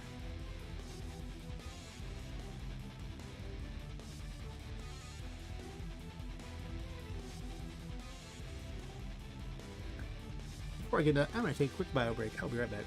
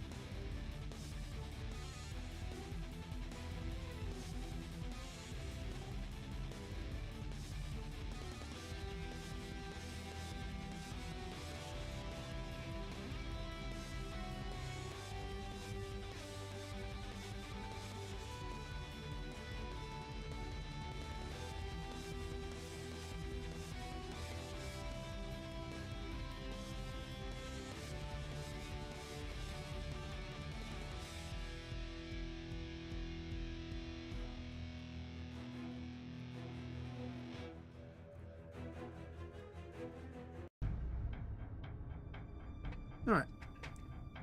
Time to return to this. Oh, no music for testing sound effects. Not at all. Got a monster alien. What does this sound like? Kill all humans. Surrender now. I haven't used it yet. Total destruction. But the only problem is I don't have anything that would sound like that. An Android? Oh my gosh. Does it actually, Oh, these all sound like things that wouldn't be useful. The end.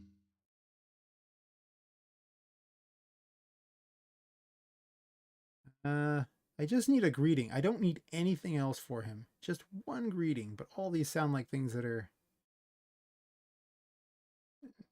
not, yeah. Yeah. What's this?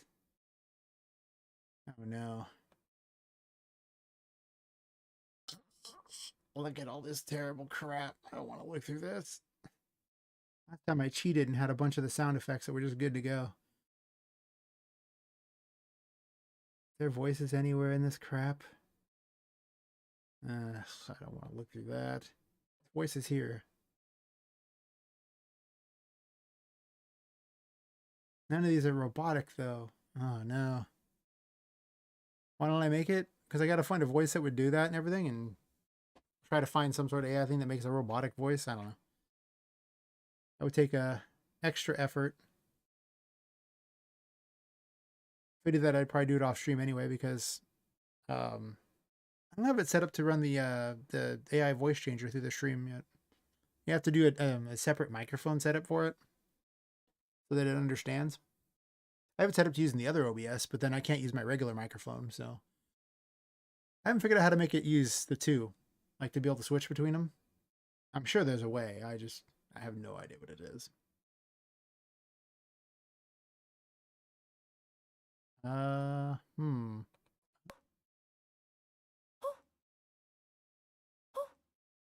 Okay.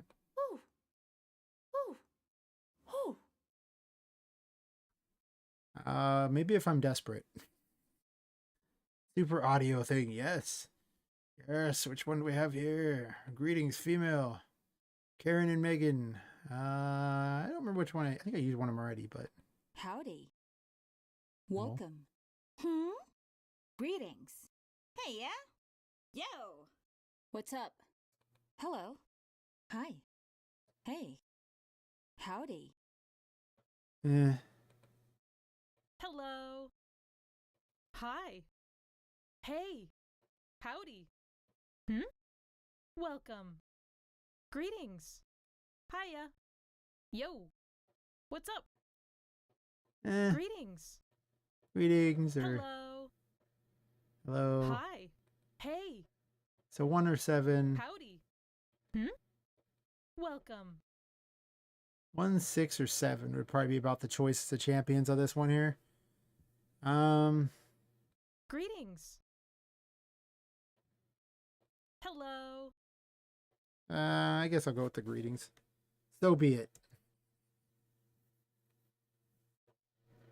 Let me open up the converter here.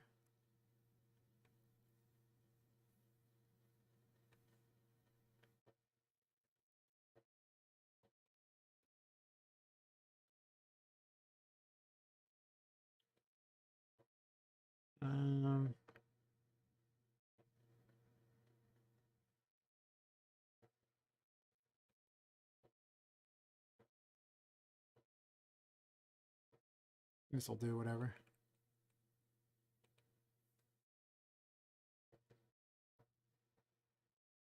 I could random him, I guess. I mean, it's fine.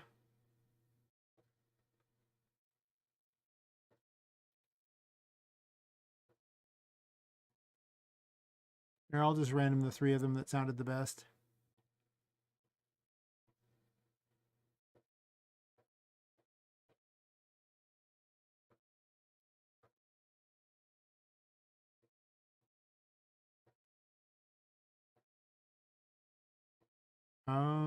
What are they called? Greeting.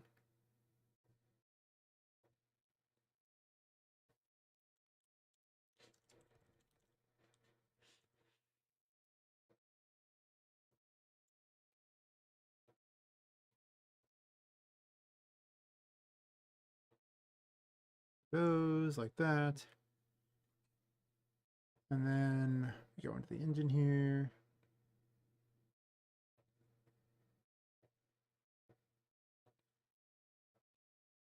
I actually already had it set to random 3 different things. It's just it wasn't playing any sound effect because I didn't have it in there at the moment. I have it random right here for which one it does.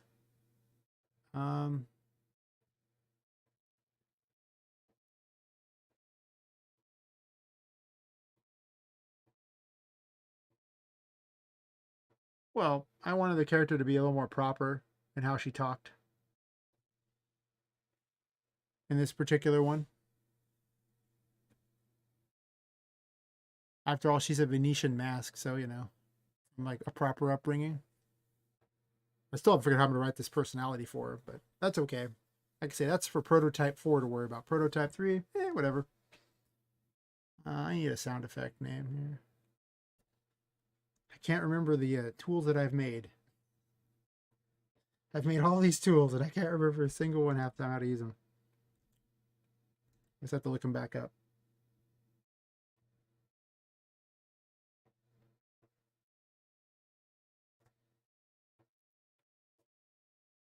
Maybe that'll be something I do for Prototype 4. Maybe that's where I'll do all the actual like voice work if I can. I mean, if I'm going to fix all the dialogue to be much better, I think that's probably when I should do it, because that's why I didn't really want to mess with doing any kind of voice work initially, is because if I'm just going to change it, I'll have to do the voice work again. That's horrible. I don't want to do that.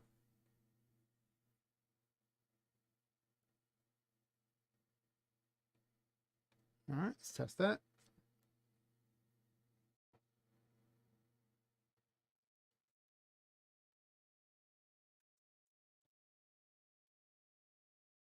Guess I can have the audio on while I test it to see how loud it is in comparison.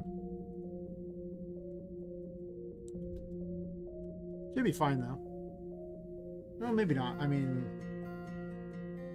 I have the sound attenuation on, but it's not gonna go right next to him, so it won't really attenuate anything.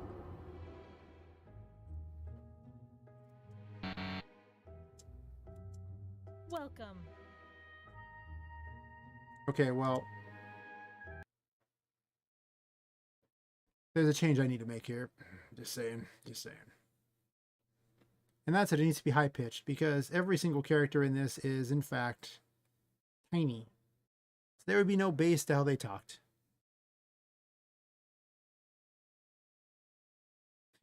Pretty much blended journeyman. I definitely yeah, the whole same thing over and over and over. Yeah. I usually have laughably bad luck, so it's pretty funny to watch.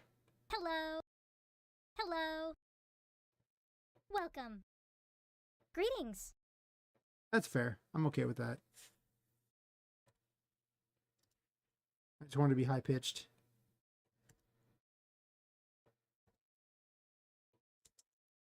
Honestly, she should almost be louder than that, really, or like more high pitched than that. She's tiny. She's just a mask. I want to do that. Hello. Hello. Hello.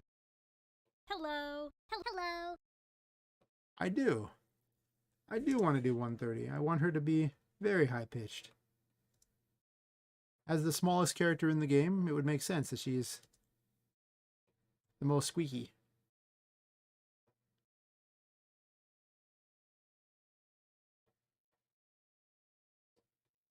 Oh, actually, also,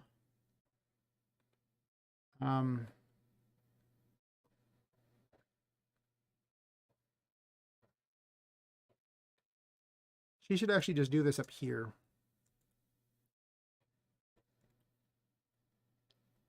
And then no matter which one she does, it would do that. Oh, 150 would sound real weird. Like, this would be like 150.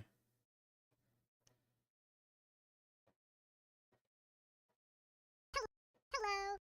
Hello. Eh. Welcome. Greetings. Eh. Greetings. Greetings. Greetings. Greetings. Greetings. Greetings. Greetings. Greetings. Greetings. Welcome. Welcome. Welcome. Welcome. I don't know. What do you guys think? 150, 130? Hello. Hello. Hello. Hello. Hello. Yeah, I can't just click over to what I want, huh? Doesn't work like that? Hello. Hello. Hello. Hello. Huh. Yeah, I don't know. She does sound kind of like maybe a little too squeaky, but she is a tiny little mask. I was thinking 130, but I don't know. If you guys think 150 sounds better or something.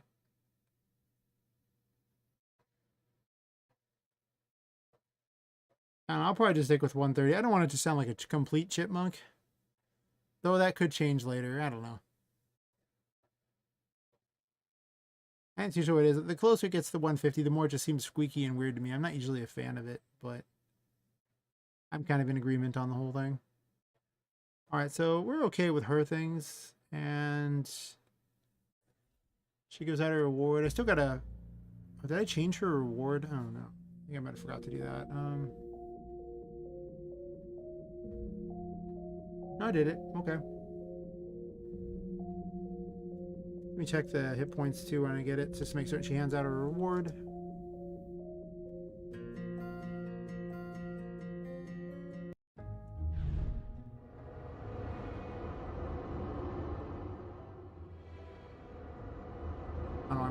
that, it goes from down here. Greetings. Greetings. She doesn't loop when she hands out her first reward, so it'll be a different thing there, but you know, fine.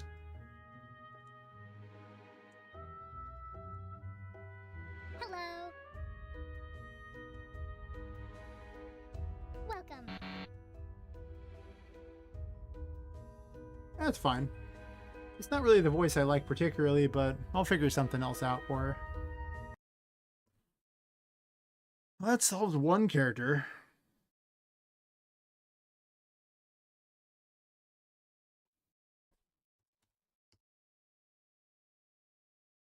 I don't know. Am I going to have Don Fluffles talk? Or is it just going to be a bunch of tiger cat noises and that's it? I have no way to make it sound like The Godfather. I really was trying to find a way to do that.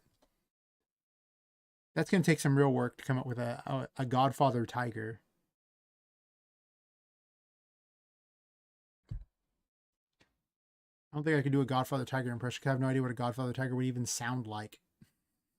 I'm not sure what a tiger would sound like. I guess I should watch what, Kung Fu Panda, because there's like a tiger in that, a couple tigers. Based on some sort of Kung Fu Panda meets, you know, The Godfather. That would be funny. Assuming someone could actually do a good enough voice for it. I don't even know. Let's see. Sound effects somewhere. Sound effects. Nope. Nope.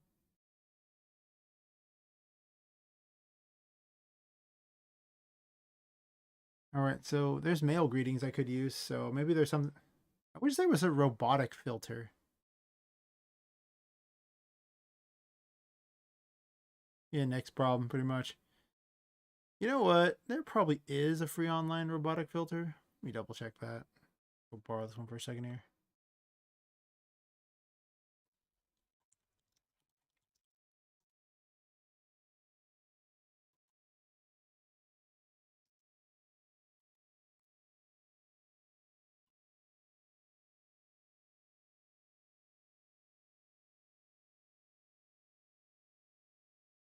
No, I'm going to do that later. That sounds like a rabbit hole.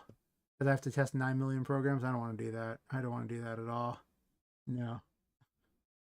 Let's find a placeholder. Hello? Hello? Hi. Hey! Howdy. Welcome. Greetings. Hiya. Yo! What's up? I mean, I guess it doesn't have to sound like it's a robot. I want it to sound like a robot. I really do.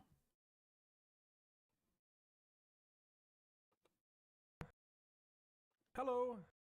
Hi. Hey. Howdy. Welcome.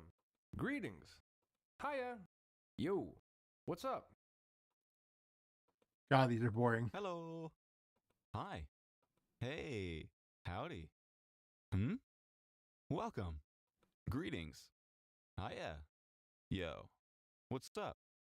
We can't use Alex because I used Alex for Bluesberry. I don't want to spend a lot of time on this character because I still have to do all the other ones and I still have to write some dialogue.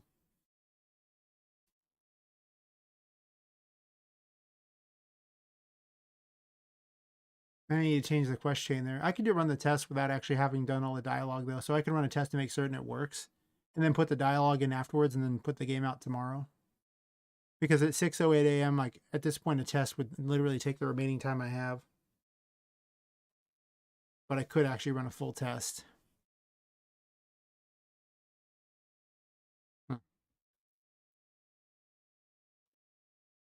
Hello? Hi. Hey. Howdy. Hello? Hey. Maybe I'll do like 1-3. Welcome. Greetings. Hiya. Maybe like 1-3-8. They won't sound good. They are not what I want. I just don't have any other voices, so I'm pretty much out of I'm out. All the little packs I have pretty much been exhausted. What's mine sound like? Yo. What's up? That's fine, whatever. I'll just use these. Not ideal.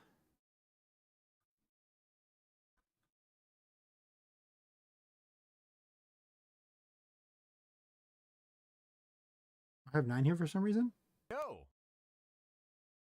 Yo! Why do I have 9? I didn't even convert that. Okay. Well, nobody uses it, so fine.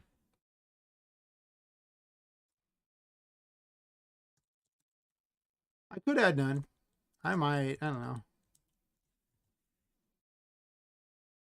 A P4 problem? Yeah. Pretty much. I'll put something in place of it, and then they'll just get changed. Just a placeholder, just so I can pretend like I'm not kicking everything down the road to the next thing. I mean, I am kind of kicking everything down the road to the next thing, but I'll pretend. Probably. Maybe.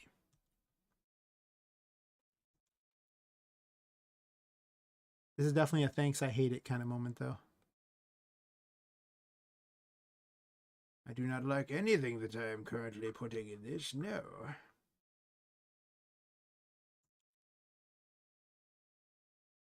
Yeah, I think that's the plan. I'll just add in the remaining sound effects, and then I'll write the other stuff later tomorrow and dump it out after that.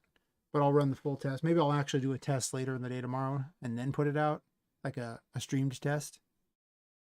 But I'll test it like right now and see if I can get all the different stuff and if it plays clean through. Because usually every time I've done this, it doesn't. The first times it won't play clean through, so I'll have to restart a bunch of times. So, realizing that it's going to probably take me an extra day longer than I thought, I might as well at least test that out.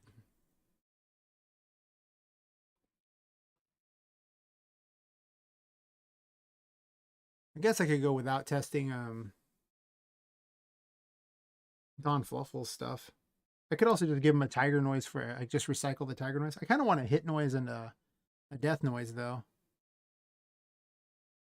I don't really like having no noises for him because it just feels weird. It feels super unfinished.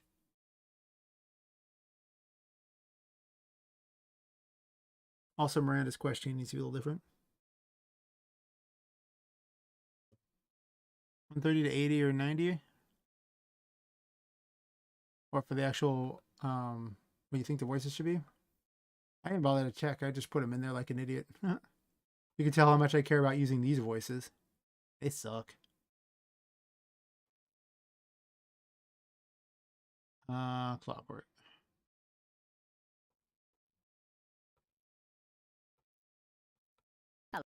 Hello? Hello? Hey! Hiya! Actually, those aren't that bad. Hiya! Hiya! Hiya! Hiya! Hiya! Hiya! Hey! Hello? Hello? Those seem fine. I copied the Vinicius pitch, so it literally did the 130 anyway. So yeah, that'll work.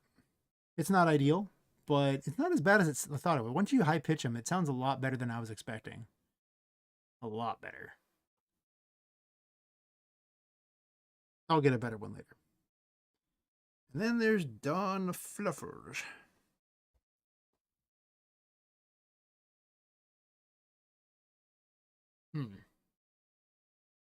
All right, well, these are the chew toy thingies for, I want the clowns to be these things later.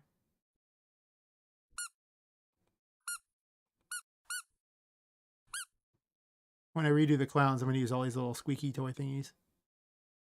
They only have like the same squeak for everything, but I want them to have, like, you know, I mean, they're squeak toys.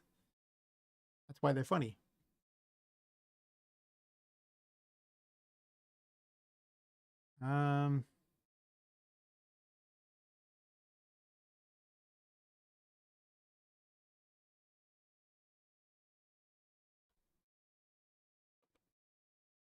So I have those things there. There's some other tiger noises too. I guess I can just use all tiger noises. It won't be ideal. It'll sound weird. But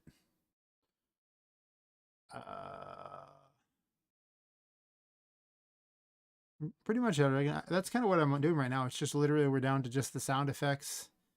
And then for Miranda's quest chain, I need to have her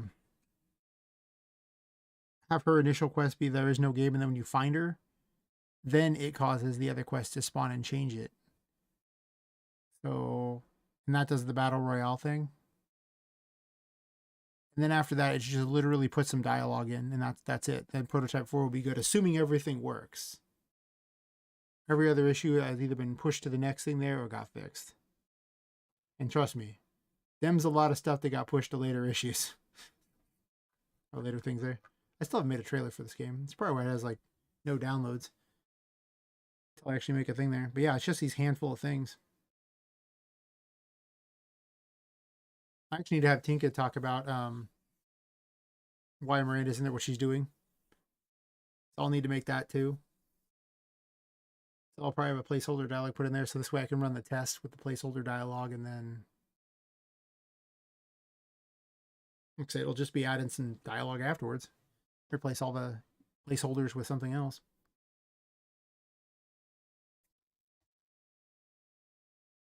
She already summons all the bosses. That already works. Okay, let me find all these tiger noises. I'm just going to dump a bunch of crap in there, I guess. Well, I guess I could borrow some of the greetings. I didn't use every single greetings I had from there, right?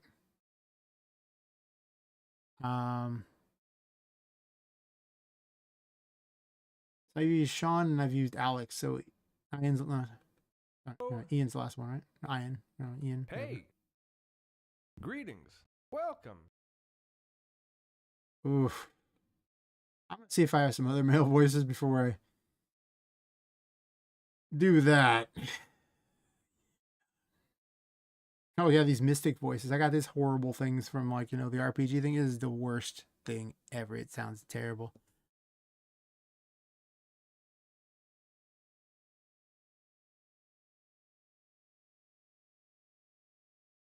Try to make one if it works out. I think I'll try Ghost Spectre 10 first. I think Spectre can be a bit more tricky as well. Ghost Spectre 10, what is this? Evil villain. You think these sound terrible, right? Let's see. I'll kill you. Oh, that's horrible. Is that all you've got? Jeez, that's the single worst thing I've heard all day. I'll kill you. Time to die. It's more like a lich. You will die, mortal.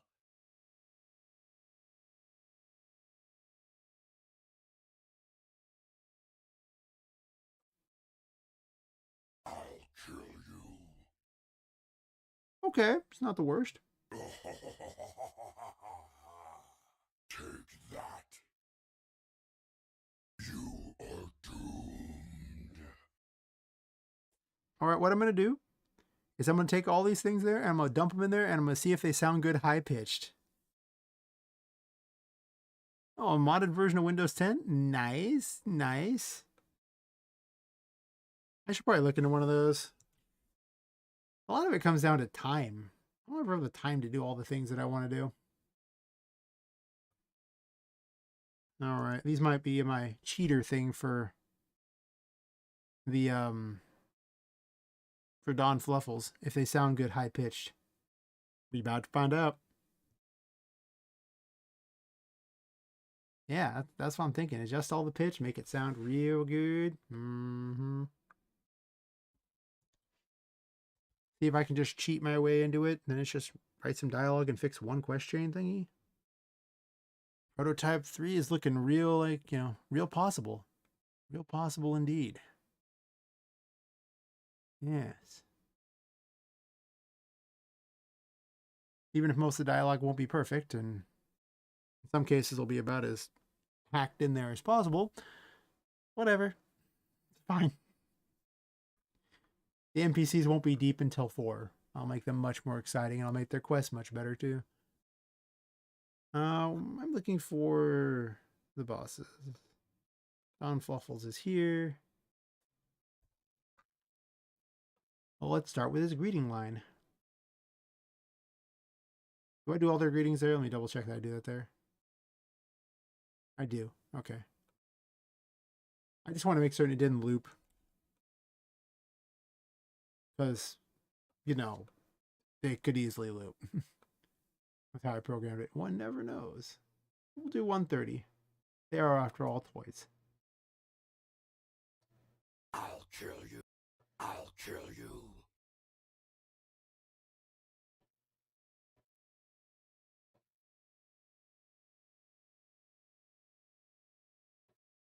Is that all you've got? Is Huh. that all you've got? I'll kill you. Take that. Time to burn. Time to die. Time to die. Time to die. Time to burn. Time to take that. Eh. Take that. Time to burn. Time to die. You are doomed. You are doomed. Time to die. Time to burn. Take that. I think I like 120 better than I like the 130. Take that. Time to burn. Is that all you've got? Maybe even 110. Just the pan lore. Pan just makes it go from one side to the other. Like which like headphone would it be playing like that? Which speaker? It doesn't actually adjust anything besides that though. See what Is does it? that all you've got? Is Or that all you've got? Is that all you've got? so if for some reason you want to adjust it from like going one speaker to the other and back again or whatever, that's what pan does. It's very narrow in what you would do with it. I don't know. Is that all you've got? Is that all you've got? Eh, I am the Overlord. I am immortal. it's too bad these like things sound kind of crappy.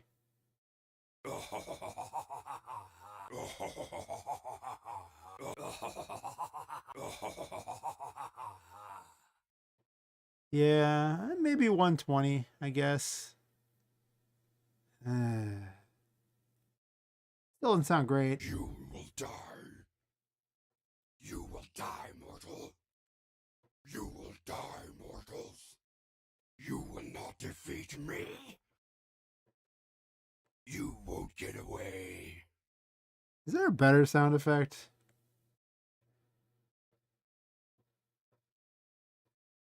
Yeah, I'm sure there's some use for that. I don't know, evil creature, maybe. I don't know.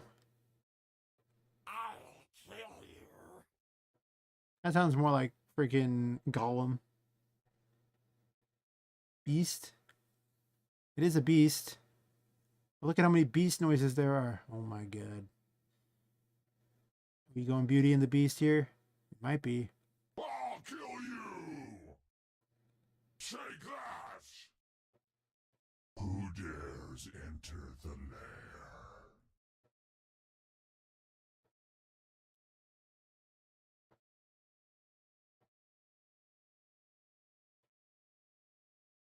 No!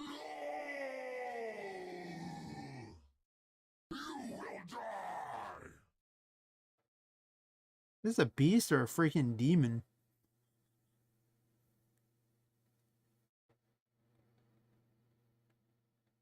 Yeah, I like 120 the best so far too. I mean, evil creature. Did I listen to this one yet? I am the Overlord. You are doomed. It's like from the Dark Crystal, like one of the Skeksis or something like that. No, that's just weird words. All right, we're sticking with the other ones. So when he enters, Time to burn. Time to die. fair enough. Time to die, but I'm gonna rename it.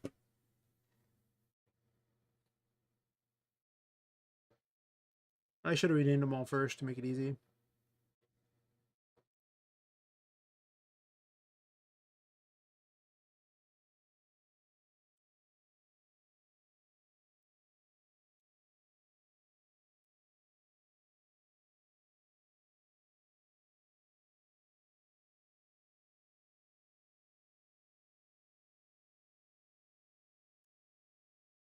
Get this to 120.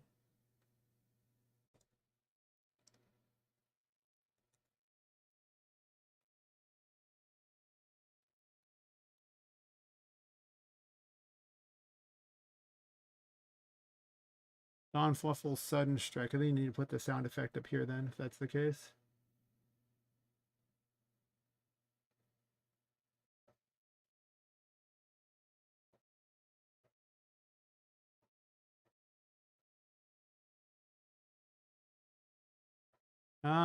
I think I just have him if he tries to initiate it, right?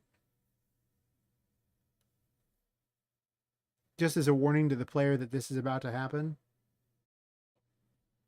Yeah, I'll do it up here. And let's hear the various things here. You know, I don't think I'm ever going to need the I am immortal ones or anything like that. That doesn't make any sense.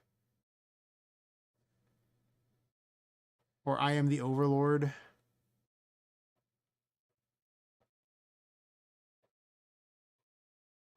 I am going to use You Cannot Escape, though, for this one, almost certainly. Let's double check what that sounds like. You cannot escape. You cannot escape. Okay. I can get behind it.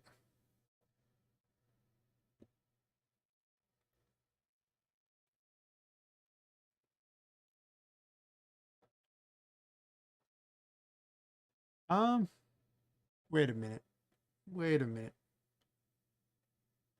There's an evasive strike and then a sudden strike. Maybe I'll have the You Cannot Escape on the evasive one. And then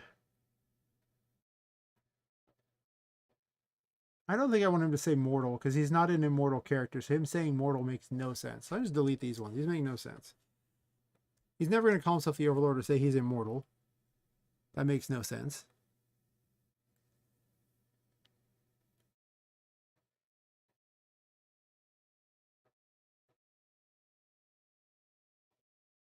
Using pan in order to show an off-screen enemy? That's fair.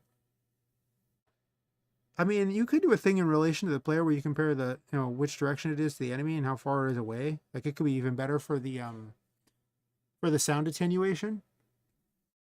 I might add that later, actually. That's not a bad idea.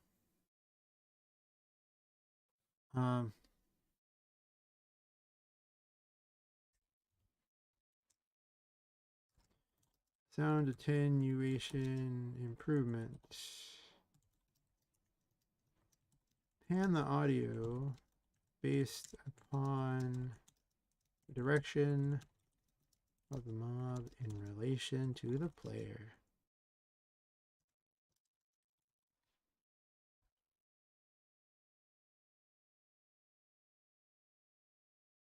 Have more demon-like. Like you sounds better. Yeah, pretty much.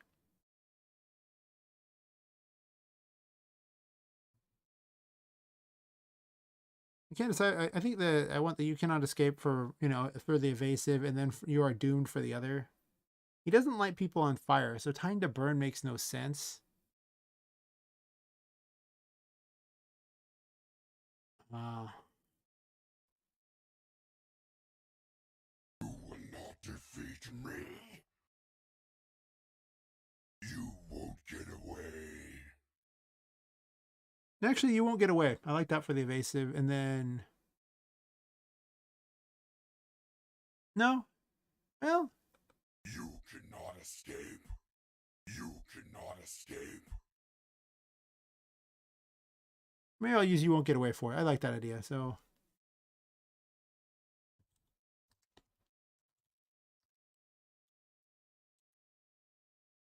sudden trick.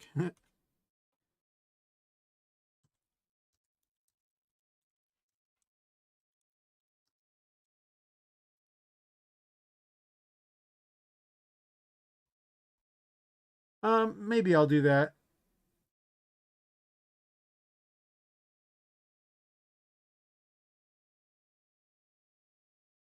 Mostly I'm just looking for a death noise. I guess I could put that thing in there. I need to have a check for if it's within 10% of his health. I'll keep that as a side idea. I think I'm gonna...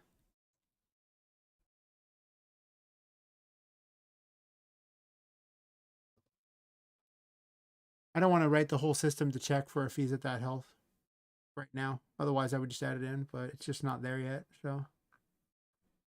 Wouldn't be much of a system, to be honest, I guess.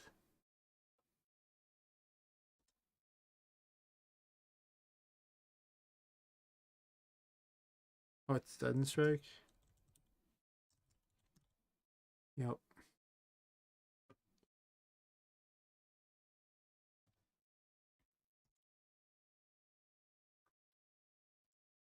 I guess I didn't actually listen to what they sound like, but I think I'm just going to do 120 for all of them anyway.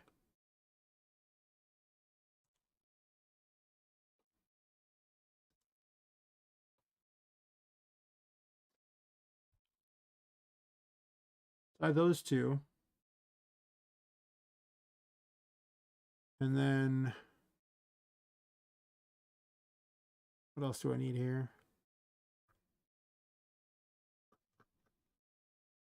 I should have copied the sound file. Or the command.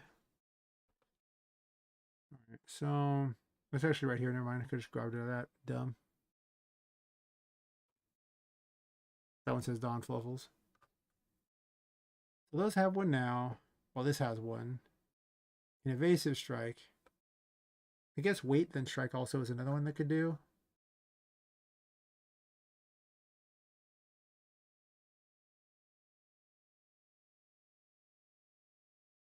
The basic attack.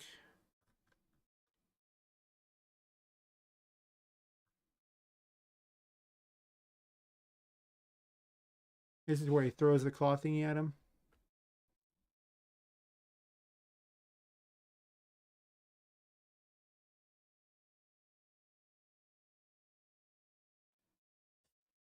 How convenient that I left that in so I know exactly what it is. So this is where he throws a claw.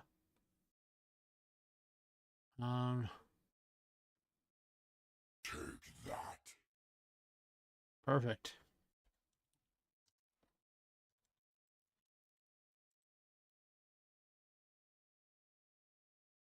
Actually,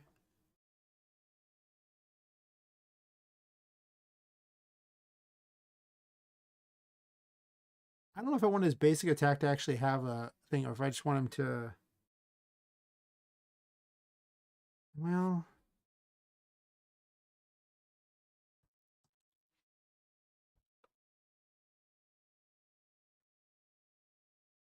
I guess it could be take that for those things. Let's see.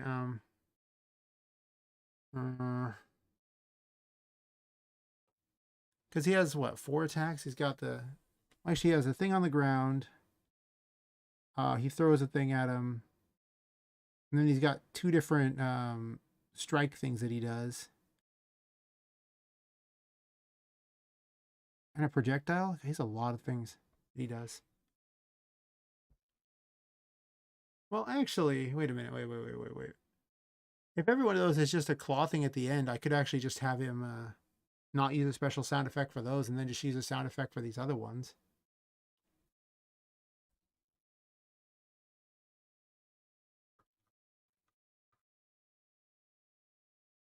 Like just for his basic attack.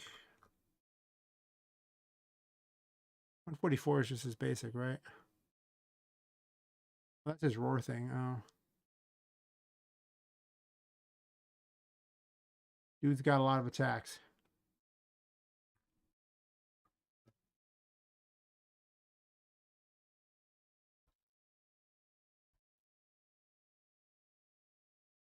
Huh.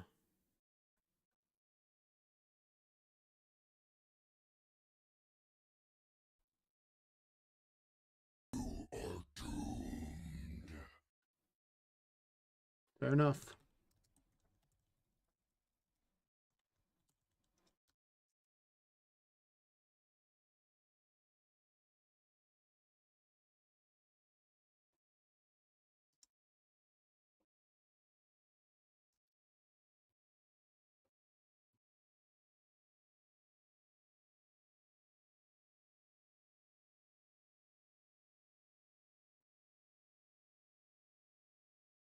We'll use the laugh for this one.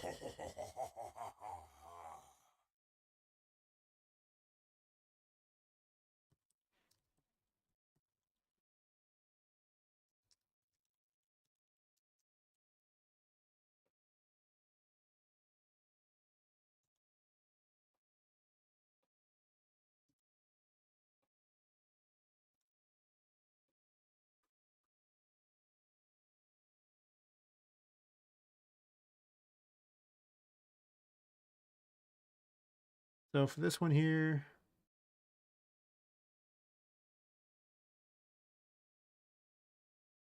I'll kill you. good enough.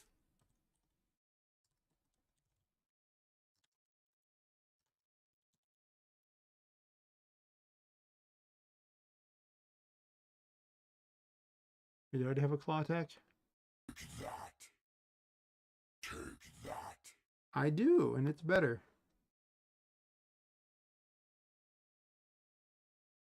Well, that's fine. I can always use the I'll kill you for the other one if need be. I think that's all of them.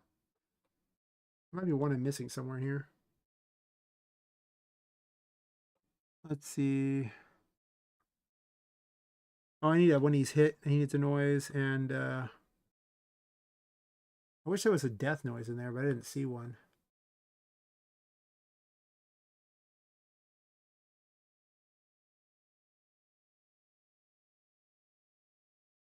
What does wait then strike even say?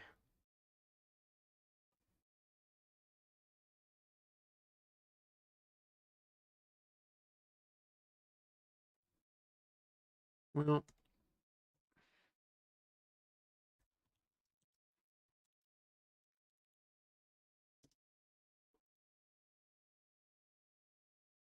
so this way I can have one different than the other one just in case.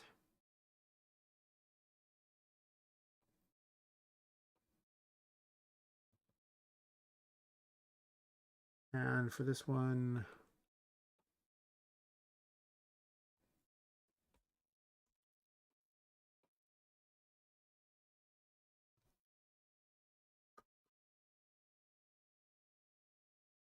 oh, maybe I should just have it where on 111 it actually does a thing like that.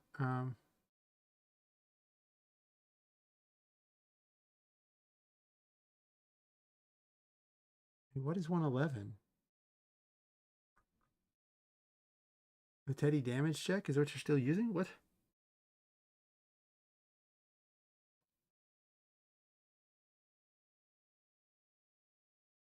That's weird. I didn't move it off that. Wait, do I already have a Don Fluffle's damage check? I do.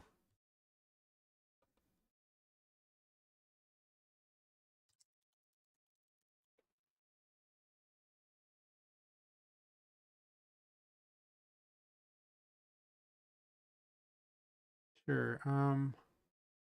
Anyway, that's 176. I didn't realize I never changed this. Dumb.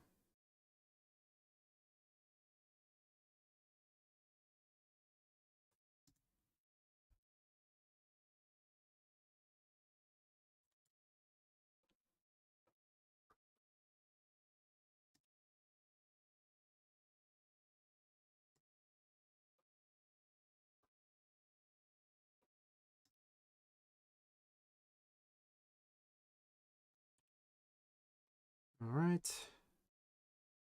Then I just need this last thing here, and it's not going to be sudden strike. I was going to use what for it? Kill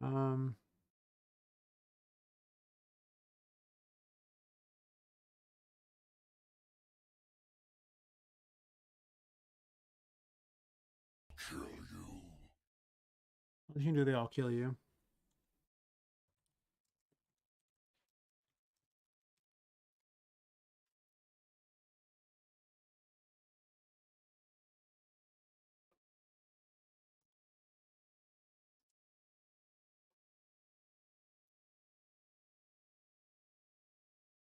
I still need a death noise for him. I have these tiger noises when he's hit, right?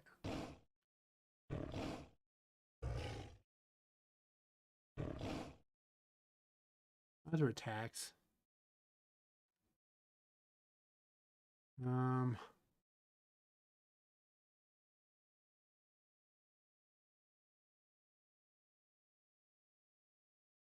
Where are we at here? Sound effects, sound effects. So many sound effects. So many things open.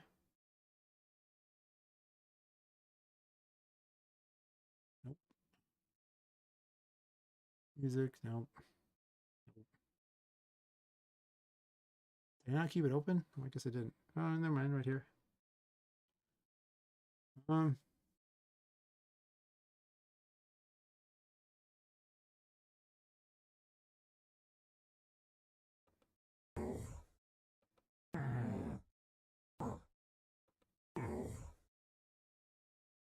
Maybe okay.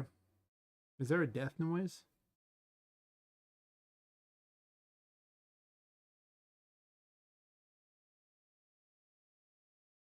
Ugh. Doesn't look like they have those in here. Just things it initially says.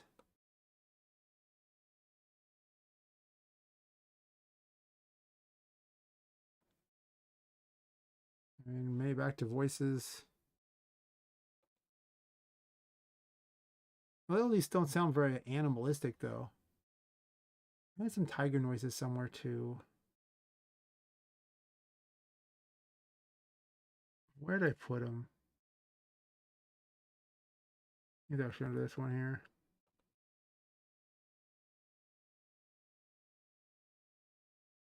Gore sounds?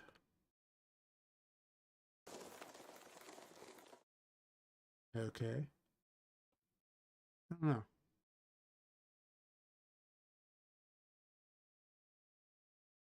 Death noise, wolves howling.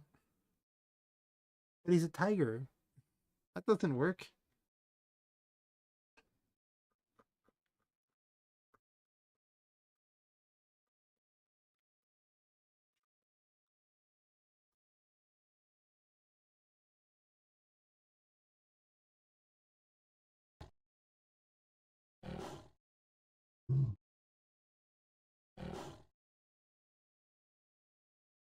That's fine.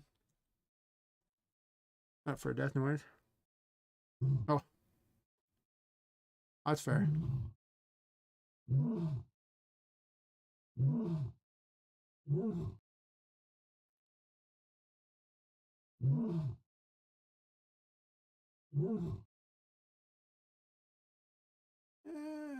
Yeah, those sound like a death noise though. Like they don't seem.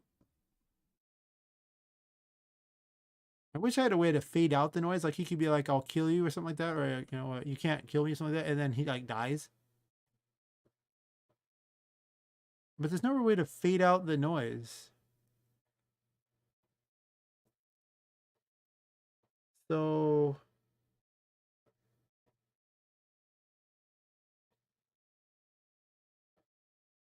Is that all you've got?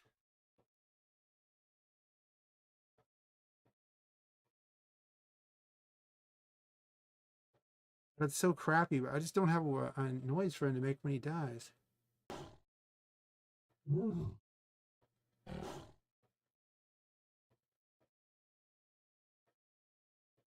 let me convert some tiger noises over here.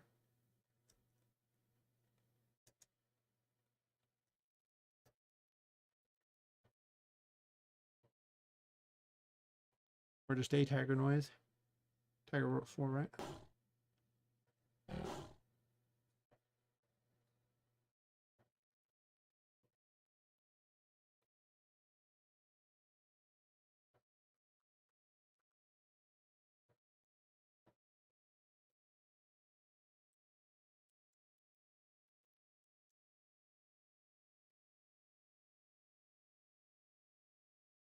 I guess I'm just going to go with the other one there.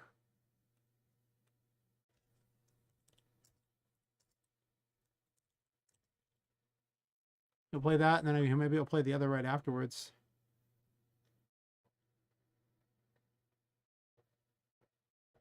I don't know. It's kind of crappy, though.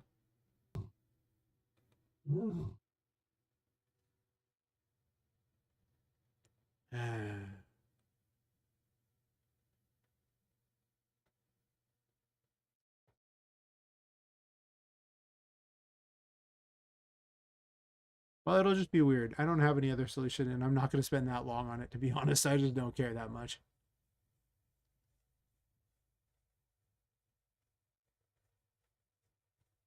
Oh, just have a generic thingy. I wonder if there's like the Super Dialogue audio pack actually has like a death noise that just sounds good enough.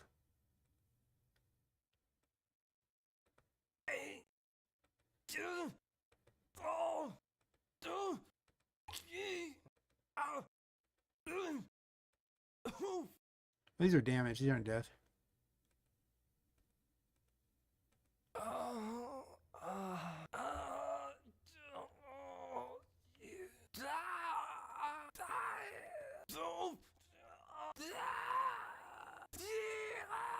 I mean, I could try to make them deeper. Wow. That's a long one.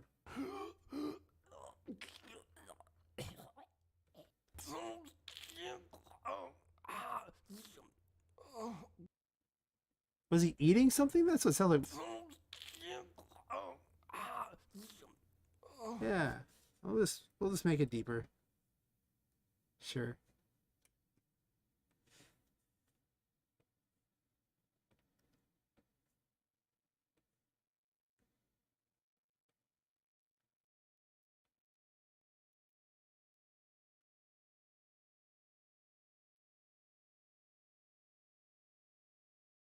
Think a child don't make a sound at all, or could make a sound? I don't quite get what you're trying to say there. I am a bit confused.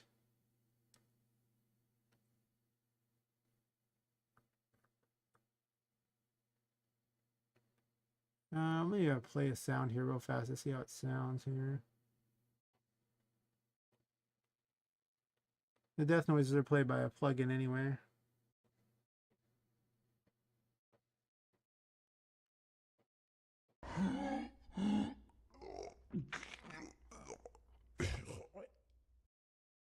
That works for me.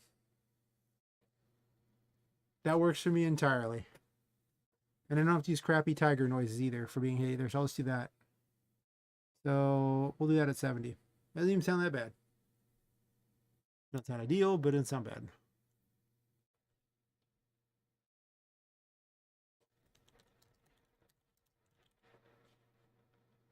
Yeah, it really sounded much better than I was expecting. Much better. Is that all you've got?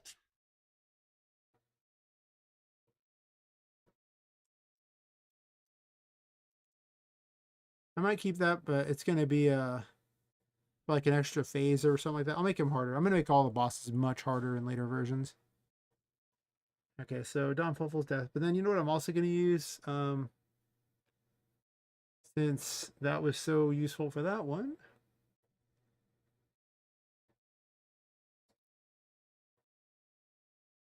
This one, there we go. I have way too many things open. Let's look at the damage noises.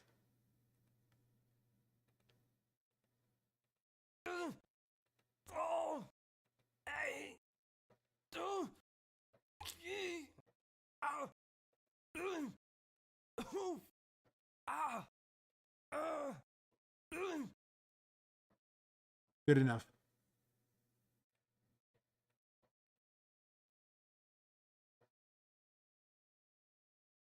Oh, like if your heart stopped, would they make a sound? Well,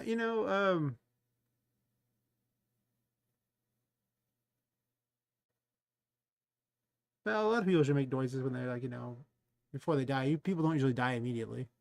So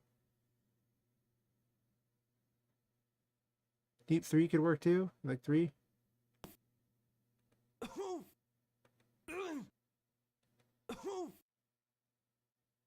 It sounds pretty similar to me, honestly.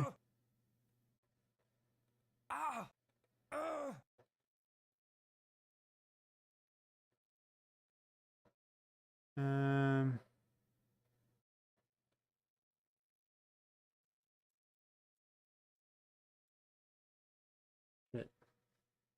Sure, the previous hit we're not going to use because It's potentially from that pack where the things could be stolen anyway, so I'd rather use ones that I have 100% on.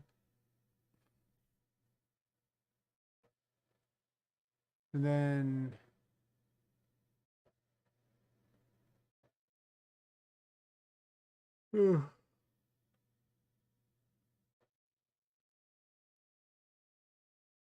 see where I'm at on this one.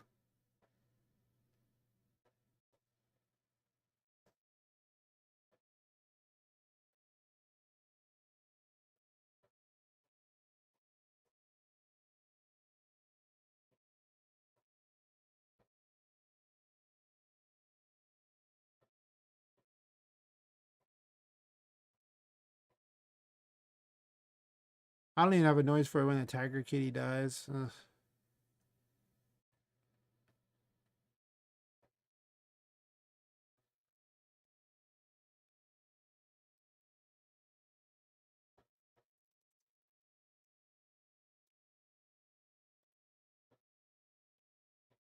I'll send you a hit noise.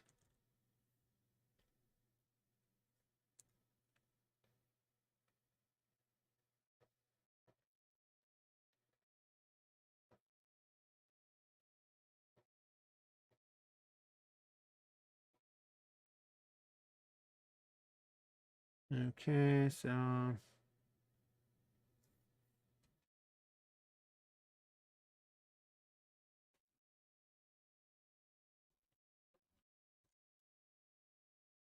oops.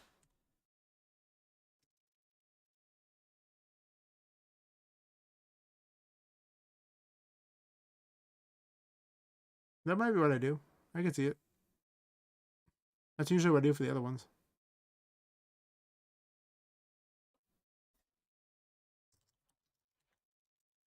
I thought I changed this everywhere, but I guess I haven't.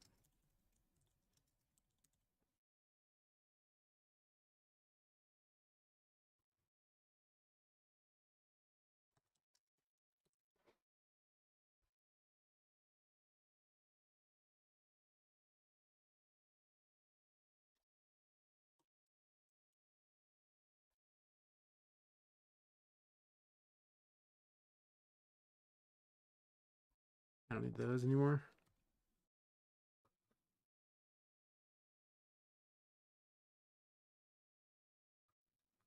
Probably a bunch of sounds I don't even need. I need to go through and figure out which ones I'm not even using. A lot of these ones here where I have the where I didn't give it an actual name is probably the ones I'm not using. Oh yeah, these ones here where I was just doing a reading thing to test out. Need those. I don't need this.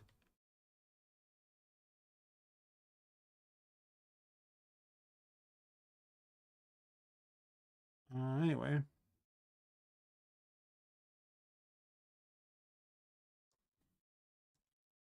Make sure I'll make certain I have the exact thing there. I didn't misspell it or anything weird like that. I don't think I did. Those ones we set at 70, right? That was the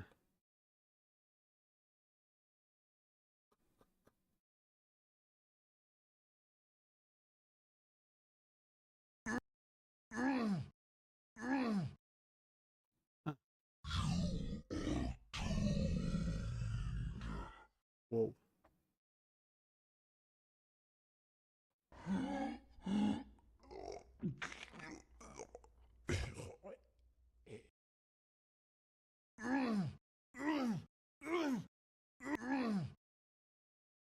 Fair enough, I don't care.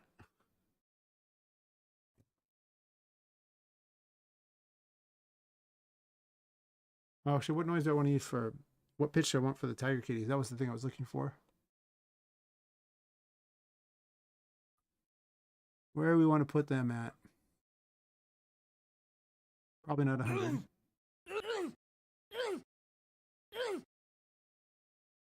We'll do 130 on them probably, I guess.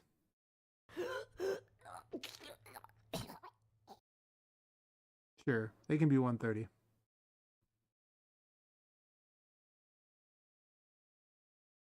Oh, the boss is like 70 for those ones. So I'm thinking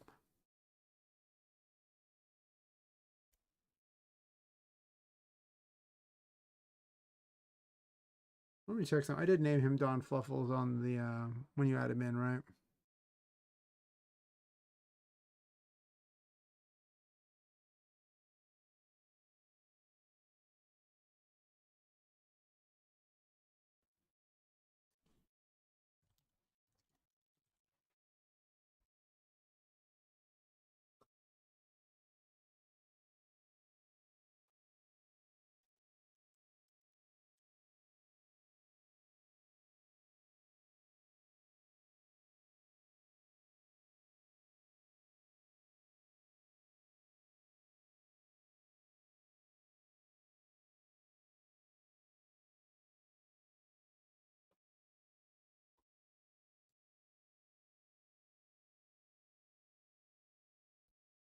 Oh.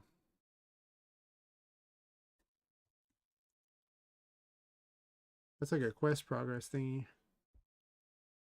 Don't do that. I wasn't really going to use these as an enemy until much later, but...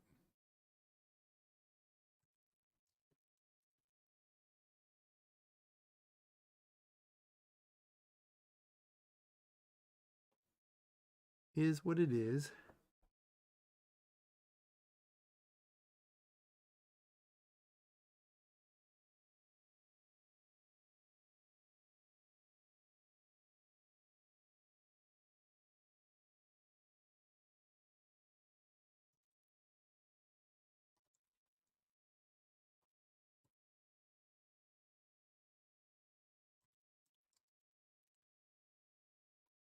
So I'm thinking about sound work because I can't have all the music on because I have to keep changing or listening to things all the time.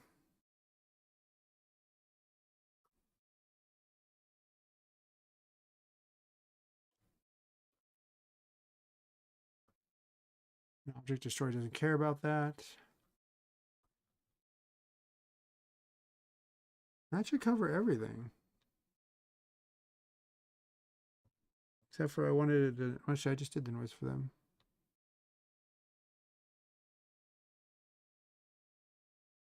$130. Don Fluffles hit for $130 for them. And they put the right 70 for that one, and then for hits.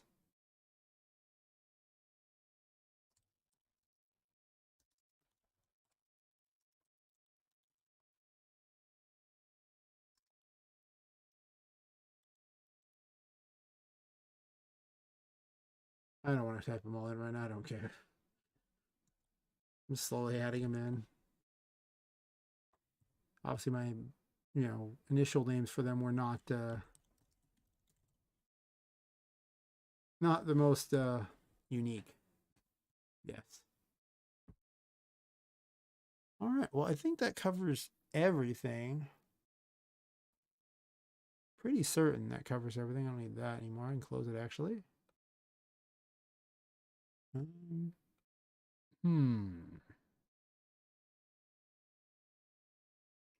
I have so many windows open over here. That should be all of them. It's just quest dialogue, and I need to fix Miranda's quest, and then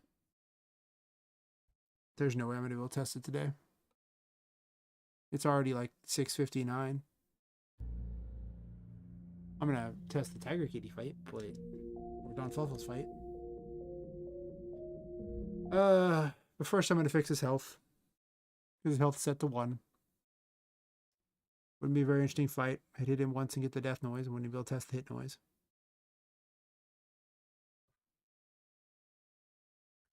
Silly me. I forgot I set everything to easy to test the other thing.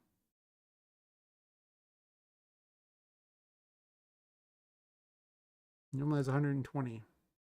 I don't want to hit him for 120 right now. I just wanted to do a minor test, so we'll set it to like 30 or something. Make it a little more interesting of a test, but not so interesting that it takes forever.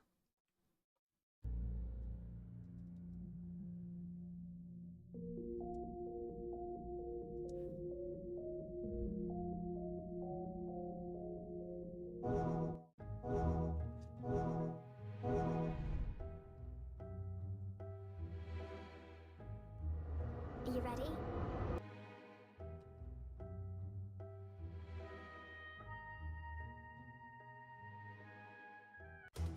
I sense danger.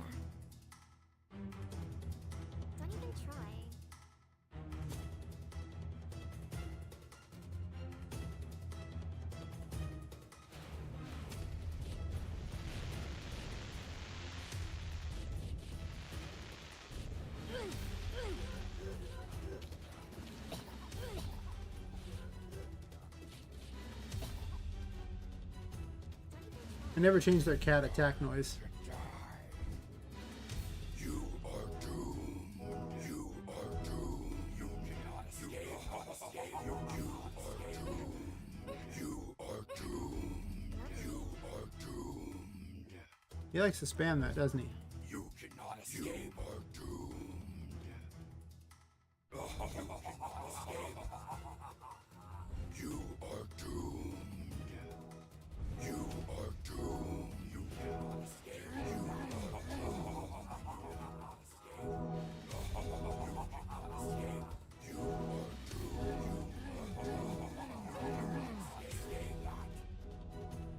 Get a little spammy.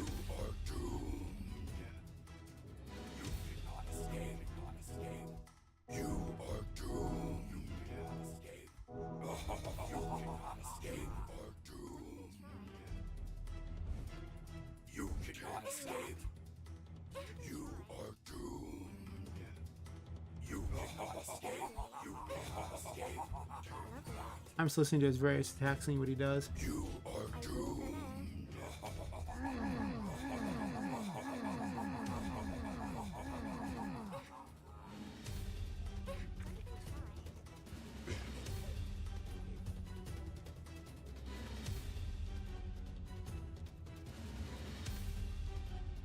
I forgot how good this attack is. Huh. He's a little spammy for my taste. Like a lot spammy for my taste. Do I care? No, I'll rework his dialogue later, whatever. It's in there, it works. It's a little spammy, but it's not the worst.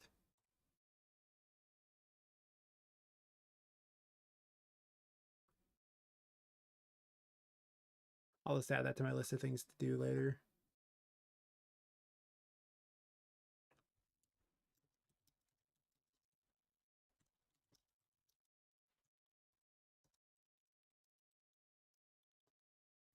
Okay. So all it's really left to do is write some quest dialogue and things like that.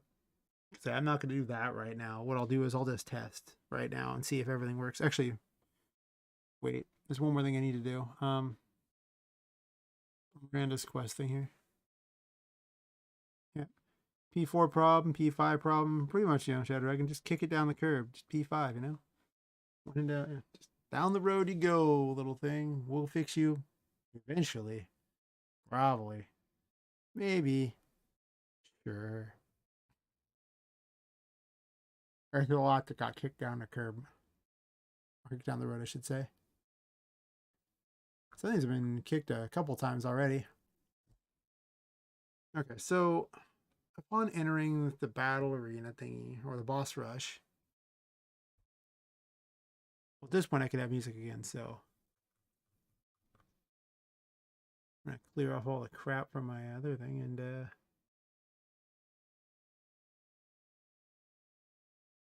listen to those instead of silence.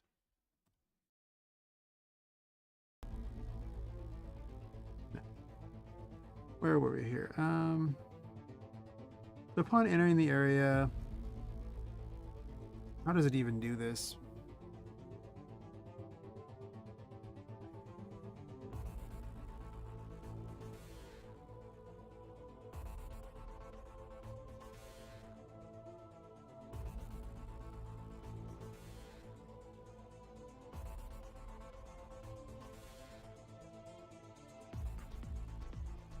I think upon entering it does quest 1, right? I'm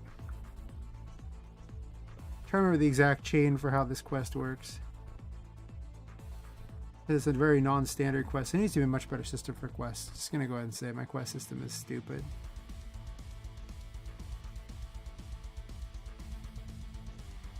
It empties a quest there, but I don't care about emptying a quest.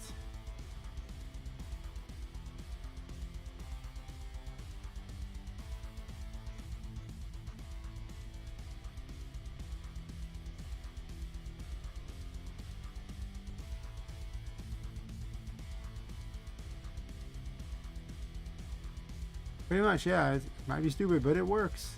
All that matters. It could work much better, though. It is currently not expandable, not very good.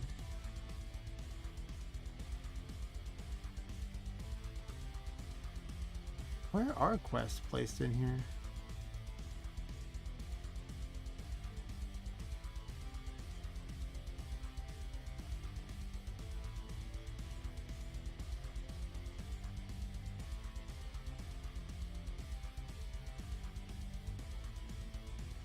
Yep, P6 problems. Someday we'll even hit the actual alpha where the whole game actually has all the content in it, and then I'm actually making things work correctly and everything. Or just polishing it up for the beta. But I don't know, with the way this is going, this is probably closer to creating an alpha as you go.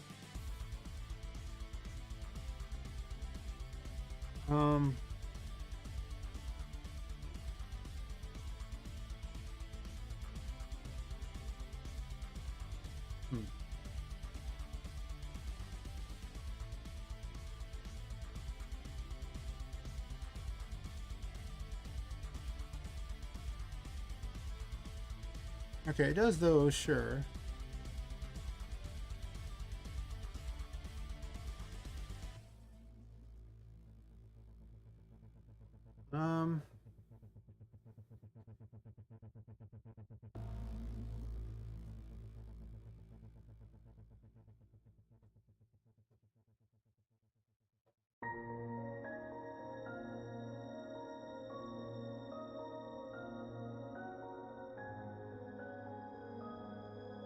Oh, I don't even do that anymore. I actually took that out. It's unnecessary. I run 1. So I think what has to happen here...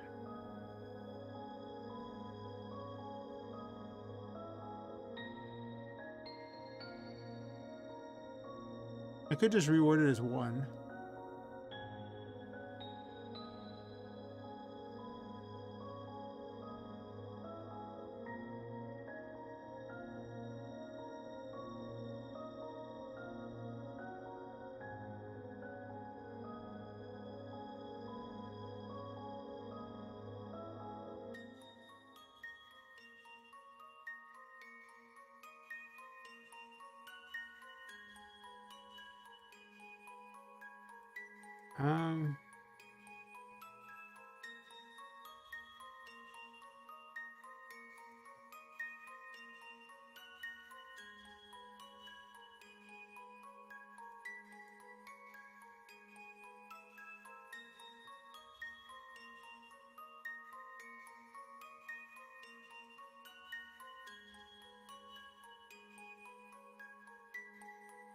This actually creates a unique quest. And I didn't set it up very well for the unique quest. I'm just going to go ahead and say it. I did not.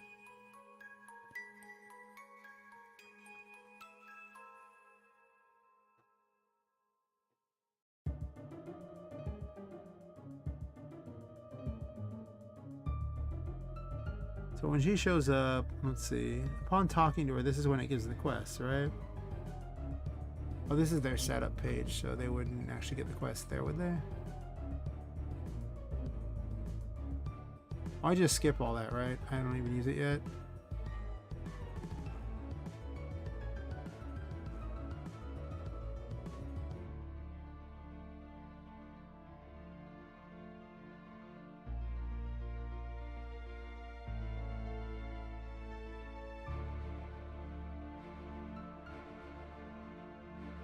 Right here is where it sets it, and I had it set all the same. She's doing her own thing. So I could do that, make number 2 only show up at that point.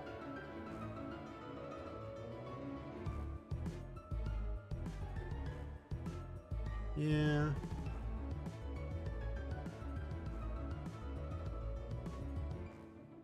I think I just swap them.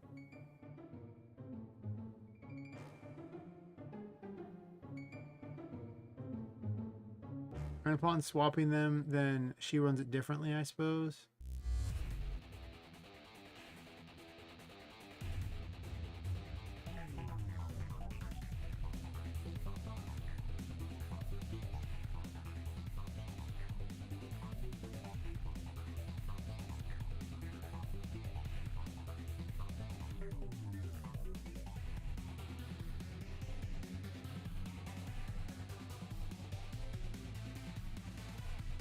And I just reverse them. I think that'll work.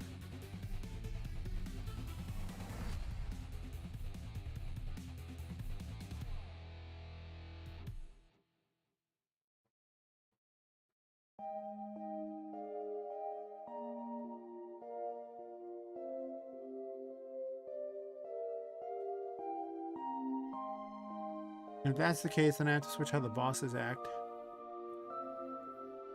If it's on that map.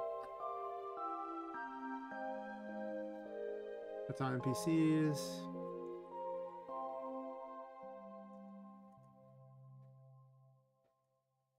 Oh, it's just bad juju right there. There's a terrible plan to hit type bossing over and over. Never gonna work out. It's no good. It is a bad thing I am doing. Typing that. There's bosses written. It's like running a search for quest, only not quite as bad, but bad. Not quite as bad.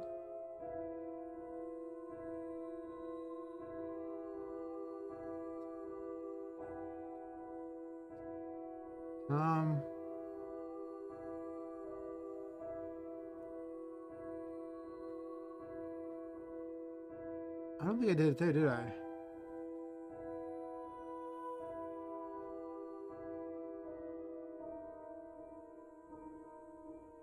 So object damage wouldn't do it. It'd be object destroyed if it was going to do it at all, I assume.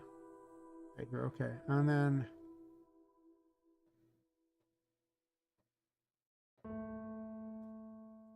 change this to 2, and then this does 2 here.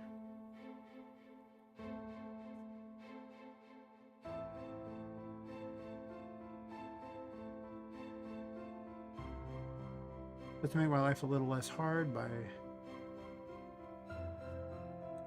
doing that. Okay, now I should be able to test it, and it should in theory work.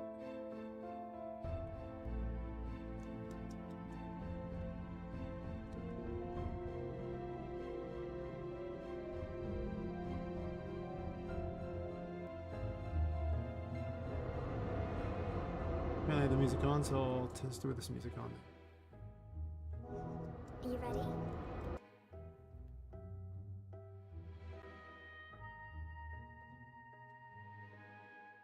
Okay. I sense danger. It'd really help if I went the right one, wouldn't it? Probably. Better luck next time.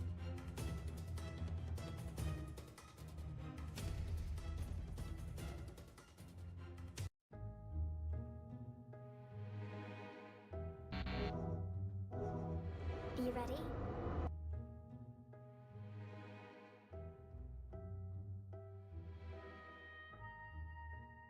I sense danger.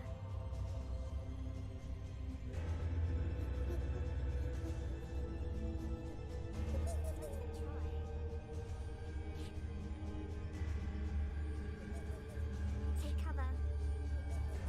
Take cover. Don't even try.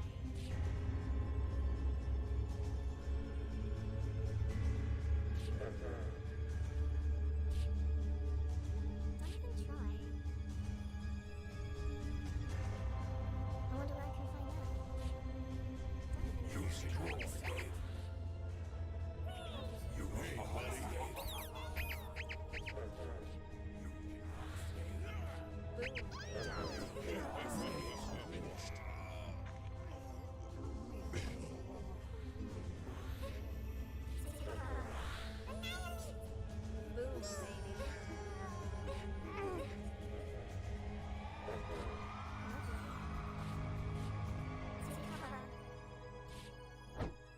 Take cover.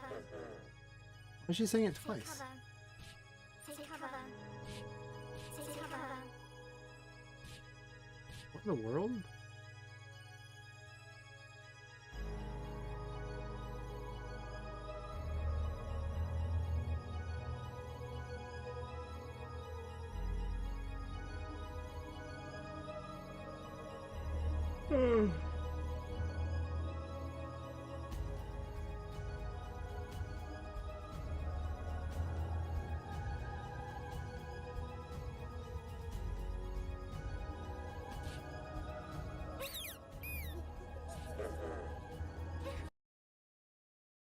I guess I could set up to make it so that Miranda has to be let out. Right?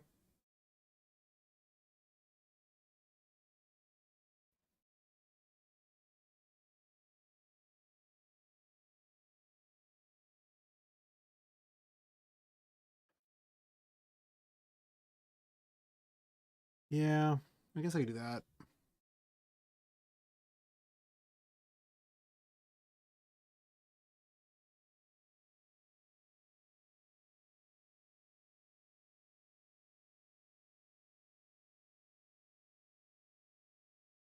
Or she could just vanish. Like, does she need to be let out? Or should she just vanish and with a laugh? I think it's more funny she vanishes with a laugh. I think that's the new strategy.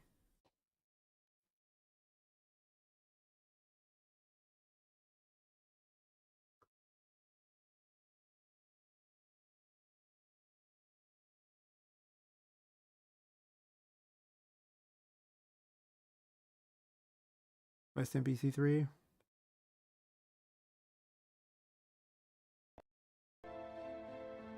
Um,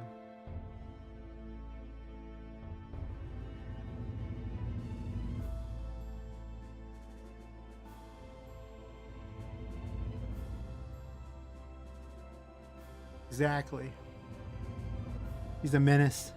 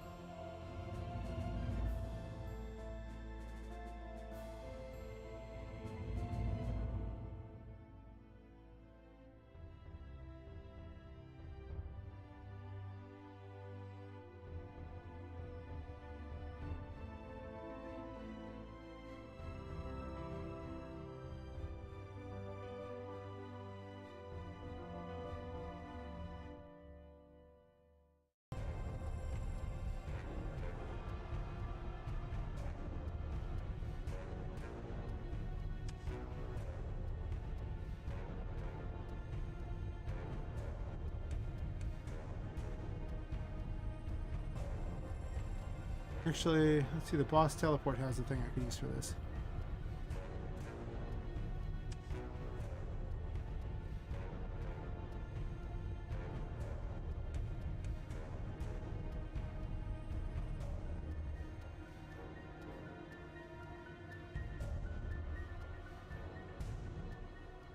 Let's go up here.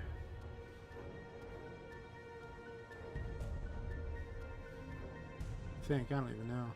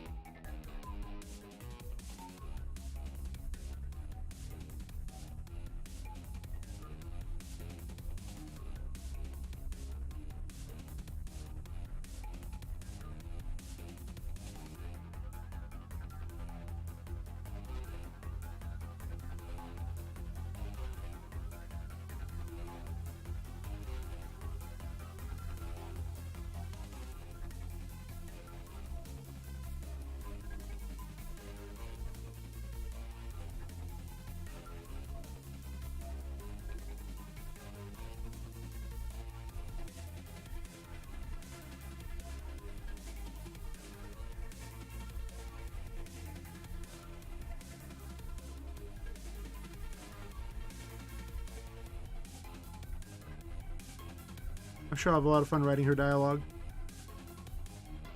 I think that's all I need, and then Cell Switch D just handles this, and Magic's just Unlocker and Despawner.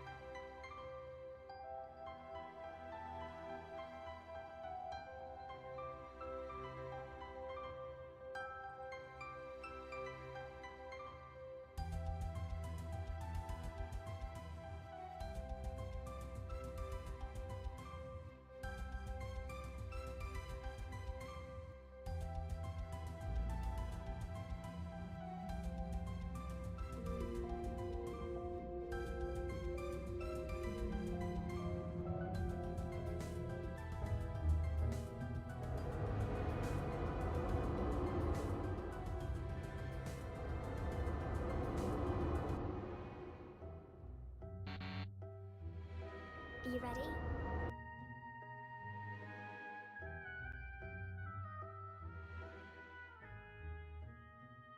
I sense danger.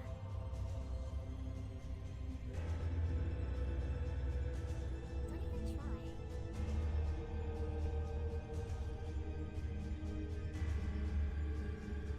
Don't even try. Don't even try. Don't even try.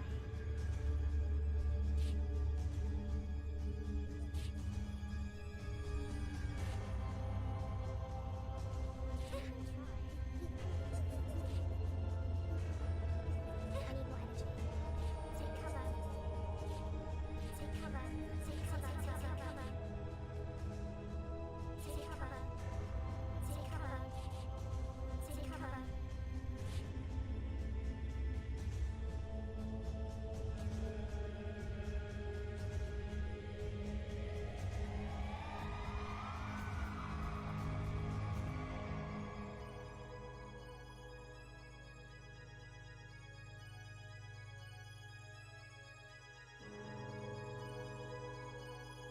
Don't even try.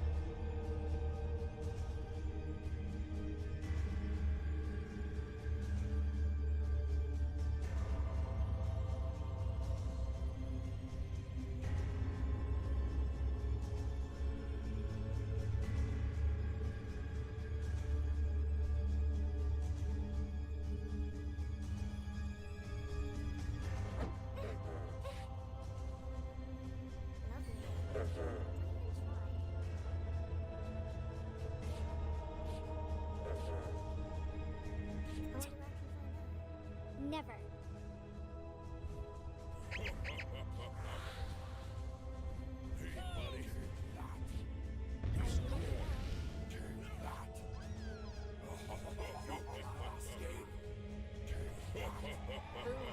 Hey, buddy. Destroy. You are finished. Boom, baby. Boom, baby. You are finished. Boom, baby. Boom, baby.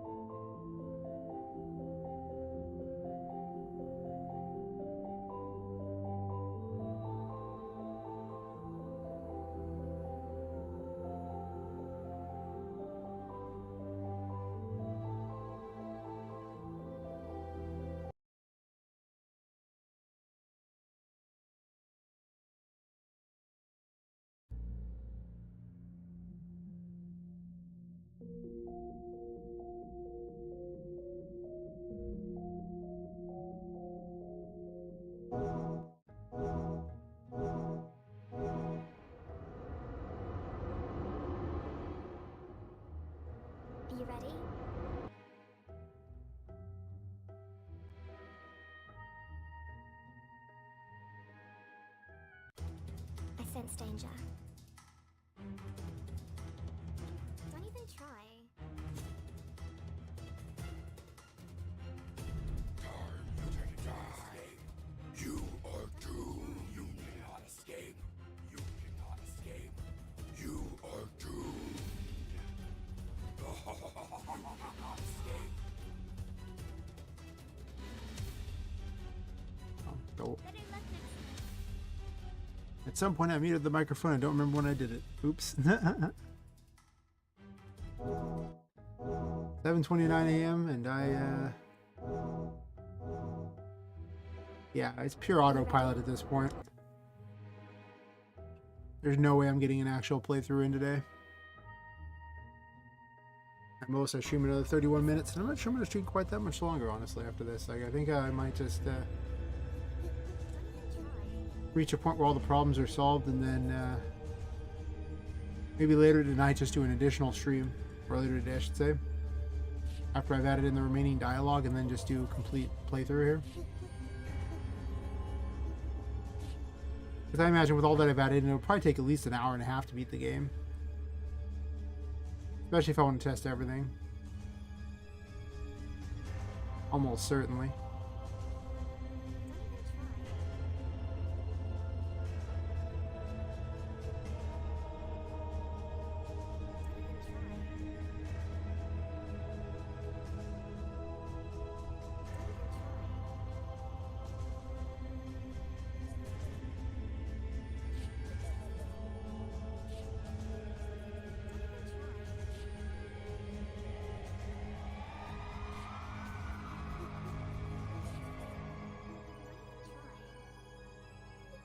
Take cover. Take cover. Don't even try. I guess I was supposed to be testing block along the way too. Don't even try.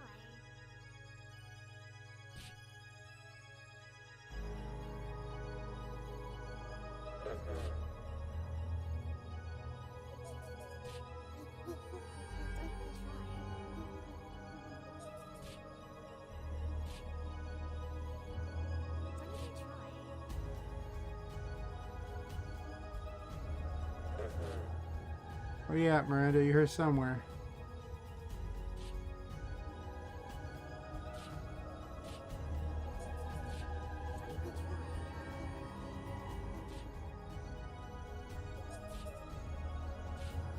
Right here somewhere, maybe.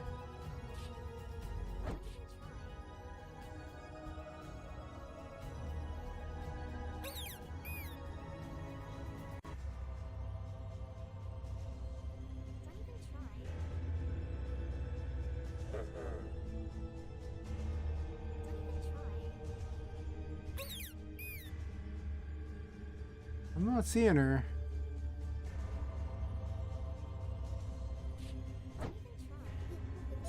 I have to make it so she can't save herself. This will be very important. It's that quest bug, and it could ruin the whole thing if she can save herself. That's just no fun. I guess it wouldn't be replayable, the boss rush mode in this point. So, whatever. It just becomes a regular quest now. I don't know where she is. Where you at? Why you gotta make this hard? This is probably the last test I'm doing tonight anyway. Also, those don't work very well. Fair enough. Don't care, not fixing that bug. Slight visual bug, not a problem. I don't see where she's at. So it was 185 was her thing?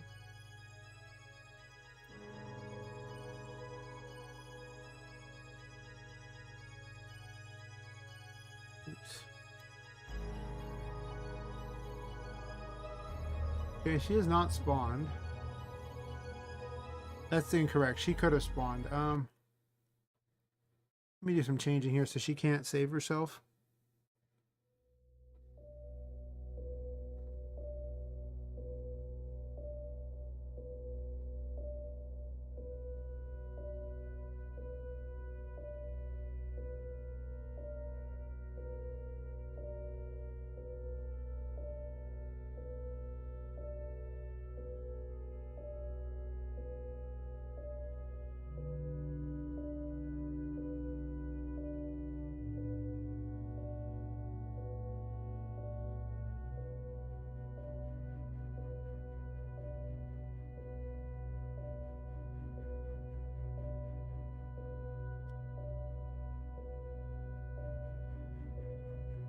We're gonna do a cheesy thing here.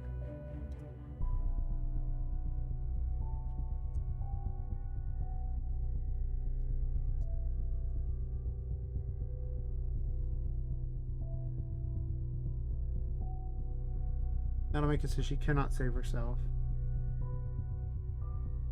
Everyone else still can, but whatever.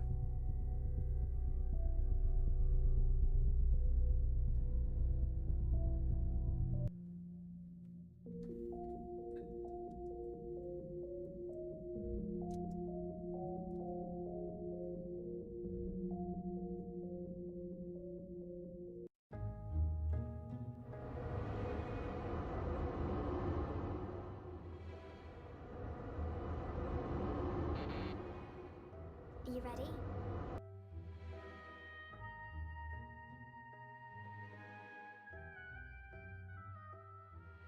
I sense danger. Don't even try.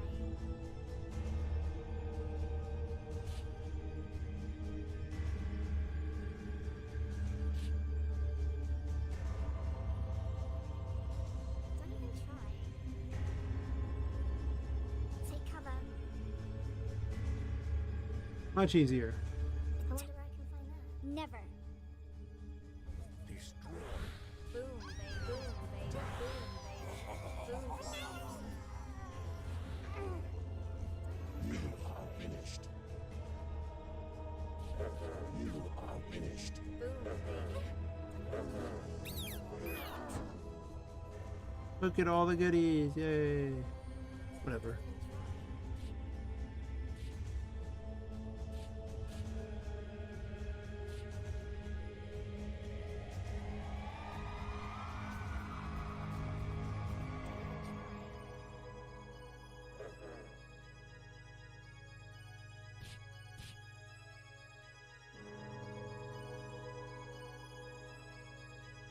Congratulations.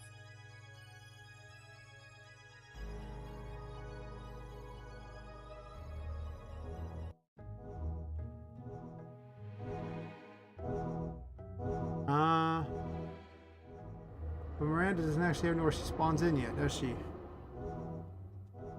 Well, only make certain her switch is on, and that's all that really matters to me. Like, as long as it turned her switch on, then... Oh, there she is.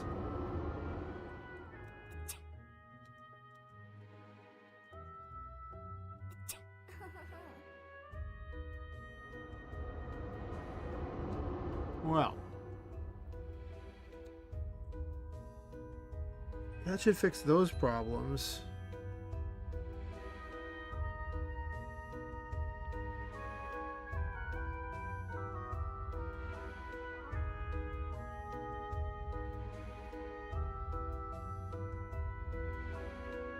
I could actually write Miranda in as an actual real character in the game. I really could. I mean, instead of having her be like a little young woman, I could actually make her a different toy that was originally trying to solve the problems or trying to do things, or maybe he's been enslaved by the I don't know, something. I could come up with something if I wanted. It's kind of weird to have a completely meta character like that, and if I kept her in the real game, but it'd be kind of, I mean, kind of funny to have her as a constant character that just messes with you the whole time. I would just constantly, repeatedly showing up in the various dungeons, doing things to be obnoxious. Maybe. Maybe. So that pretty much covers... That's fixed.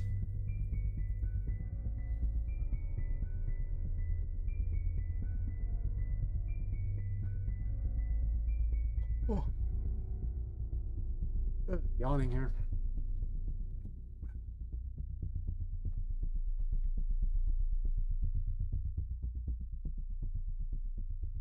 Yeah. I don't know what to do on that. Make her a character that's in the thing, or just prepared to throw it away all the time. Yeah. The knowledge that I really don't think I'm necessarily going to make the other game for RM means that I could just toss her in.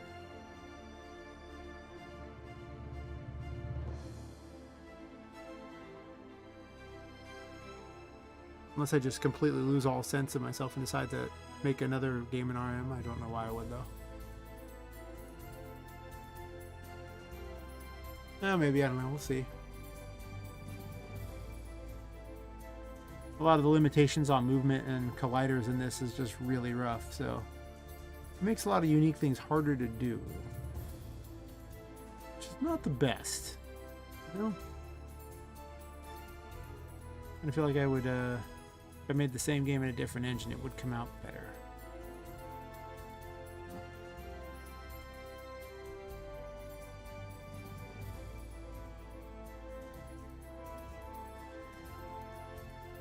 I keep yawning.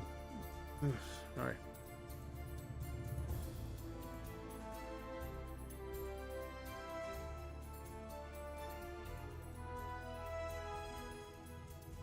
Yeah, I don't know.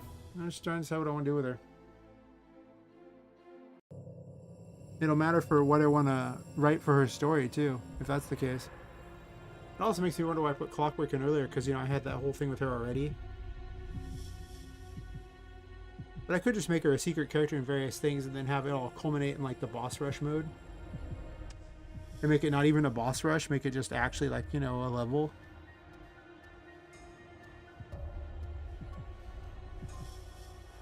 I don't know. That sounds like a Prototype 4 idea, doesn't it? That's what I'm hearing. Could actually be her introduction, that she shows up in this area just to mess with you.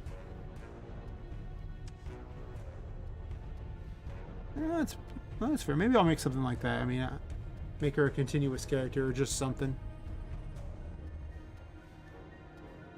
And make this, like, you know, this map the start of her thing. I kind of wanted her to show up before that, though. I really don't know how long I plan on making this particular game.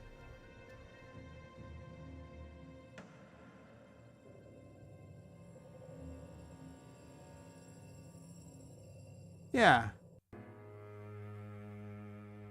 Well, if she's a completely meta character, she could keep the whole shtick of, you know, it being not her game. And she wants me to work on her game. I admit that from a narrative standpoint of, you know, trying to have this creepy thing happening in an attic and everything, it doesn't really make any sense whatsoever. Unless I write her in as something that actually makes sense.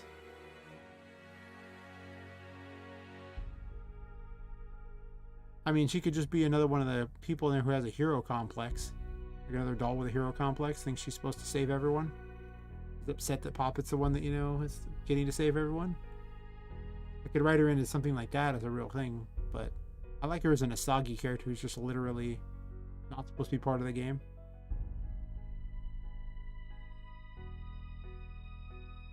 I guess how silly do I want to be with this? That's a decision that needs to be made, you know. It's just, am I keeping with some lore?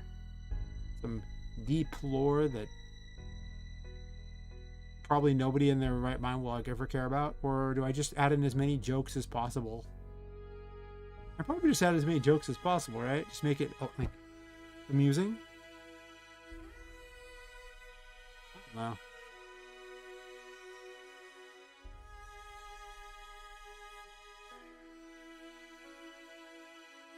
Something to think about today, because I'll have to write whatever the story is for this particular area.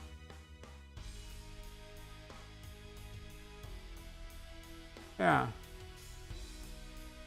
Well, I mean, there is a character that completely ruins the entire game's story if I leave her in. If she's just there for the prototypes, then I also think that, you know, I give up a funny character.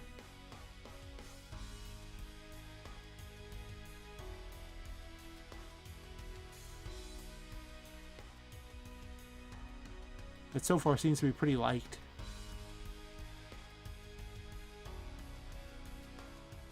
Huh. I don't know. I'd say something about it. It's way too late for me to actually get into an actual playthrough at this point at 7:43 a.m. I'm probably not going to make it too much longer than 8 at most. It's only like 17 minutes. That won't get me anywhere. Just testing all the stuff I already tested.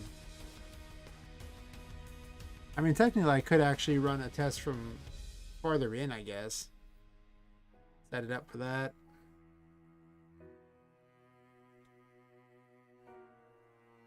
But one of the things I could do is I could set the test up for later. Which means resetting all the bosses to what they're supposed to be.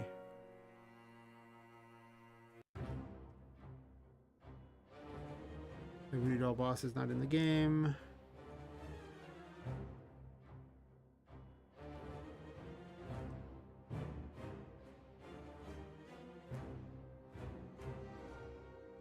I don't know.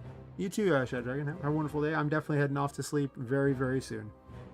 Very, very soon.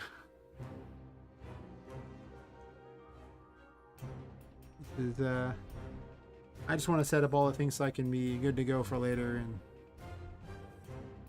after that, it's just, yeah, there's no way I'm... Been streaming for 5 hours and 36 minutes. I might still have to work today. Yeah.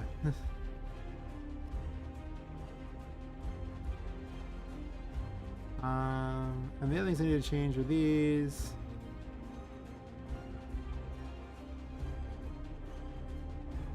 Just to delete these later.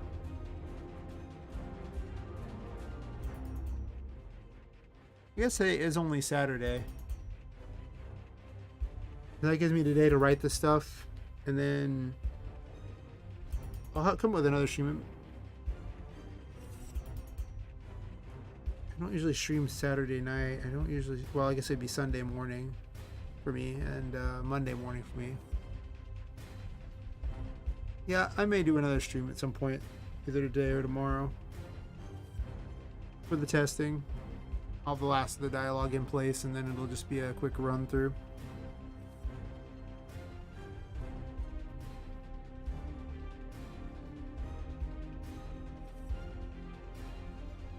I think that's everything I need to set to make it ready to go. Except for I need to set the title screen to go to the right map.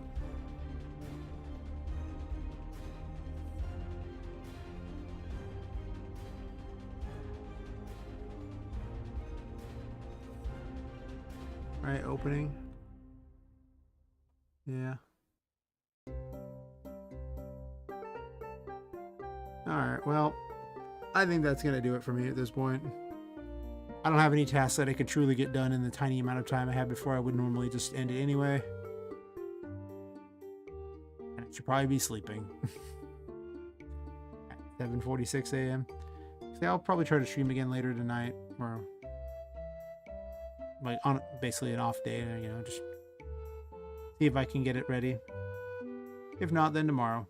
I would say, you know, I'll post in all the usual locations, or of course I'll just, you know, make the stream available like 20-30 minutes before so people can know. Anyway, I'm going to yawn a few more times for no apparent reason other than I can, and then head out. So thanks for watching. Have a wonderful night, evening, morning, or whatever. I'm off to sleep. Later.